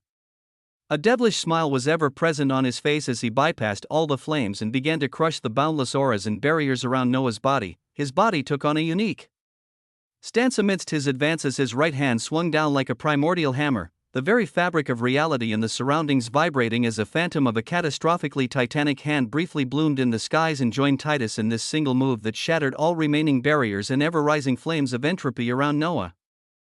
Reaching his body right away, the light of multiple consummate boundaries shone on the fist of Titus as at this moment, the light of Noah's consummate boundaries also covered his body as the strike arrived. Boom. The impact was dreadful as Noah felt like he was hit by the weight of a dozen planes of existence at the same time. The hardness of his body and his foundation wasn't for show as paired up with his ever-increasing ionic defense values, and the fact that he had released waves of attacks and barriers to reduce the terror of this attack to it all culminated into the shocking reality of him being capable of taking the strike of an unequaled Reverend Emperor without his very skin ripping apart. Bzzzt, the authority of multiple consummate boundaries surged as with this impact, Noah's figure was the one to be blasted down towards the stellar black earth as the strike was simply too heavy, and at such a juncture, Titus continued to speak, "With a wave of my hand, reality's collapse." His body once more took on a unique stance as if he was following the movement arts lost through the eons of extremity. With a single punch, planes of existence shatter. This.is power. These are the extremity martial arts of Genesis. Boom. His momentum was relentless and utterly dominating as his hands repetitively punched out with shocking grace and power, his voice ringing out along with it. Genesis Wing Chun's third style. His hands formed fists at some points and released palms on other instances, but the result was the conjuration of all the strikes he had made into massive silver-gold phantoms of palms and punches that covered all of Noah's vision. Each one was utterly catastrophic as it was equivalent to a full strike of an unequaled Reverend Emperor. Yet even while facing such a horror-inducing sense of power, Noah's expression retained its majesty as his body exploded. With concentrated ionic mana of extremity, he could conjure any myriad of skills as he wished. This time, he released thousands of severing rays of light that were composed of spinning singularities of blitzkriegs. Tendrils of ruin and nullity wrapping around them in a show of beautiful chaos and destruction as the moment they left his body. Thousands more of such rays were released again and again, and again. I think you should take a look at, as if he was a conduit releasing countless and endless rays of severing light.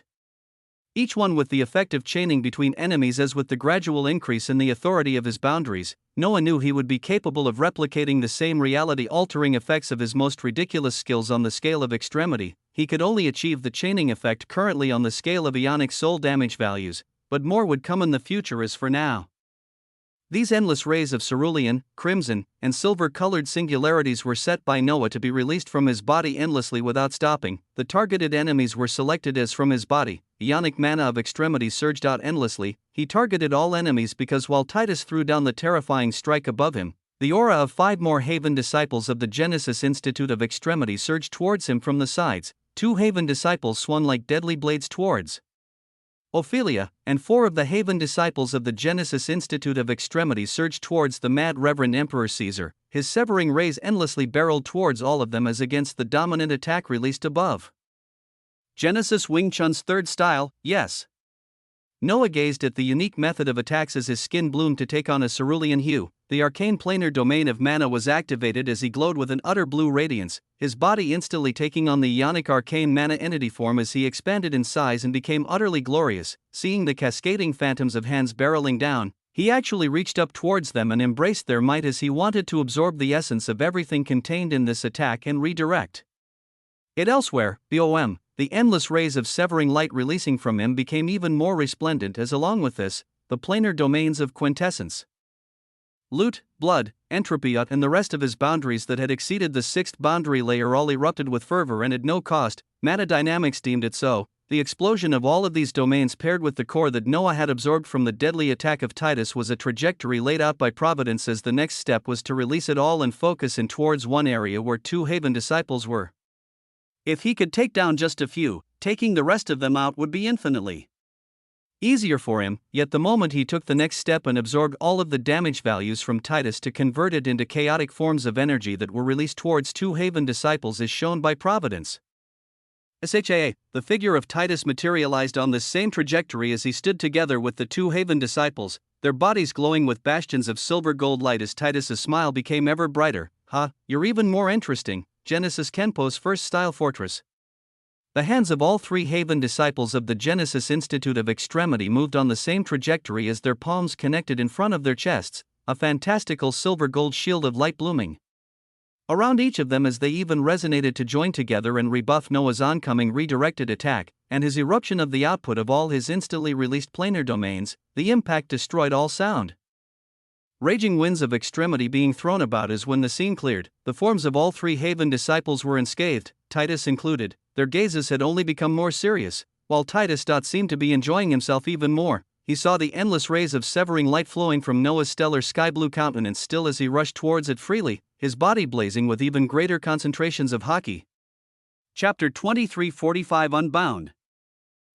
Within a communication channel ingrained in the ionic souls of the Haven disciples of the Genesis Institute of Extremity, don't be caught off guard.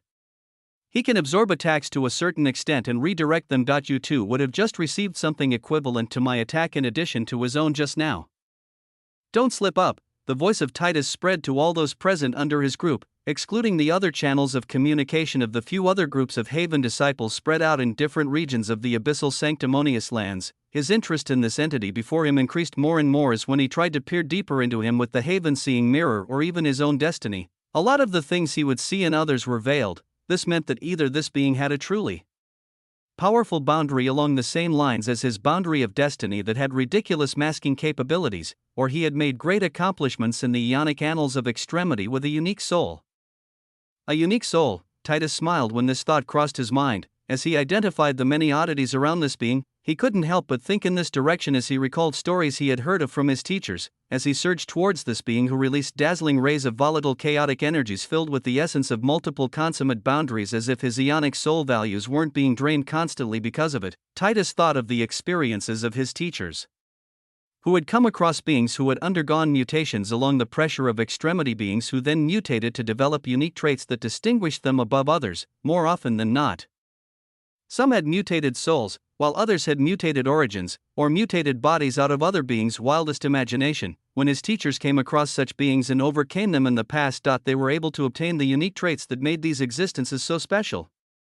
One of his teachers that was a step away from extremity at this very moment had overcome an entity with a mutated aspect of existence in the past that could devour and assimilate everything about their enemy and reproduce it for themselves without fail, and his teacher had gained this unique mutation for himself after this being was defeated. From his teacher's experiences, there were also instances of the appearance of other mutated entities who turned all enemies they defeated into legions of deathly shadows that did their bidding. Entities who were so technologically advanced they could calculate and foresee paths billions of years into the future. Entities who had been existences that reached extremity trillions of years ago and had faced true death. And yet they were reborn eons later. Such entities existed. They were unique and powerful as if one wasn't careful, they may even fall to their sheer power. There were even renowned mutated entities who were important personages across the vaults of extremity to this day. So, who are you, WAA? Which faction was cultivating this mutated entity? With his Genesis Institute of Extremity, he didn't have to be wary of too many factions apart from the truly horrific and ancient ones, and those factions wouldn't send their prodigies into an excursion like the initiation of the extremity vein of the youngest haven. Their history was too deep, and they were among the first to scour the oldest havens of extremity and obtain unimaginable boons, another indication that made Titus fearless, and to count the faction this Osmont belonged to as something either at the same level as his Genesis Institute of Extremity or below. Was the level of power this being displayed. If he was truly from one of those ancient terrifying factions, their means were immeasurable, as Titus would long be dead at this moment, so he made a move. He wanted to see if he could actually catch a mutated entity in its infancy, as there were many things about it that Titus was inquisitive about, and at this moment, none were more pressing than the fact that this being endlessly released rays of light that attacked all of them here senselessly. And it didn't look like he was stopping anytime soon. Is it actually a mutated origin with a ridiculous resource usage? Let's see. I think you should take a look at. He became even more excited as he pulled from the extremity martial arts of Genesis to unveil everything this entity hid. He was at the very center of it all, endless rays of severing light constantly unleashed from him as they smashed towards his enemies and were bounced away by silver-gold barriers of light, but they instantly chained towards nearby Haven disciples constantly, as it was a never-ending bombardment. It kept the Haven disciples targeting Ophelia somewhat occupied and allowed her some breathing room, as she was much too weak for them. And it even aided the mad Reverend Emperor Caesar as he raged and turned into trillions of burning quasars. Yet even with all this, the strongest being here was undaunted. Titus continued his relentless advancement, as to Noah's surprise, even though he absorbed all the damage values from his enemy's attack while in his Ionic arcane mana entity state, he inexplicably felt nearly 25% of his Ionic vitality value sapped away. It showed that this was one of the few extremely powerful enemies Noah had faced in recent times, as he held means that could also heavily bend reality itself. Facing such an enemy caused Noah's tyranny and quintessence to burn brightly as it embraced the challenge, seeking to overcome it and come out even stronger, as at this moment any sense of shackles were released from him. Alright, let's get wild. Such a thought blossomed as countless thoughts crossed Noah's mind, and after he validated them with Providence, he proceeded forward with a plan. He had a predetermined number of boundaries he could deem quintessential, as when he did so and simply brought them to the 6th boundary layer, they would then be propelled to the 9th boundary layer by quintessence. He had conserved the last 2 slots of ruin and nullity, but from taking down the Varicella Emperor Kong and Arachnoid Prion Queen, he gained the sources of 4 complete crims and 3 Ionic pearls of extremity.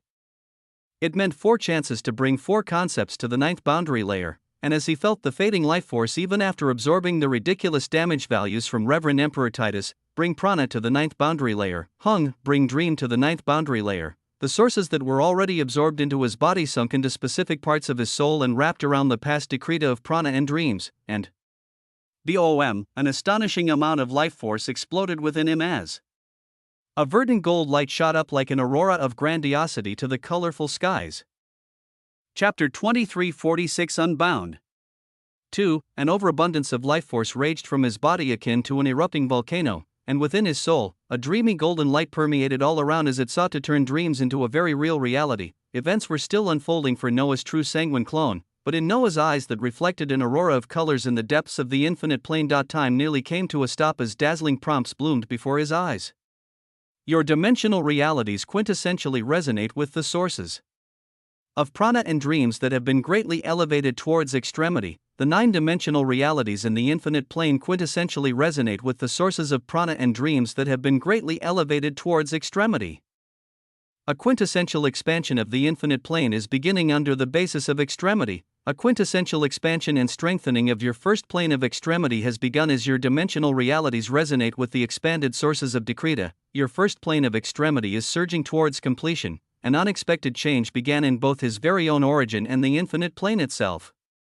The infinite plane was already steadily advancing towards an entirely new construct due to its natural laws that bound it, beginning their expansion to extremity. The vast stretches of reality and domains within it entirely different now from how they were just a day ago. Now, the 9 connected minor planes within it and their decreta that defined them also rose up towards a phenomenal change. What would happen when the authority of dreams to make the impossible possible greatly rose to the upper boundaries of extremity? What would happen to prana?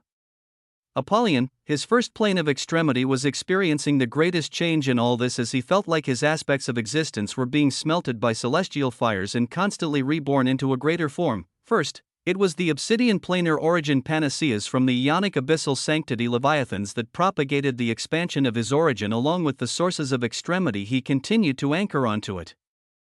Now, his expanded sources of extremity relating to Decreta kicked this into high gear as everything was rapidly propelled forward. The matches that lit everything up was the advancement of prana and dreams to the ninth boundary layers. The life force that Titus had inexplicably taken was entirely replaced as the blood and amount of life within Noah exploded to become many times what it was before.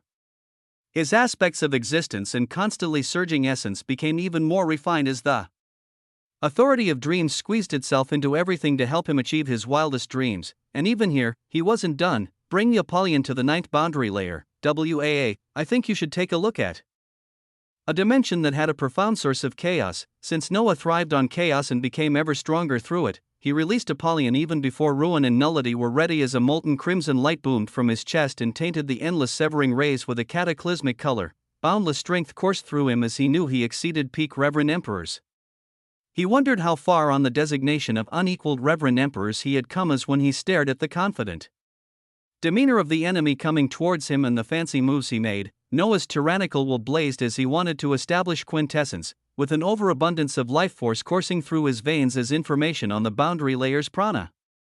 Dreams, and Apollyon flowing into his mind, he spoke out calmly, plane of dreams, plane of prana, plane of Apollyon, hung. It felt like he was pulling out the very dimensional realities within his origin, as if he was taking their grand power and imposing it on the outside world, in the silver-gold skies that were altered with the dominant hockey released by Titus and the other Haven disciples. Boundless stellar verdant vegetation flowered as trees that would put Yggdrasil to shame.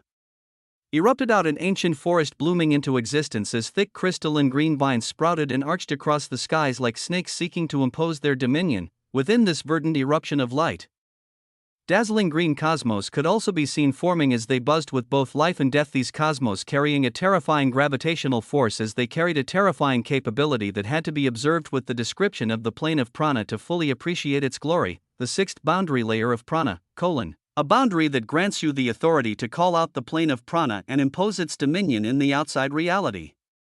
As it is a manifestation of your prana dimensional reality, it comes at no cost to call out as once active. The plane of prana constantly releases a light of ionic vitality regeneration that rejuvenates 85% of your total ionic vitality values every nanosecond.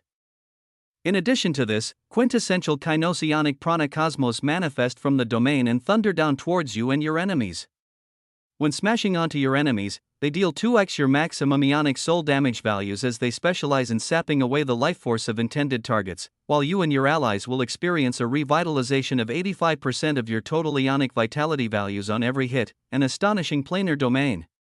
It caused for the flourishing of quintessential kinosionic prana cosmos as if they were verdant sons of life and death, streaming towards the Haven disciples as they further added to the things they had to defend against when such a cataclysmic cosmos smashed onto Ophelia.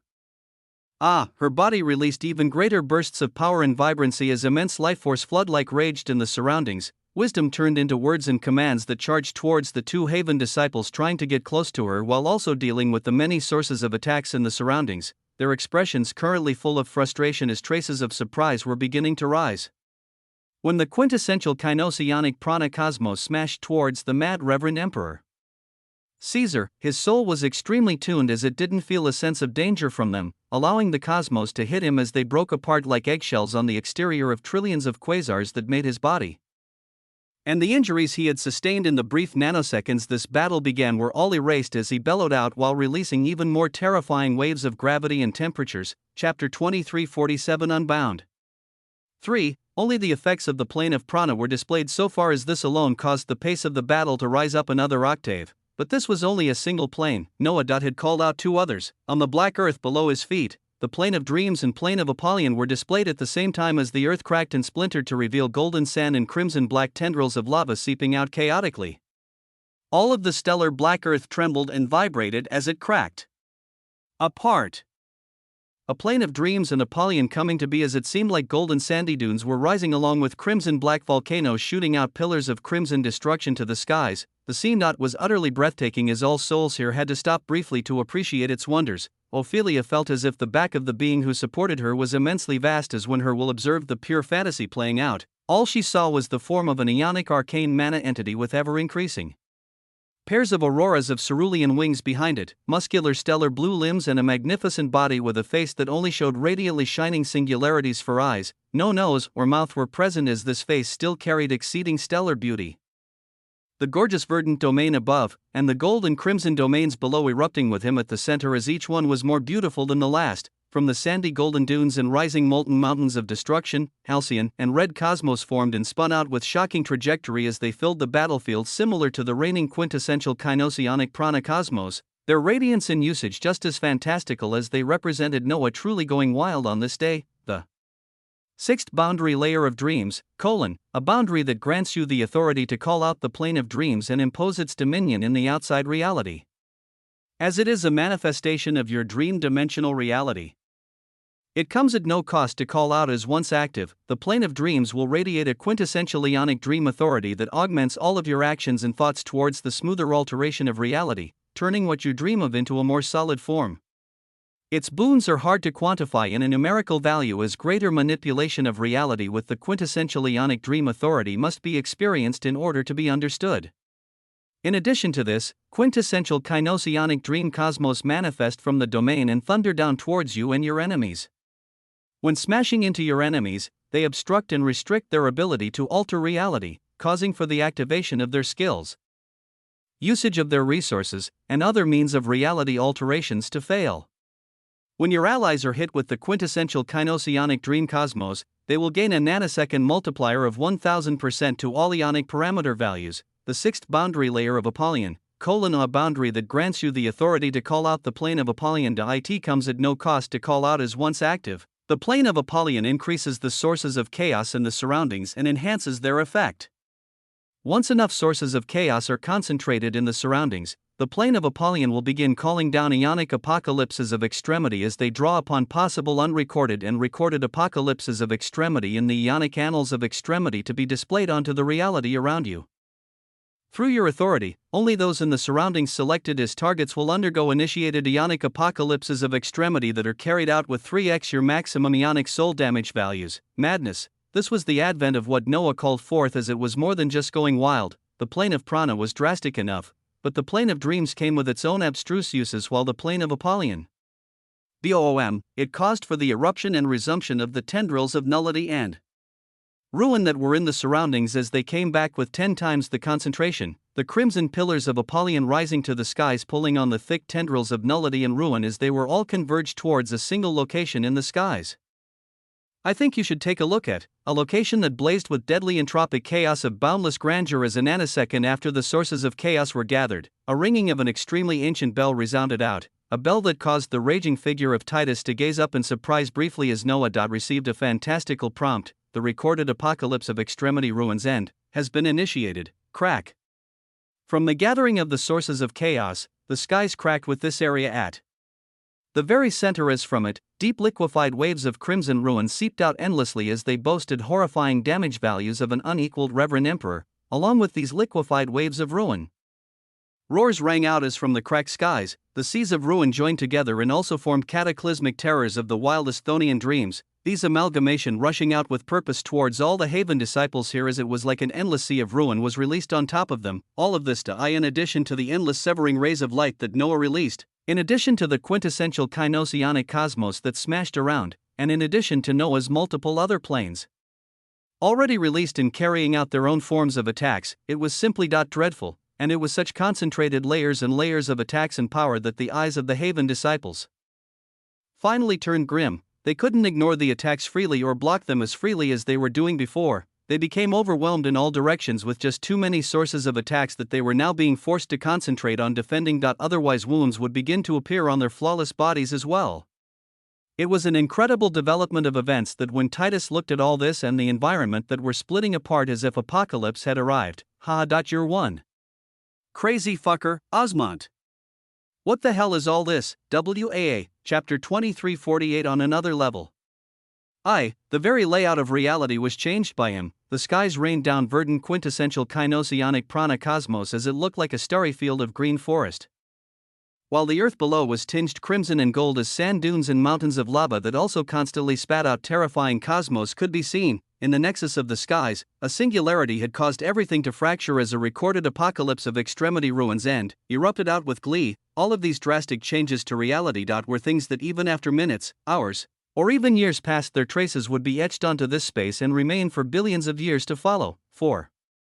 The mark of the being that called them out to stretch across history, and at the center of it all was an existence taking on the ionic arcane mana entity form as he released rays of boundless light. Titus bellowed out with ever-luminescent eyes while at the same time, his hands unfurled to release something, utterly terrifying. Words that even caused his allies to be shocked left this being as amalgamations of terrors formed from an endless sea of ruin crashed towards him, along with severing rays of light and quintessential kinosionic cosmos seeking his end. Yet his body became covered by a gorgeous and impenetrable silver-gold glow as the object he released from his hands was a radiant stellar feather, a feather, yet its appearance caused a dreadful sense of oppression to appear in this space as this single feather was not of the same form of life as them. The feather flashed. The mad Reverend Emperor Caesar roared out as an unprecedented feeling of danger descended, something being shattered and unleashed in his soul as a cosmic glow descended unto him. At the center of it all, Noah's soul clearly felt the utterly dreadful feeling as his stellar eyes of singularities were concentrated with even more disorder and chaos, a trace of anger rising within them at this moment as he actually turned towards another direction entirely. It was towards the ionic soul clone of Ophelia that also seemed to sense something profound at this moment, a light sigh escaping her lips as when Noah turned towards her and locked eyes with her gaze, she spoke out with a tinge of guilt. "I'm sorry, I think you should take a look at." This was the last thought to flash as an instant later, the radiance of the apex ionic soul totem erupted. It erupted and covered everything entirely. A celestial bird's cry reverberated out that carried sound waves that would normally shatter the souls of even peak reverend emperors, followed by the appearance of corporeal silver gold claws that emanated grandeur far exceeding the ninth boundary layer. These silver gold claws instantly manifested across this whole space as they tore down everything they came across, seeming like starry points of sharp light that tore apart any barrier they came across. A few appeared near the mad Reverend Emperor Caesar as he bellowed out while parts of his body were torn apart, his soul receiving heavy damage at the same time as immense gravitational waves were erupting from him to keep everything else at bay. Even fewer streaks of these deadly claws appeared beside the figure of Ophelia as the endless glow of golden wisdom covering her body was torn apart as if it didn't exist, the light of the dreadful apex ionic soul totem entering her soul and very quickly causing everything to dim. Wisdom had told her that her ionic soul clone would not die here today. But when it came to a power exceeding it wasn't even able to see, as in this case, wisdom turned out to be wrong, a power outside the boundary of a lifeform like her descended as even though it wasn't the full attack that an apex ionic lifeform could release, it was an attack that infinitely neared this power as its true terror wasn't in any numerical sense in terms of damage values. Its true terror was that it contained traces of power from an entirely advanced lifeform. The attack entirely destroyed the gorgeous countenance of Ophelia as after her defenses were bypassed, her radiant figure was instantly turned into ash as her ionic soul clone perished. Destiny could be wrong. Wisdom could be wrong. When it came down to it, extreme power was the only decider of a path. A bellow of rage erupted out from the being that all the silver gold claws were actually targeting at the very center of. His countenance shone with dozens of overlapping quintessential kinosionic prana and dreams cosmos were ready to unfurl at a moment's notice, even greater authority being pulled upon as the ninth boundary layer of prana and dreams were activated. From Noah's body, what seemed like two genuine lights of minor planes of existence flashed to surround him as he withstood an attack that even his ionic arcane mana entity form could not entirely negate. An overabundance of life force and dream authorities surrounding him, he sought to bring existence to his whims and overcome this. The recorded apocalypse of extremity, ruin's end, converged towards him. His manifested planes and now what seemed like palpable and genuine minor planes of existence erupted from his massive body as glorious quintessence shone from all around. Noah intending to match an unstoppable enemy who showed how different the creatures within the vaults of extremity were. Chapter 2349 on another level. 2. In the Abecedarian Sacrarium, atop the Golden Dream platform in the Abecedarian Observatory, the true Emperor of Light had a look of surprise bloom on his face as he turned towards Noah, who was seated on the throne, to speak. I just received a communication from one of our apex ionic life forms. He says BZZZT. His visage was turning towards Noah seated on the throne as he spoke, but his words couldn't continue coming out as immense terror and fear gripped him and many others here in the next second. It was because in this calm environment, a progression of unbelievable events bloomed for those perceptive. First was the figure of Ophelia beside the golden throne that Noah sat on, having a look of worry appear on her expression an instant before. This look changing into shock a moment later and acceptance as next, her light brown face became extremely pale as she fell to her knees while spitting out blood. But this wasn't all. Noah's figure on the golden throne released a bellow as he instantly adopted the Ionic arcane mana entity form, the planes of dream and prana also being called out around this clone as horrifically. On the space above Ophelia. Silver gold claws carrying the authority of an apex Ionic lifeform shot out and cascaded towards her main body. This dot was the power of an apex Ionic soul totem, the power of an apex Ionic lifeform. It didn't matter whether it was one's clone or main body when the soul signature of a being was targeted and deemed for death. It would seek the very source of this being. The attack from the deeper areas of the abyssal sanctimonious lands actually crossed an unknown distance to appear in the Abecedarian Sacrarium, Noah stepping between it and Ophelia's main body as he took the last vestiges of the silver gold claws into his body that was wrapped by dozens of quintessential Kinosionic prana and dream cosmos, DOM. The attack was devastating as behind Noah wasn't just Ophelia, but the clones of Adelaide, Anna, and many others who didn't leave with his son towards the lands of noblesse. Noah stepped in front of them to take on the last vestiges of this deadly attack, as it was much easier to handle than what his true sanguine clone currently faced in the abyssal sanctimonious lands. The usage of multiple methods wrapping up the horrific damage and sense of oppression that this attack released as Noah contained it all. WAA, the skies closed back up as raging waves of entropy surged. The impact contained, but the effect of what had just occurred was fresh in the minds of all beings. The true Emperor of Light and the other elder ancestors standing before Noah had fallen to their knees due to the sheer pressure of this attack, as Light was one of the two reverends here, and even he felt a surge of terror at the attack that came through as he recognized it to be something carrying traces of an apex Ionic lifeform, yet this true Emperor of Quintessence had actually withstood it? Seeing the glorious cerulean form of the existence that was gradually fading as soon as the deadly attack was dispersed, Light and the other elder ancestors couldn't get their minds to wrap around the fact that this being truly was their descendant. He instead seemed like one of the mysterious entities they only heard of with caution and fear. Light felt as if his mouth was extremely dry as he tried to open up his mouth and speak again, because the message he had was also something he considered of utmost importance. This point, one of the apex Ionic lifeforms from our lineage is seeking he can wait. Noah's resonant voice boomed out as one could feel the anger within it. The true Emperor of Light felt his soul tremble as he realized that even when he thought he had overestimated the might of this last true Emperor of their barren lands, he had still been too far off, as his voice alone made him feel like he was talking to the respected personages that were entirely different lifeforms. Noah ignored the elder ancestors as, after he looked at Adelaide and the others to confirm they were okay, he bent down to the figure of Ophelia that was shivering on the dreamy golden sands as he cradled her into his arms. She had suffered a heavy injury to her soul with the death of an Ionic soul clone, her radiant light brown skin tinged red. At this moment, as Noah only felt his anger riding when seeing her in this state, the type of power to have put her in this state was all the more dreadful as it stemmed from an apex Ionic soul totem. With her soul and origin currently being unstable as a surging light spread out from his body and covered her, their figures moving across space to a different location as multiple panaceas were already flowing from Noah's expansive space to heal her, the light of prana currently being infused fully into her as quintessential Kinosionic prana cosmos were constantly being released from Noah's hands and showering her body. In his mind, a great deal of computations were being carried out as, while his dream-dimensional chassis took care of Ophelia, his true sanguine clone in the abyssal sanctimonious lands had the ordeal of surviving the brunt and focused attack released by one of the more deadly enemies he had faced in recent times. Across the Ionic haven of dissolution, in a domain far above an azure sky filled with the remnants of shattered planes of existence, how exactly shall we navigate this? We received invitations from other factions in nearby havens as among their boons, consummate boundaries are part of it. Now, we hear our descendant actually has multiple. The voice was deep and ancient, a voice filled with power and age as it rang out from a being shrouded by a violet light, his visage hidden as he talked towards another figure bathed in a golden radiance not too far away. The figure bathed in a golden radiance held a profound light of fortune, as it was the true Emperor of Fortune, the one who had built the Golden Forge and left their history recorded in the vestiges of the barren lands. You move as you wish. Up to this day, you don't seem to have realized that we each make our own fortune. I'm sure this true Emperor of Quintessence doesn't have any amicable feelings towards you lot anyways due to your ruthless actions. So what exactly will you even do? The voice was calm and filled with a profound sense of laziness as the opposing apex Ionic lifeform who had spoken first let out a snort. his violet haze shone with even grander radiance as he spoke out while gazing at the expanse of shattered planes of existence.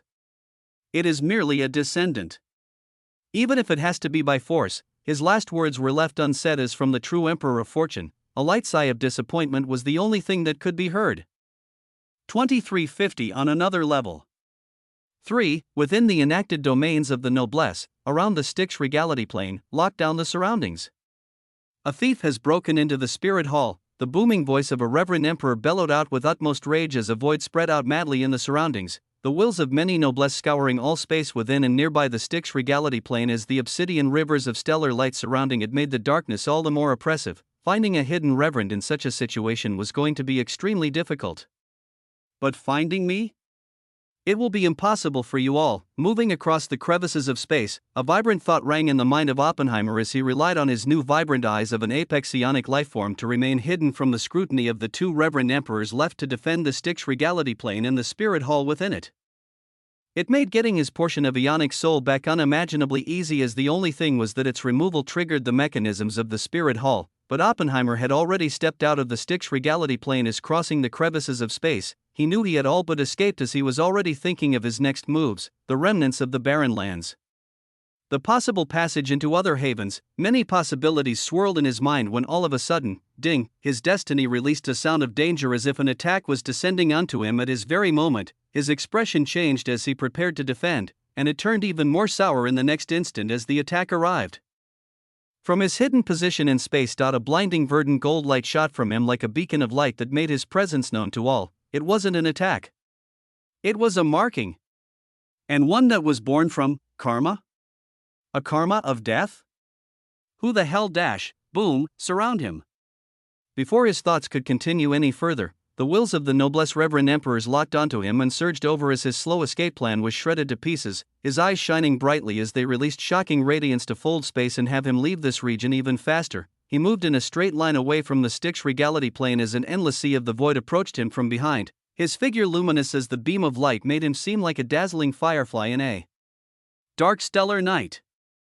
And just as he moved a few light years forward, BZZT, he felt space coil and constrict around him as an instant later, an essence at his very core felt a rejection as his advancement was stopped and he was pushed back. He gazed towards the point of the rejection as unbelievably, a thin golden film of light could be seen extending in front of him and going on to cover the space above and below this golden film of light, even extending and wrapping around the faraway Styx regality plane as it seemed like a circular barrier that contained everything, a barrier of destiny.